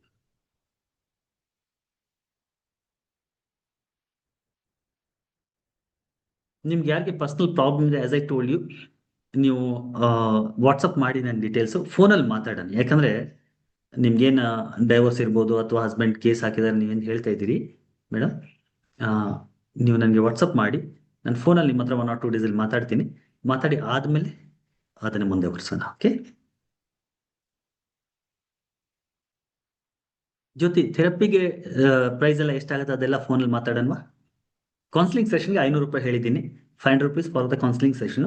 ಕೌನ್ಸಿಲಿಂಗ್ ಆದ್ಮೇಲೆ ಬೇರೆ ಬೇರೆ ಫೀಸ್ ಇರುತ್ತೆ. ಲೈಕ್ ಏನ್ ಪ್ರಾಬ್ಲಮ್ ಇದೆ ಅದಕ್ಕೆ ತಕ್ಕಂತೆ ಡಿಫ್ರೆಂಟ್ ಮಾಡ್ಯೂಲ್ಸ್ ಇರುತ್ತೆ. ಸೊ ಅದನ್ನ ನಾವು ಫೋನಲ್ಲಿ ಮಾತಾಡೋಣ ಅಥವಾ ನೀವು ಕೌನ್ಸಿಲಿಂಗ್ ಯಾವಾಗ ಬರ್ತೀವಿ ಅವಾಗ ಡೀಟೇಲ್ ಆಗಿ ಮಾತಾಡೋಣ. ಡೆಮೋ ಈ ತರ ಕೊಡಕ್ ಆಗಲ್ಲ ವೆಂಕಟಚಲ ಶೆಟ್ಟಿ ಅವರೇ. ಪಾಸ್ಟ್ ಲೈಫ್ ರಿಗ್ರೆಷನ್ ಥೆರಪಿ ಒಂದು ಸೆಷನ್ ಮಾಡಬೇಕು ಅಂದ್ರೆ ಮಿನಿಮಮ್ ನಿಮಗೆ 45 minutes ಇಂದ 1 hour ಬೇಕು. ಓಕೆ, ಸೊ ಹಾಗಾಗಿ ಈ ತರ ಆಗಲ್ಲ. ಅದಕ್ಕಂತಾನೆ ಸಪ್ರೇಟ್ ಸೆಷನ್ ಮಾಡಬೇಕು. ಲಾಸ್ಟ್ ಟೈಮ್ ನಾವು ಮಾಡುವಾಗ ಒಂದ್ಸತಿ ಮಾಡಿದ್ವಿ ಆಕ್ಚುಲಿ. ಸೊ ಸಪ್ರೇಟ್ ಸೆಷನ್ ಮಾಡಿದಾಗ ಅದರದ್ದು ಒಂದು ವಿಡಿಯೋ ಕೂಡ ನಾನು ಇನ್ಸ್ಟಾಗ್ರಾಮ್ ಅಲ್ಲಿ ಹಾಕಿದ್ದೀನಿ. ಎಷ್ಟೋ ಜನ ಅದನ್ನ ಅನುಭವ ಮಾಡಿದ್ರು. ಆ ವಿಡಿಯೋನ ಬೇಕಾದ್ರೆ ನೀವು ನೋಡ್ಬೋದು. ಓಕೆ, ಸೊ ಈಗ ನಿಮ್ಮಲ್ಲಿ ಯಾರ್ಯಾರು ಕಲಿಬೇಕು ಅಂತೀರಿ, ಕಲಿಬೇಕು ಅನ್ನೋರು ನಿಮ್ಗೆ ಏನಾದ್ರು ಡೌಟ್ ಇದೆ ಅಂದ್ರೆ ನೀವು ಕೇಳ್ಬೋದು. ಎಸ್ ಪದ್ಮಶ್ರೀ ಅವರೇ, do want ask anything? Unmute ಮಾಡಿದ್ದೀನಿ, ಕೇಳಿ. ನಮಸ್ಕಾರ ಸರ್. ನಮಸ್ಕಾರ. ಸರ್ ನಂದು ಅಪಾಯಿಂಟ್ಮೆಂಟ್ ಬೇಕಿತ್ತು. ನಂದು ಬ್ರೈನ್ ಟ್ಯೂಮರ್ ಆಪರೇಷನ್ ಆದಾಗಿಂದ ಒಂದ್ ಸ್ವಲ್ಪ ರೈಟ್ ಸೈಡ್ ಎಲ್ಲ ಪ್ರಾಬ್ಲಮ್ ಇದೆ ಸರ್. ಓಕೆ, ಅದು ನಾನು ಹೇಳಿದ್ನಲ್ಲ, ಯಾರ್ಯಾರಿಗೆ ನಿಮ್ಗೆ ಪರ್ಸನಲ್ ಅಪಾಯಿಂಟ್ಮೆಂಟ್ ಬೇಕು ನಂದು ನನ್ನ ನಂಬರ್ಗೆ ಹಾ ವಾಟ್ಸಪ್ ಮಾಡಿ ನಿಮ್ ಡೀಟೇಲ್ಸ್. ನಾನು ನಿಮ್ಗೆ ಫೋನಲ್ಲಿ ಮಾತಾಡ್ತೀನಿ 1 or 2 days. ಸರಿ ಸರ್, ಸರಿ ಸರ್. Thank you. ಯಾರಿಗಾದ್ರೂ ಈ ಕೋರ್ಸ್ ನ ಜಾಯಿನ್ ಆಗ್ಬೇಕು, ಅದಕ್ಕೆ ಸಂಬಂಧಪಟ್ಟಂಗೆ ಏನಾದ್ರು ಡೌಟ್ ಇದೆ, ಪ್ರಶ್ನೆ ಇದೆ ಅಂದ್ರೆ ನೀವು you can ask. Chat box ಅಲ್ಲಿ ಹಾಕ್ಬೋದು, ಅಥವಾ ನೀವು ಹ್ಯಾಂಡ್ ವೇವ್ ಮಾಡಿದ್ರೆ I can unmute you and can talk. ಇಲ್ಲ ಸರ್, ನೀವೆಲ್ಲ ಕ್ಲಿಯರ್ ಆಗಿ ಹೇಳಿದಿರಿ, ನಮ್ಗೆ ಕನ್ವಿನ್ಸ್ ಆಗಿದೆ, we want to learn from you. ಯಾಕಂದ್ರೆ ನನ್ನ ಹತ್ರ ಕಲಿಬೇಕು ಅಂದ್ರೆ, ಒಂದು ನಿಮ್ಗೆ ಕಲಿಯುವ ಆಸಕ್ತಿ ಇರಬೇಕು, ಎರಡನೇದು ನಾನು ಹೇಳ್ಕೊಡೋ ರೀತಿ ನಿಮ್ಗೆ ಇಷ್ಟ ಆಗಿರ್ಬೇಕು. ಸೊ ನಾನು ಇವಾಗ 1 hour ಅಲ್ಲಿ 1.5 hours ಇಂದ ನಾನು ಏನ್ ಮಾತಾಡ್ತಾ ಇದ್ದೀನಿ, ಯಾವ ರೀತಿ ನಾನು ಹೇಳ್ಕೊಡ್ತಾ ಇದ್ದೀನಿ, ಯಾವ ರೀತಿ ನಾನು ಮಾತಾಡ್ತಾ ಇದ್ದೀನಿ, ಇದು ನಿಮ್ಗೆ ಇಷ್ಟ ಆಗಿರ್ಬೇಕು. ಅದು ಇಷ್ಟ ಆಯ್ತು ಅಂದ್ರೆ ಮಾತ್ರ ನೀವು ಈ ಕೋರ್ಸ್ ಬಂದ್ರೆ ನಿಮ್ಗೆ ಯೂಸ್ ಆಗತ್ತೆ. ನಾನು ಹೇಳ್ಕೊಡೋ ರೀತಿ ಇಷ್ಟ ಆಗಿಲ್ಲ ಅಂದ್ರೂ ಕೂಡ ನೀವು ಕೋರ್ಸ್ ಬಂದ್ರೆ ನೀವು ಕಲಿಯಕ್ಕೆ ಆಗದಿರ್ಬೋದು, ಬಿಕಾಸ್ ನಮ್ಮ ಮೈಂಡ್ ಅದನ್ನ ಬ್ಲಾಕ್ ಮಾಡ್ಬಿಡುತ್ತೆ, ರೈಟ್? ಸೊ ಹಂಗಾಗಿ ನಾನು ಹೇಳ್ಕೊಡೋ ರೀತಿ ನಿಮ್ಗೆ ಇಷ್ಟ ಆಗಿದೆ ಅಂತಿದ್ರೆ, ನಾನು ಇಷ್ಟೆಲ್ಲ ಡೀಟೇಲ್ ಎಕ್ಸ್ಪ್ಲೇನ್ ಮಾಡಿದ್ಮೇಲೆ ನಿಮ್ಗೆ ಕನ್ವಿನ್ಸ್ ಆಗಿದೆ, yes sir we can learn from you ಅಂತ ಅನ್ಸಿದ್ರೆ ಮಾತ್ರ just make the payment of 1000 rupees and send the screenshot ಕಳಿಸಿ. ನಾಳೆ ಅಥವಾ ನಾಡಿದೆ ವಿದಿನ್ 1 or 2 days ನಿಮ್ಮ ಹತ್ರ ಮಾತಾಡ್ತೀನಿ. ಮಿಕ್ಕಿರೋ ಪೇಮೆಂಟ್ ಯಾವ ತರ ಮಾಡ್ಬೇಕು, ಏನ್ ಮಾಡ್ಬೇಕು ಅಂತ ಹೇಳ್ತೀನಿ. ಅಂಡ್ 10th ಇಂದ ನಾವು ಈ ಕೋರ್ಸ್ ನ ಶುರು ಮಾಡ್ತಾ ಇದ್ದೀವಿ. ರೇಖಿ ಹೀಲಿಂಗ್ ಸಹ ಇದೆಯಾ sir? Yes Suma, reiki healing ಇದೆ. ರೇಖಿ ಹೀಲಿಂಗ್ ಸಪರೇಟ್ ಆಗಿರುತ್ತೆ. ಈ ಕೋರ್ಸ್ ಬೇರೆ, ರೇಖಿ ಹೀಲಿಂಗ್ ಕೋರ್ಸ್ ಬೇರೆ. ಸೊ ರೇಖಿ ಹೀಲಿಂಗ್ ಇದ್ದಾಗ ನೀವು ಯಾವ ಗ್ರೂಪ್ ಅಲ್ಲಿ ಇದ್ದೀರಿ, ವಾಟ್ಸ್ಆಪ್ ಗ್ರೂಪ್ ಅಲ್ಲಿ, ಅದೇ ಗ್ರೂಪ್ ಅಲ್ಲಿ ಇರಿ. ಸೊ ದಟ್ ನಮ್ದು ಯಾವುದೇ ಅಪ್ಕಮಿಂಗ್ ಕ್ಲಾಸಸ್ ಇದೆ ಅದರ ಅಪ್ಡೇಟ್ ನಿಮ್ಗೆ ಸಿಗ್ತಾ ಇರುತ್ತೆ. ನಿಮ್ಗೆ ಯಾವಾಗ ಅನುಕೂಲ ಆಗುತ್ತೆ ಅವಾಗ ನೀವು ಜಾಯಿನ್ ಆಗ್ಬಹುದು. ಕ್ಲಿಯರ್? ಏನ ಡೌಟ್ ಇದೆಯಾ? ಏನ ಪ್ರಶ್ನೆ ಇದ್ರೆ ಕೇಳ್ಬೋದು. Can share your experience. ನಿಮ್ಗೆ ಹೇಗೆ ಅನಿಸ್ತು ಅಂತ ಬೇಕಾದ್ರೆ ನೀವು ಚಾಟ್ ಬಾಕ್ಸ್ ಅಲ್ಲಿ ಹಾಕ್ಬೋದು. What is your takeaway? ಇವತ್ತಿನೇನ್ ಟೇಕ್ ಅವೇ ಇದೆ ನಿಮಗೆ?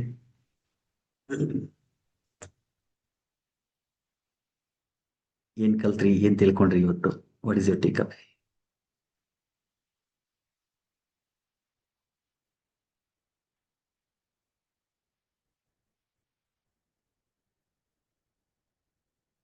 Sir, can deep memories can be cleared completely, sir? Yes, Krishna. Deep memories ಎಷ್ಟೇ ಡೀಪ್, ಈ ಪಾಸ್ಟ್ ಲೈಫ್ ಗಿಂತ ಡೀಪ್ ಇನ್ನೇನಿರುತ್ತೆ ರೀ? ಪಾಸ್ಟ್ ಲೈಫ್ ಕ್ಲಿಯರ್ ಮಾಡ್ಬೋದು ಅಂತಂದಾಗ ಈ ಜನ್ಮದ ಖಂಡಿತ ಕ್ಲಿಯರ್ ಮಾಡ್ಬೋದು. ಇಟ್ ಇಸ್ ಜಸ್ಟ್ ಅಂಡರ್ಸ್ಟ್ಯಾಂಡಿಂಗ್ ಅಷ್ಟೇ. ಅರ್ಥ ಮಾಡ್ಕೋಬೇಕಾಗಿದೆ ಕಿ ಆ ಸಮಯದಲ್ಲಿ ಏನಾಗತ್ತೆ ಅಂದ್ರೆ, ಇನ್ನೊಂದು ಹೇಳ್ಬಿಡ್ತೀನಿ ಹೀಲಿಂಗ್ ಯಾವ ತರ ಕೆಲಸ ಮಾಡುತ್ತೆ ಅಂತ. ಸಿ, ನಮ್ಮ ಸಬ್ ಕಾನ್ಸಿಯಸ್ ಮೈಂಡ್ ಅಲ್ಲಿ ಕೆಲವೊಂದು ಇನ್ಕಂಪ್ಲೀಟ್ ಸೈಕಲ್ಸ್ ಇರುತ್ತೆ. ಈ ಇನ್ಕಂಪ್ಲೀಟ್ ಸೈಕಲ್ಸ್ ಇಲ್ಲಿ ತನಕ ಕಂಪ್ಲೀಟ್ ಆಗೋದಿಲ್ಲ, ಅಲ್ಲಿ ತನಕ ಅದು ತಳಮಳ ಇರುತ್ತೆ ಒಳಗಡೆ. ಆ ಸೈಕಲ್ ನ ಕಂಪ್ಲೀಟ್ ಮಾಡ್ಬಿಟ್ರೆ ಎಷ್ಟೋ ಸತ ಆ ಮೆಮೊರಿ ರಿಲೀಸ್ ಆಗ್ಬಿಡುತ್ತೆ. ಅಂದ್ರೆ ಆ ಮೆಮೊರಿಗೆ ಸಂಬಂಧಪಟ್ಟ ನೆಗೆಟಿವ್ ಇಂಪ್ರೆಷನ್ಸ್. ಇದು ಹೇಗಂದ್ರೆ, ಎಕ್ಸಾಂಪಲ್ಗೆ ನೀವೇನೋ ಬೇಡದಿರೋ ತಿನ್ಬಿಡಿದಿರಿ, ಈಗ ಹೊಟ್ಟೆಯಲ್ಲಿ ತಳಮಳ ಆಗ್ತಾ ಇದೆ, ವಾಮಿಟ್ ಆಗೋ ತರ ಆಗ್ತಾ ಇದೆ, ಬಟ್ ಆಗ್ತಾ ಇಲ್ಲ. ಎಲ್ಲಿ ತನಕ ವಾಮಿಟ್ ಆಗೋ ತರ ಆಗ್ತಾ ಇದೆ, ಆಗ್ತಾ ಇಲ್ಲ, ಅಲ್ಲಿ ತನಕ ತಳಮಳ ಹಂಗೆ ಇರುತ್ತೆ. ಏನೋ ಒಂಥರ ಅನ್ಈಸಿನೆಸ್ ಇರುತ್ತೆ. ಯಾವಾಗ ಅದು ವಾಮಿಟ್ ಆಗೋಯ್ತು, ಹೇಳಿ ಹಬ್ಬ. ಅದೇ ತರ ಇದು ಕೂಡ ಆ ಮೆಮರೀಸ್ ಏನಿದೆ ಅದರ ನೆಗೆಟಿವ್ ಇಂಪ್ರೆಷನ್ಸ್ ಒಳಗಡೆ ಇರುತ್ತೆ. ಯಾವಾಗ ಅದನ್ನ ಅರ್ಥ ಮಾಡ್ಕೋತೀವಿ ಅವಾಗ ಅದು ಸರಿ ಹೋಗುತ್ತೆ. ಎರಡನೇದು, ಎಷ್ಟೋ ಸತೆ ನಮ್ಮ ಸಬ್ ಕಾನ್ಸಿಯಸ್ ಮೈಂಡ್ ಪ್ಯಾಟರ್ನ್ಸ್ ಕ್ರಿಯೇಟ್ ಆಗಿರುತ್ತೆ. ಒಂದೇ ತರದ ಪ್ಯಾಟರ್ನ್ ಕ್ರಿಯೇಟ್ ಆಗ್ಬಿಡುತ್ತೆ. ಪದೇ ಪದೇ ಅದೇ ತರದ ಪ್ರಾಬ್ಲಮ್ಗಳಾಗತ್ತೆ. ಸಾಲ ಮಾಡಬಾರ್ದು ಅಂತ ಇರ್ತೀವಿ, ಪದೇ ಪದೇ ಸಾಲ ಮಾಡ್ತಾ ಇರ್ತೀವಿ. ಕಾಯಿಲೆ ಬೀಳಬಾರ್ದು ಅಂತ ಇರ್ತೀವಿ, ಪದೇ ಪದೇ ಸೇಮ್ ತರದ ಕಾಯಿಲೆನ ಅಟ್ರಾಕ್ಟ್ ಮಾಡ್ತಾ ಇರ್ತೀವಿ. ರಿಲೇಶನ್ಶಿಪ್ಗಳು ಈಸದೆ ಒಂದು ಬ್ರೇಕಪ್ ಆಯ್ತು, ಸೆಕೆಂಡ್ ಈಸದೆ ಒಳ್ಳೆ ರಿಲೇಶನ್ ಇರ್ತೀನಪ್ಪ ಅಂತ ಮತ್ತೆ ಅದೇ ತರದ ಬ್ಯಾಡ್ ರಿಲೇಷನ್ ಅಟ್ರಾಕ್ಟ್ ಮಾಡ್ತೀರಿ. ಸೊ ಪದೇ ಪದೇ ರಿಲೇಶನ್ಶಿಪ್ ಗಳನ್ನ ಬ್ಯಾಡ್ ರಿಲೇಷನ್ ಗಳನ್ನ ಅಟ್ರಾಕ್ಟ್ ಮಾಡ್ತಾ ಇರ್ತೀರಿ. So this is a kind of sub conscious pattern. ಆ ಸಬ್ ಕಾನ್ಸಿಯಸ್ ಪ್ಯಾಟರ್ನ್ ಕ್ರಿಯೇಟ್ ಆಗಿರೋದ್ರಿಂದ ಅದೇ ತರದ ಸಿಚುವೇಶನ್ಗಳು, ಅದೇ ತರದ ರಿಲೇಶನ್ಶಿಪ್ಗಳು, ಅದೇ ತರದ ನೋವುಗಳು, ಅದೇ ತರದ ಫೈನಾನ್ಷಿಯಲ್ ಕಂಡೀಷನ್ ಗಳನ್ನ ನೀವು ಪದೇ ಪದೇ ಕ್ರಿಯೇಟ್ ಮಾಡ್ತಾ ಇರ್ತೀರಿ. Unless and until you don't break those patterns, ಆ ಪ್ಯಾಟರ್ನ್ಸ್ ಬ್ರೇಕ್ ಮಾಡೋ ತನಕನೂ ಕೂಡ ಆ ಪ್ಯಾಟರ್ನ್ ಹಾಗೇ ಕಂಟಿನ್ಯೂ ಆಗ್ತಾ ಇರುತ್ತೆ. So once we break that pattern, ಆ ಪ್ಯಾಟರ್ನ್ ಬ್ರೇಕ್ ಮಾಡಿದಾಗ ನಮ್ಗೆ ಇಲ್ಲಿ ಹೊಸ ಪ್ಯಾಟರ್ನ್ ಸೃಷ್ಟಿ ಆಗುತ್ತೆ. ಹೊಸ ಪ್ಯಾಟರ್ನ್ ಸೃಷ್ಟಿ ಆಗ್ತಾ ಇದ್ದಂಗೆ ಹಿಂದೆ ಏನ್ ಘಟನೆ ನಡೀತಾ ಇತ್ತು ಅದು ಕಂಪ್ಲೀಟ್ ಆಗಿ ಬದಲಾವಣೆ ಆಗುತ್ತೆ. ಸೊ ಈ ಪ್ಯಾಟರ್ನ್ ಬ್ರೇಕ್ ಮಾಡುವಂತದ್ದು ಕೂಡ ಪ್ರಾಸೆಸ್ ಈ ಒಂದು ಹಿಪ್ನೋಥೆರಪಿ ಆಗುತ್ತೆ. So this how actually healing works.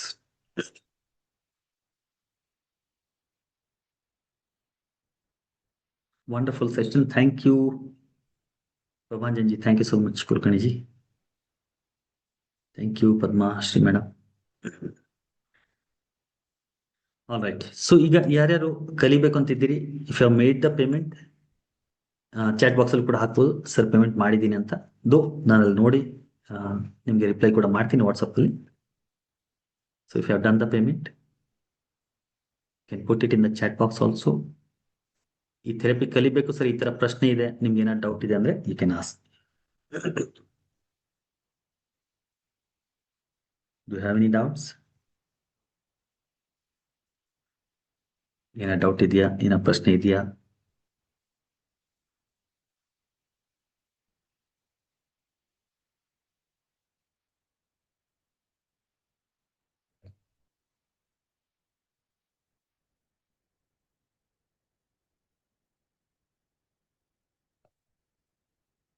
ಏನು ಡೌಟ್ ಇಲ್ವಾ?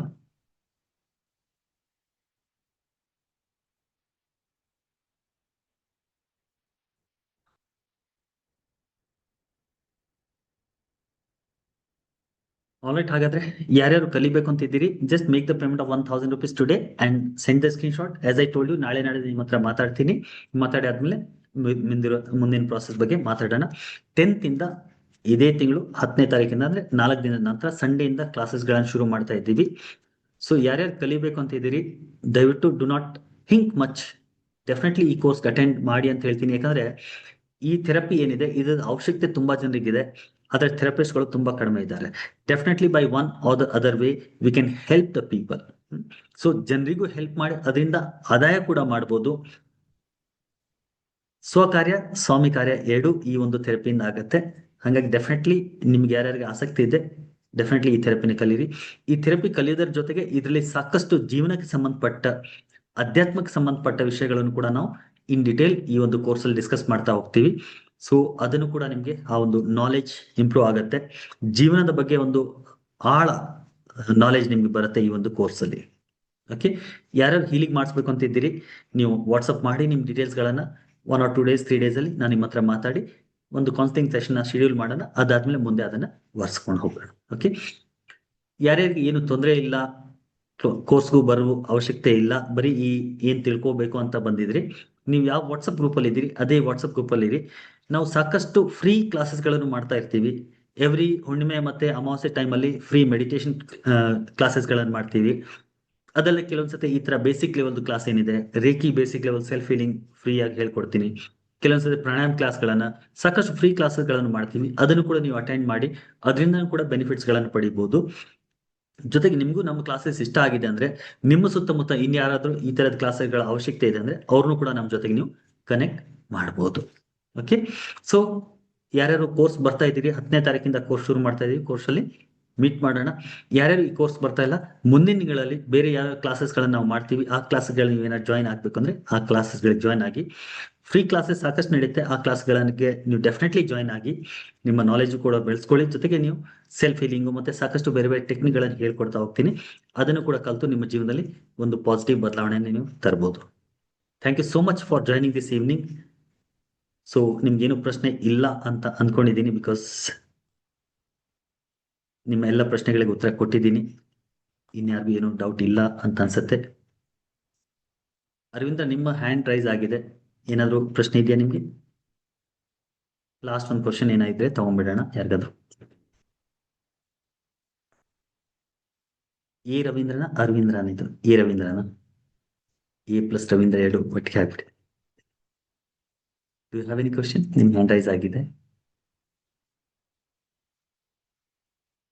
ವಿಡಿಯೋ ಆನ್ ಮಾಡಿ ಹ್ಯಾಂಡ್ ವೇವ್ ಮಾಡಿದ್ರೆ I can unmute you.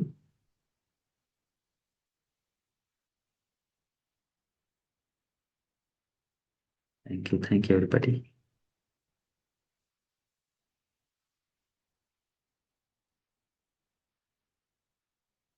All right guys, so thank you so much for joining this evening. I hope ಕಿ ಸಾಕಷ್ಟು information ನಿಮ್ಗೆ ಸಿಕ್ಕಿದೆ.